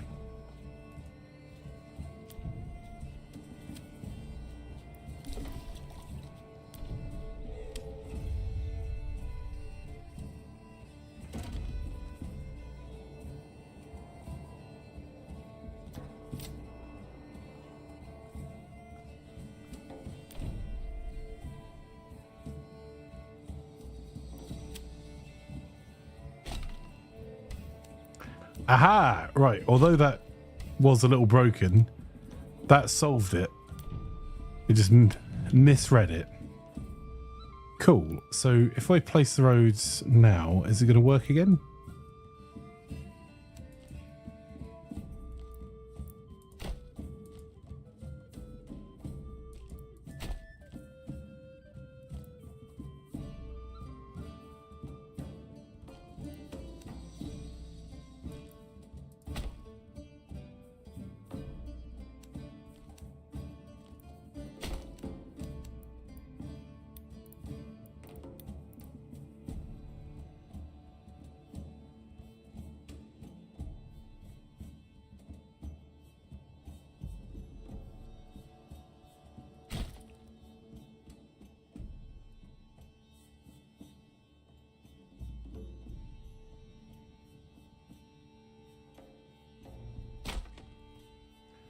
All right, so we just need a shed load of planks.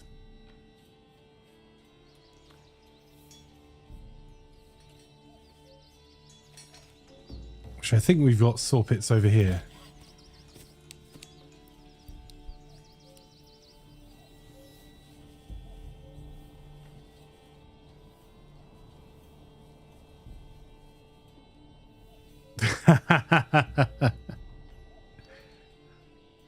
You know, Beth says, Magda, you can never leave. Right. Let's sort out, actually.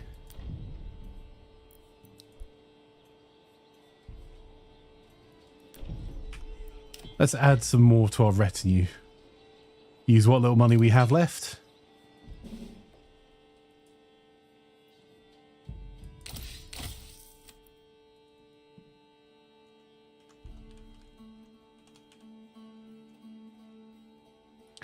Wow, pro typer there. Let's get a flying bolts in here.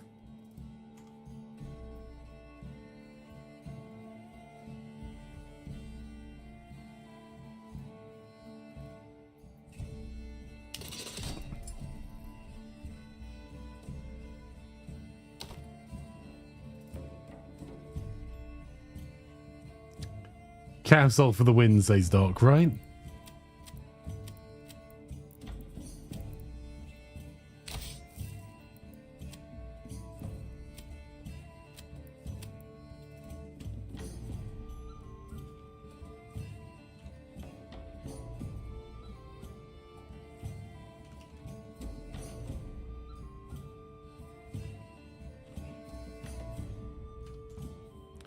I type good. There you go, Magda. Apparently you take bets on the outcome of battles.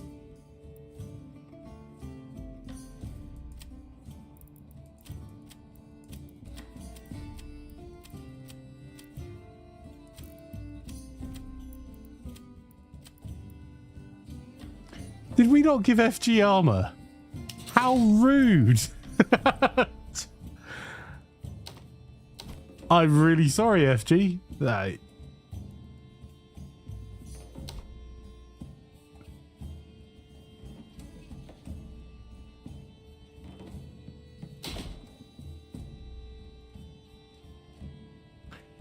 That was utterly unacceptable. I do apologize.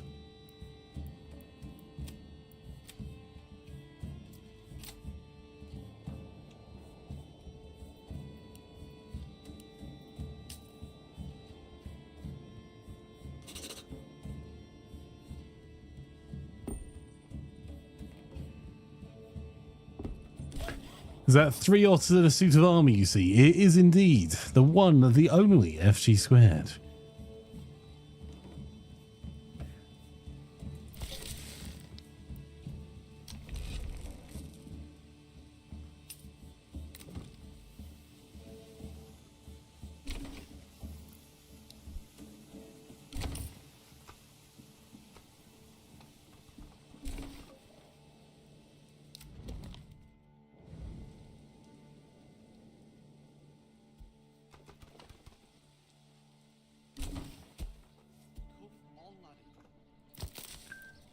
Okay, we'll put an extra person in the forester's hut.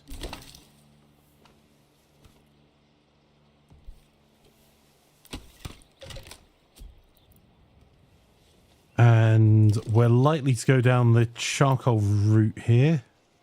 Well, we are down the charcoal route here.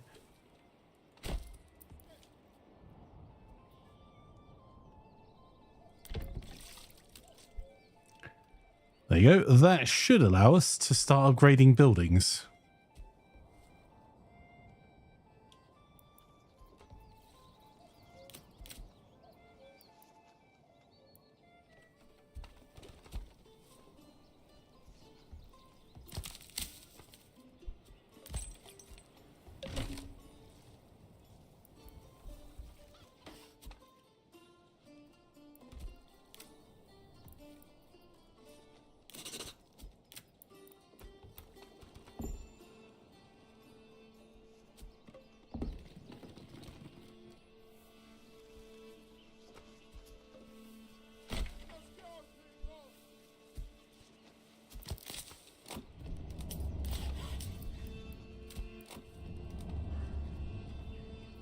There you go. That should sort out the fuel a little bit better.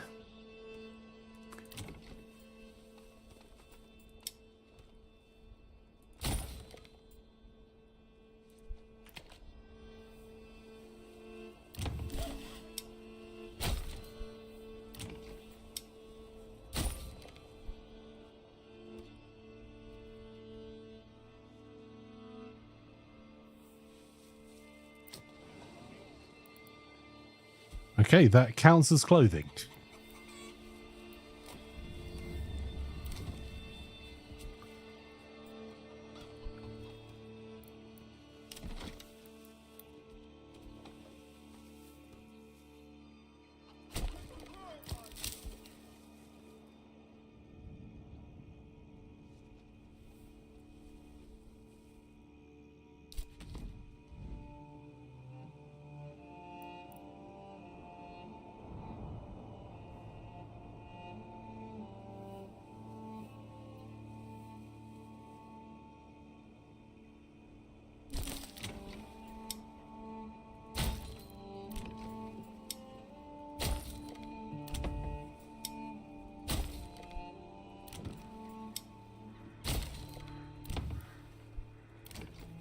spending some of our region wealth just to make sure that every family's at least growing a little bit of food here.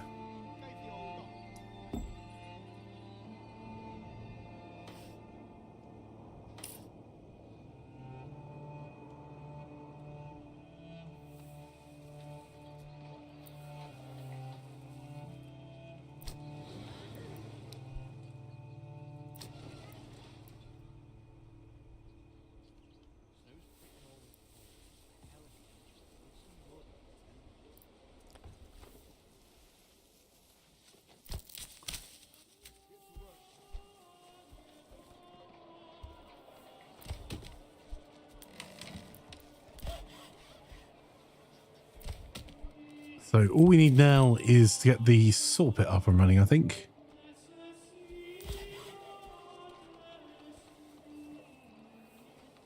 So we need one more family to move in. And we could probably do with building 2 more houses, truth be told.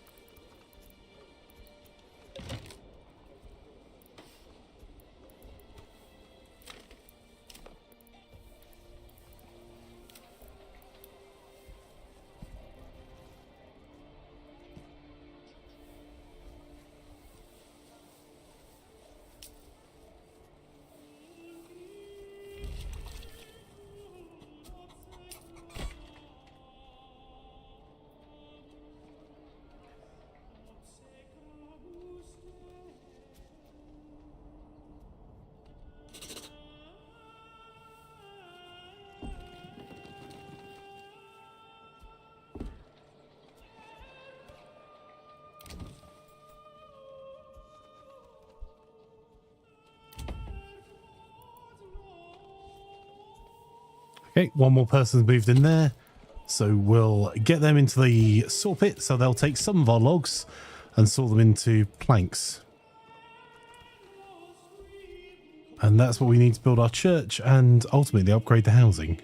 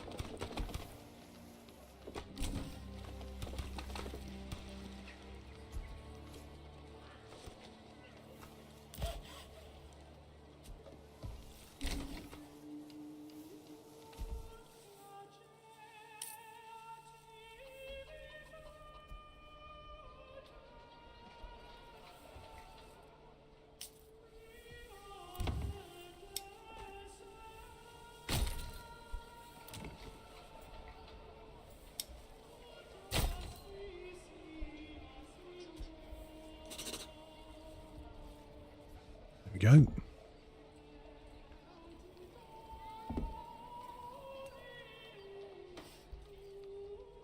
So another family joined us, so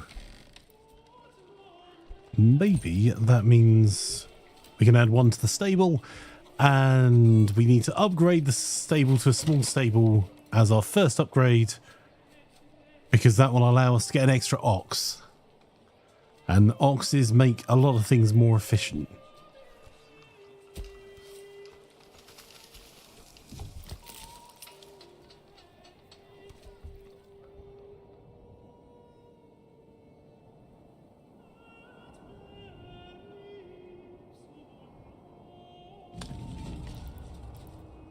And then I think we're going to build another little village that's almost separate to be near the stone deposit. Oh, actually, the stone deposit's not that far down the road.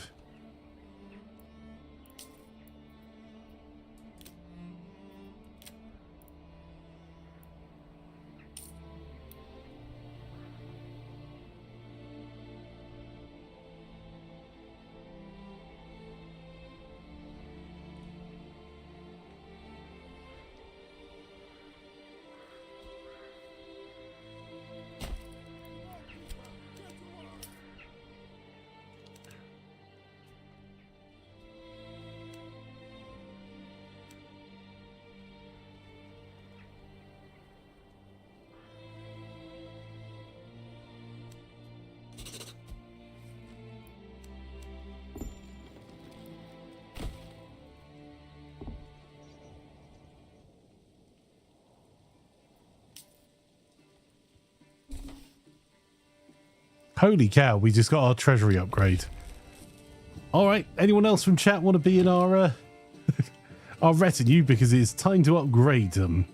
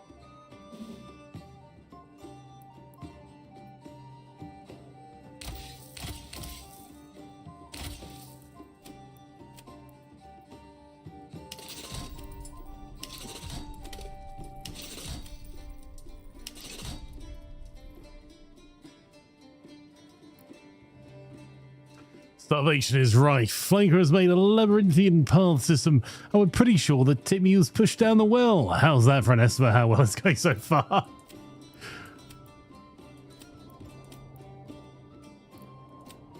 Look, if Timmy didn't want to be pushed down the well, he shouldn't have sat on the side of it.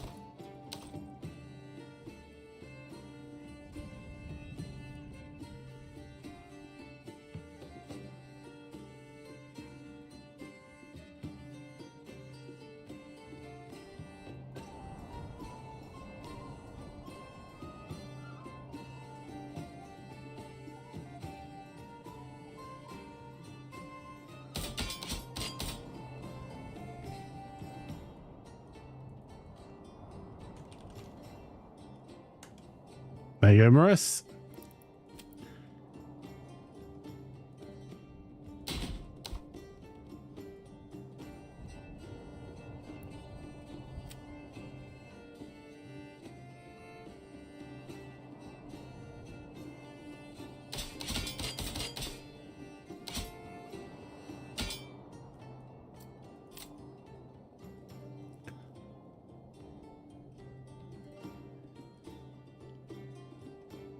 It's when you reach the well and lean over to ask Timmy how he got down there, but before he can reply, you feel the dog's paws against your back.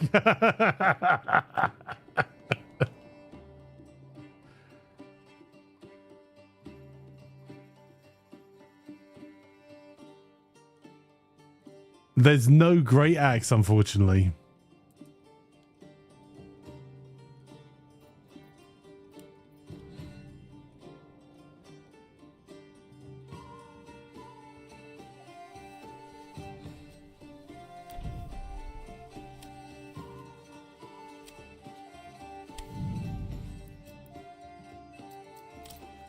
How have we got no wood?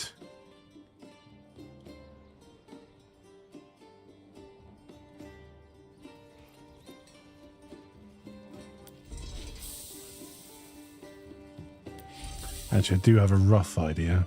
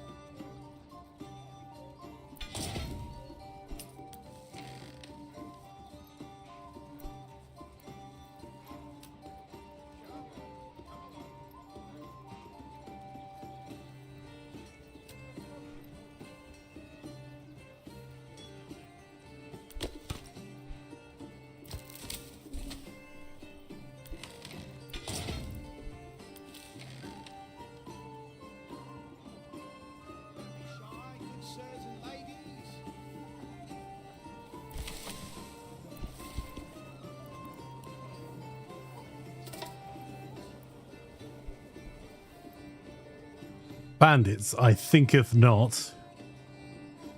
Retinue to arms.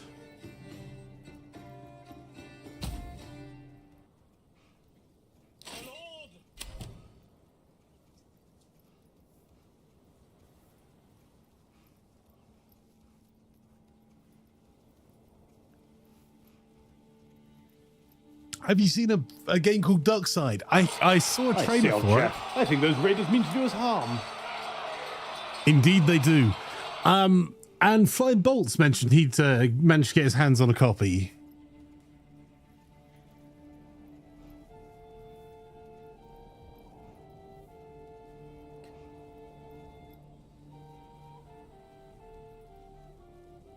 So I'm interested.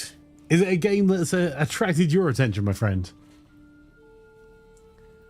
Run away! Run away!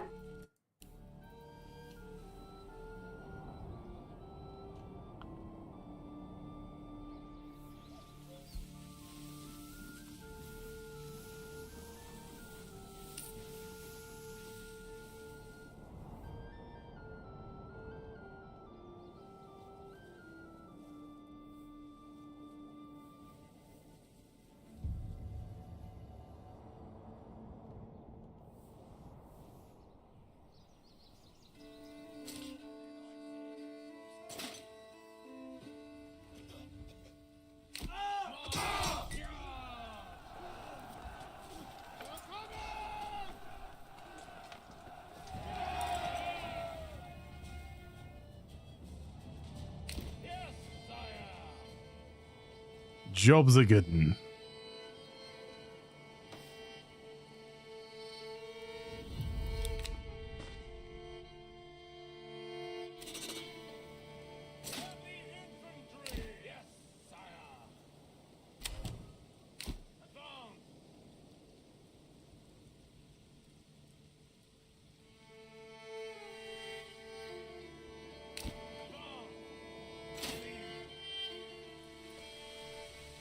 I love this. That battle has been and gone. I'd like to point out that most of our retinue are over here. Other than some stragglers who was just joining the retinue are like, I've got the banner. I think that's right.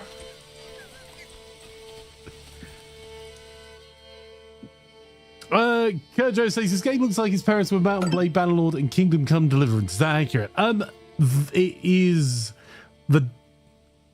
It's more of a medieval city builder with a bit of fighting. I would say it's more a Farthest Frontier, but with multiple small towns. I stopped off for Starbucks, says Morass. And it's a game that has been in development for 7 years by an indie dev. And by an indie dev, I mean an indie dev. His name's Greg. And is being published by Hooded Horse, who are just... They're publishing an amazing array of games at the moment. Oh, that's neat. So you actually see through the tree cover when you mouse over. So rare we fought in woods. You fixed the armor server. Cool. But it's not quite as city building focused as Farthest Frontier. You don't have quite the variety of units. Bear in mind, Farthest Frontier is in early access as well, but it's a Crate are doing an amazing job. I was playing that a little bit earlier on, but it's been in development for a while.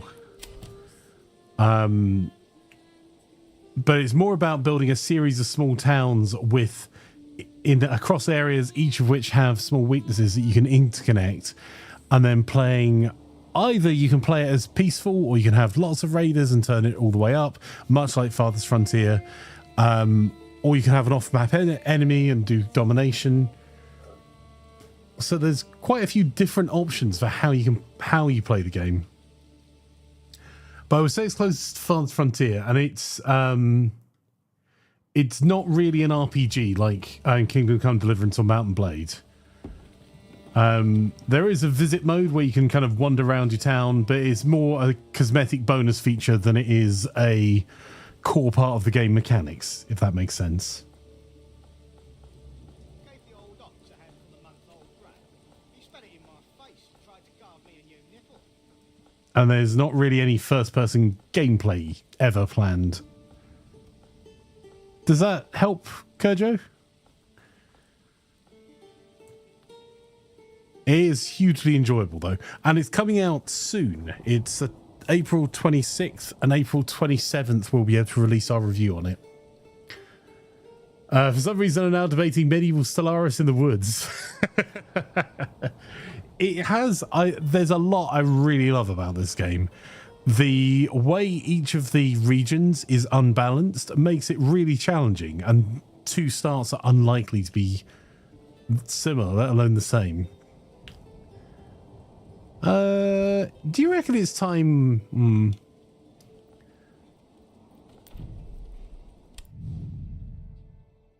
We've got 5 wood out of that.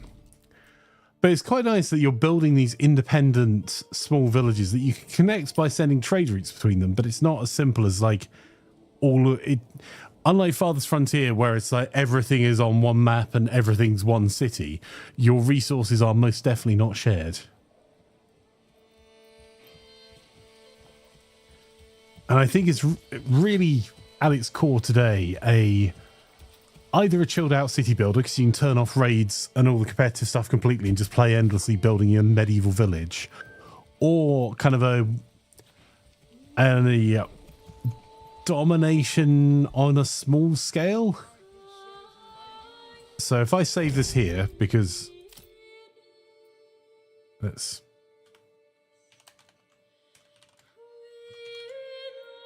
So I can go and upset the locals.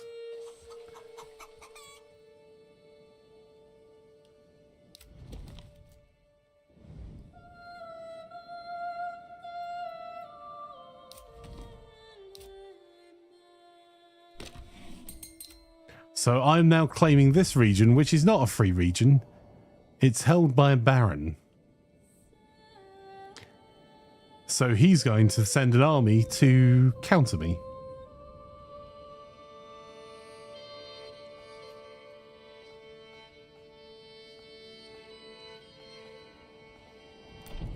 Which would be a lot better if I could build my castle, but you know.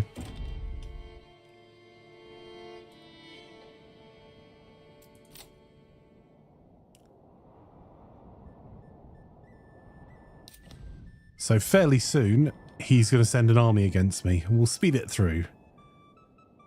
I'm actually in no rush to do this. The gauntlet has been thrown. There's a battle for Selbits. So, now I actually do have to pull my armies together.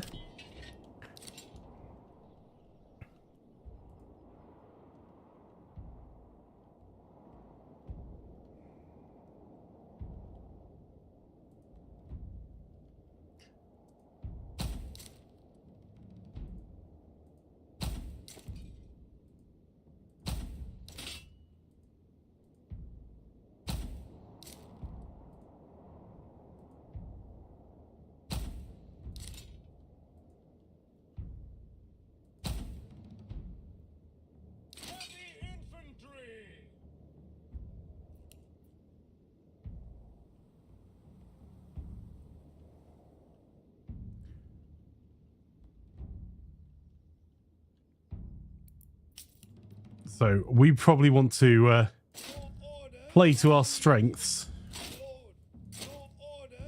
which if we can't persuade him to come this way is going to be...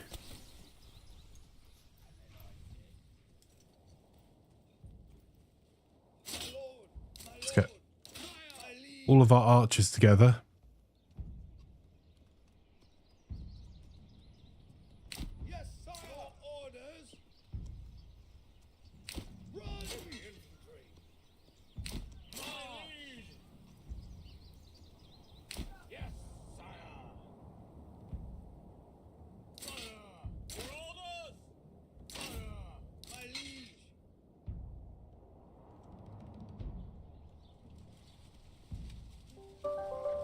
So we've got a mix of units here. So these militia units are made up of our peasants from the region with whatever they have available to them. And the other units are made up of Oh, there's no mercenaries tired, damn it. The retinue are our professional army, our standing army. I think I need to go.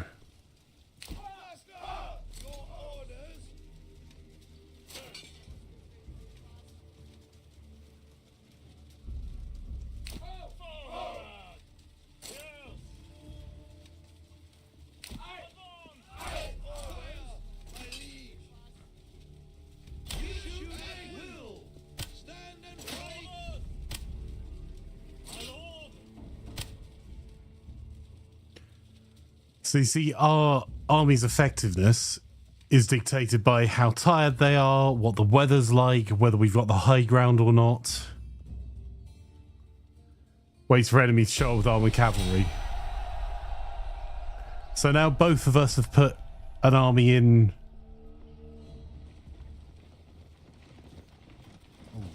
They look pretty well armed. Brigands, retinue. Oh, that is a huge retinue unit. They hired mercenaries. How rude.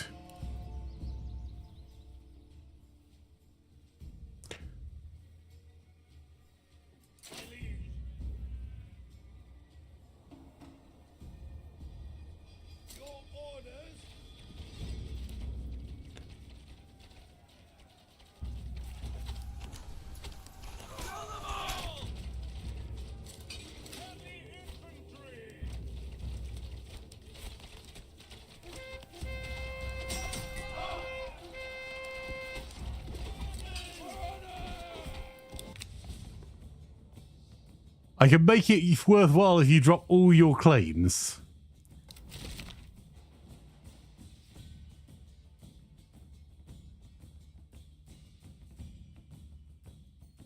I may withdraw my claims for such a prize. So...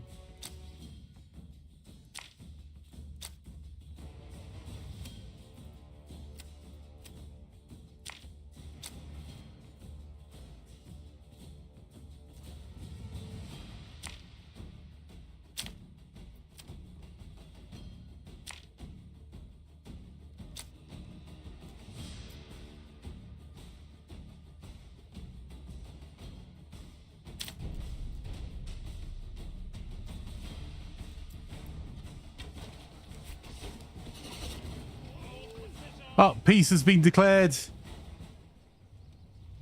I withdrew my claims. I've got plenty of influence to be able to do it again later.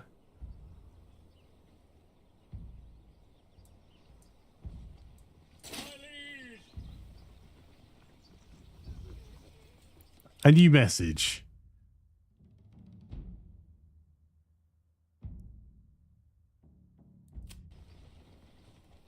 Okay. So we can now pull all our men back. I did apparently just offer for 0 silver to withdraw my claims.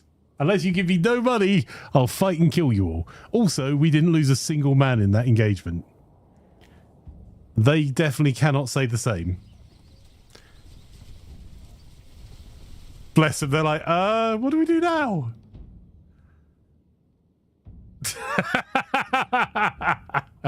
They were getting absolutely mullered.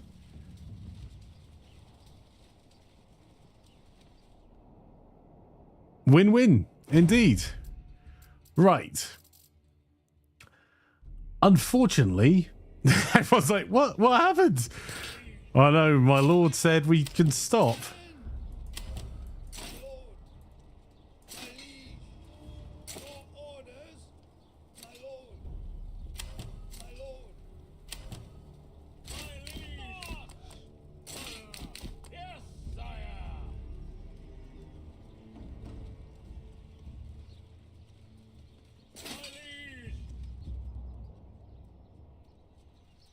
Well, we now have... We've achieved our objectives. We have a kick-ass unit. Well, we have 2 kick-ass retinue units. What do you mean, battle lost? Peace peace was declared, you numpties. Oh, that could have got painful. They had another 72 men coming in. Maybe, just maybe, we might be better off having not taken that fight. I think we want to grow our retinue a little bit more. However, we have got our blacksmithing district is up and running with the extra people in Waldbrand.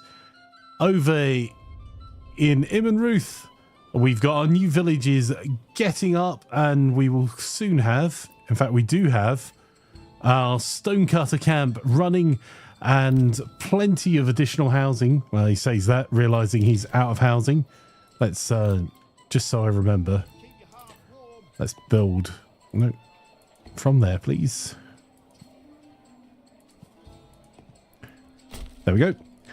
And we've got a charcoal kiln sorted, forester's hut, wood lodge, logging camps. We've got quite a lot going on over here, but we've got the basics of being set up. And at the point we're ready to start upgrading as soon as we've got... Oh, in fact, we're ready to start upgrading. Let me do that as well.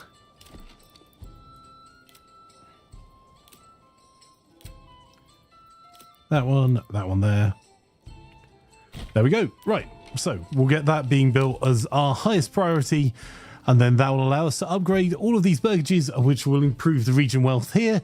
And then back to our original region. We've expanded a little bit here. We've leveled it by 1. We've got some more decisions to make. And we need to get 7 more shops up to level 3 here. But we have solved the food problem. So although we've got a bit of a fuel problem still, although we'll solve that soon with changing over to charcoal versus firewood, as we've gone for that tech. And you can see all of our army are just kind of bimbling through the streets here as they all make their way home safe and sound. So next session, we'll pull together and actually fight the fight here with all of our troops and hopefully build our cool castles. Because I'm kind of tempted to declare war and then get them to come for us. And I think we can probably do that. It's going to take quite a lot of wood, but I think we can probably build city walls up to here. And then city walls on the other side from this fort we're building here. You can see in the castle planner where we're just waiting for materials now. So we've got a fort here. We could build city walls around with more towers. And call our villagers to arms. And maybe hire some mercs as well. Although I don't think there's any mercs to hire. Yeah, they all left. So, and we could set up our other region here as well. We've got enough money now to do that in style.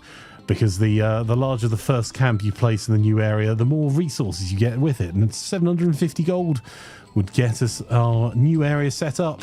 And each new area we set up and build the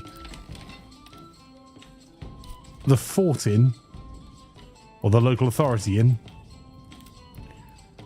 Our manor, sorry. We are Manor Lords after all. We get more retinue. So we could potentially do that as well, somewhere over here. And have ourselves another manor. So that would potentially give us, with these 4 regions, 4 retinues with up to 24 people in each. That is more than enough heavy infantry. Anyhow, much as I would love to continue to play, and I genuinely really would, unfortunately, I'm going to have to call it there because I have to go to a meeting. Thank you so much for coming over. If you've joined over from FG, I really appreciate it. Thank you for coming over in the raid. If you haven't already checked out FG Squared, please go and check her out. It's an awesome streamer, a great friend over at twitch.tv/FG Squared. We're going to be back again, possibly a little bit later on with some Armour 3 Anti-Stasi, which is one of our community servers. I don't know whether I'm going to get to join. I'll see what this call has in store. And if you're watching over on YouTube, if you wouldn't mind hitting the like, subscribe, and ring that bell icon, it helps significantly more than you would think. We're going for our 1,000 subs at the moment. which will really change what we can do and help support our community service. So I really appreciate it. In the meantime, however, what we're going to do is go raiding if you're on Twitch for someone awesome from our community. Let's go and hang out with the fantastic Molly Berry. If you're not already following Molly Berry, she's an awesome streamer. It looks like she's going to be playing some RimWorld. First met her while I was playing some Farthest Frontier. Loads of fun. I'm leaving you in very capable hands. And I hope you enjoy the rest of your evening if I don't see you later for Armour. But in the meantime, there's the raid alerts. Please come on over and drop Molly Berry a follow if you're not already. For now, I hope you have a wonderful Friday evening and a great weekend if I don't see you before. And let's go raiding on a wee flank attack. Bye-bye for now. I say, old chap, I think those raiders mean to do us harm.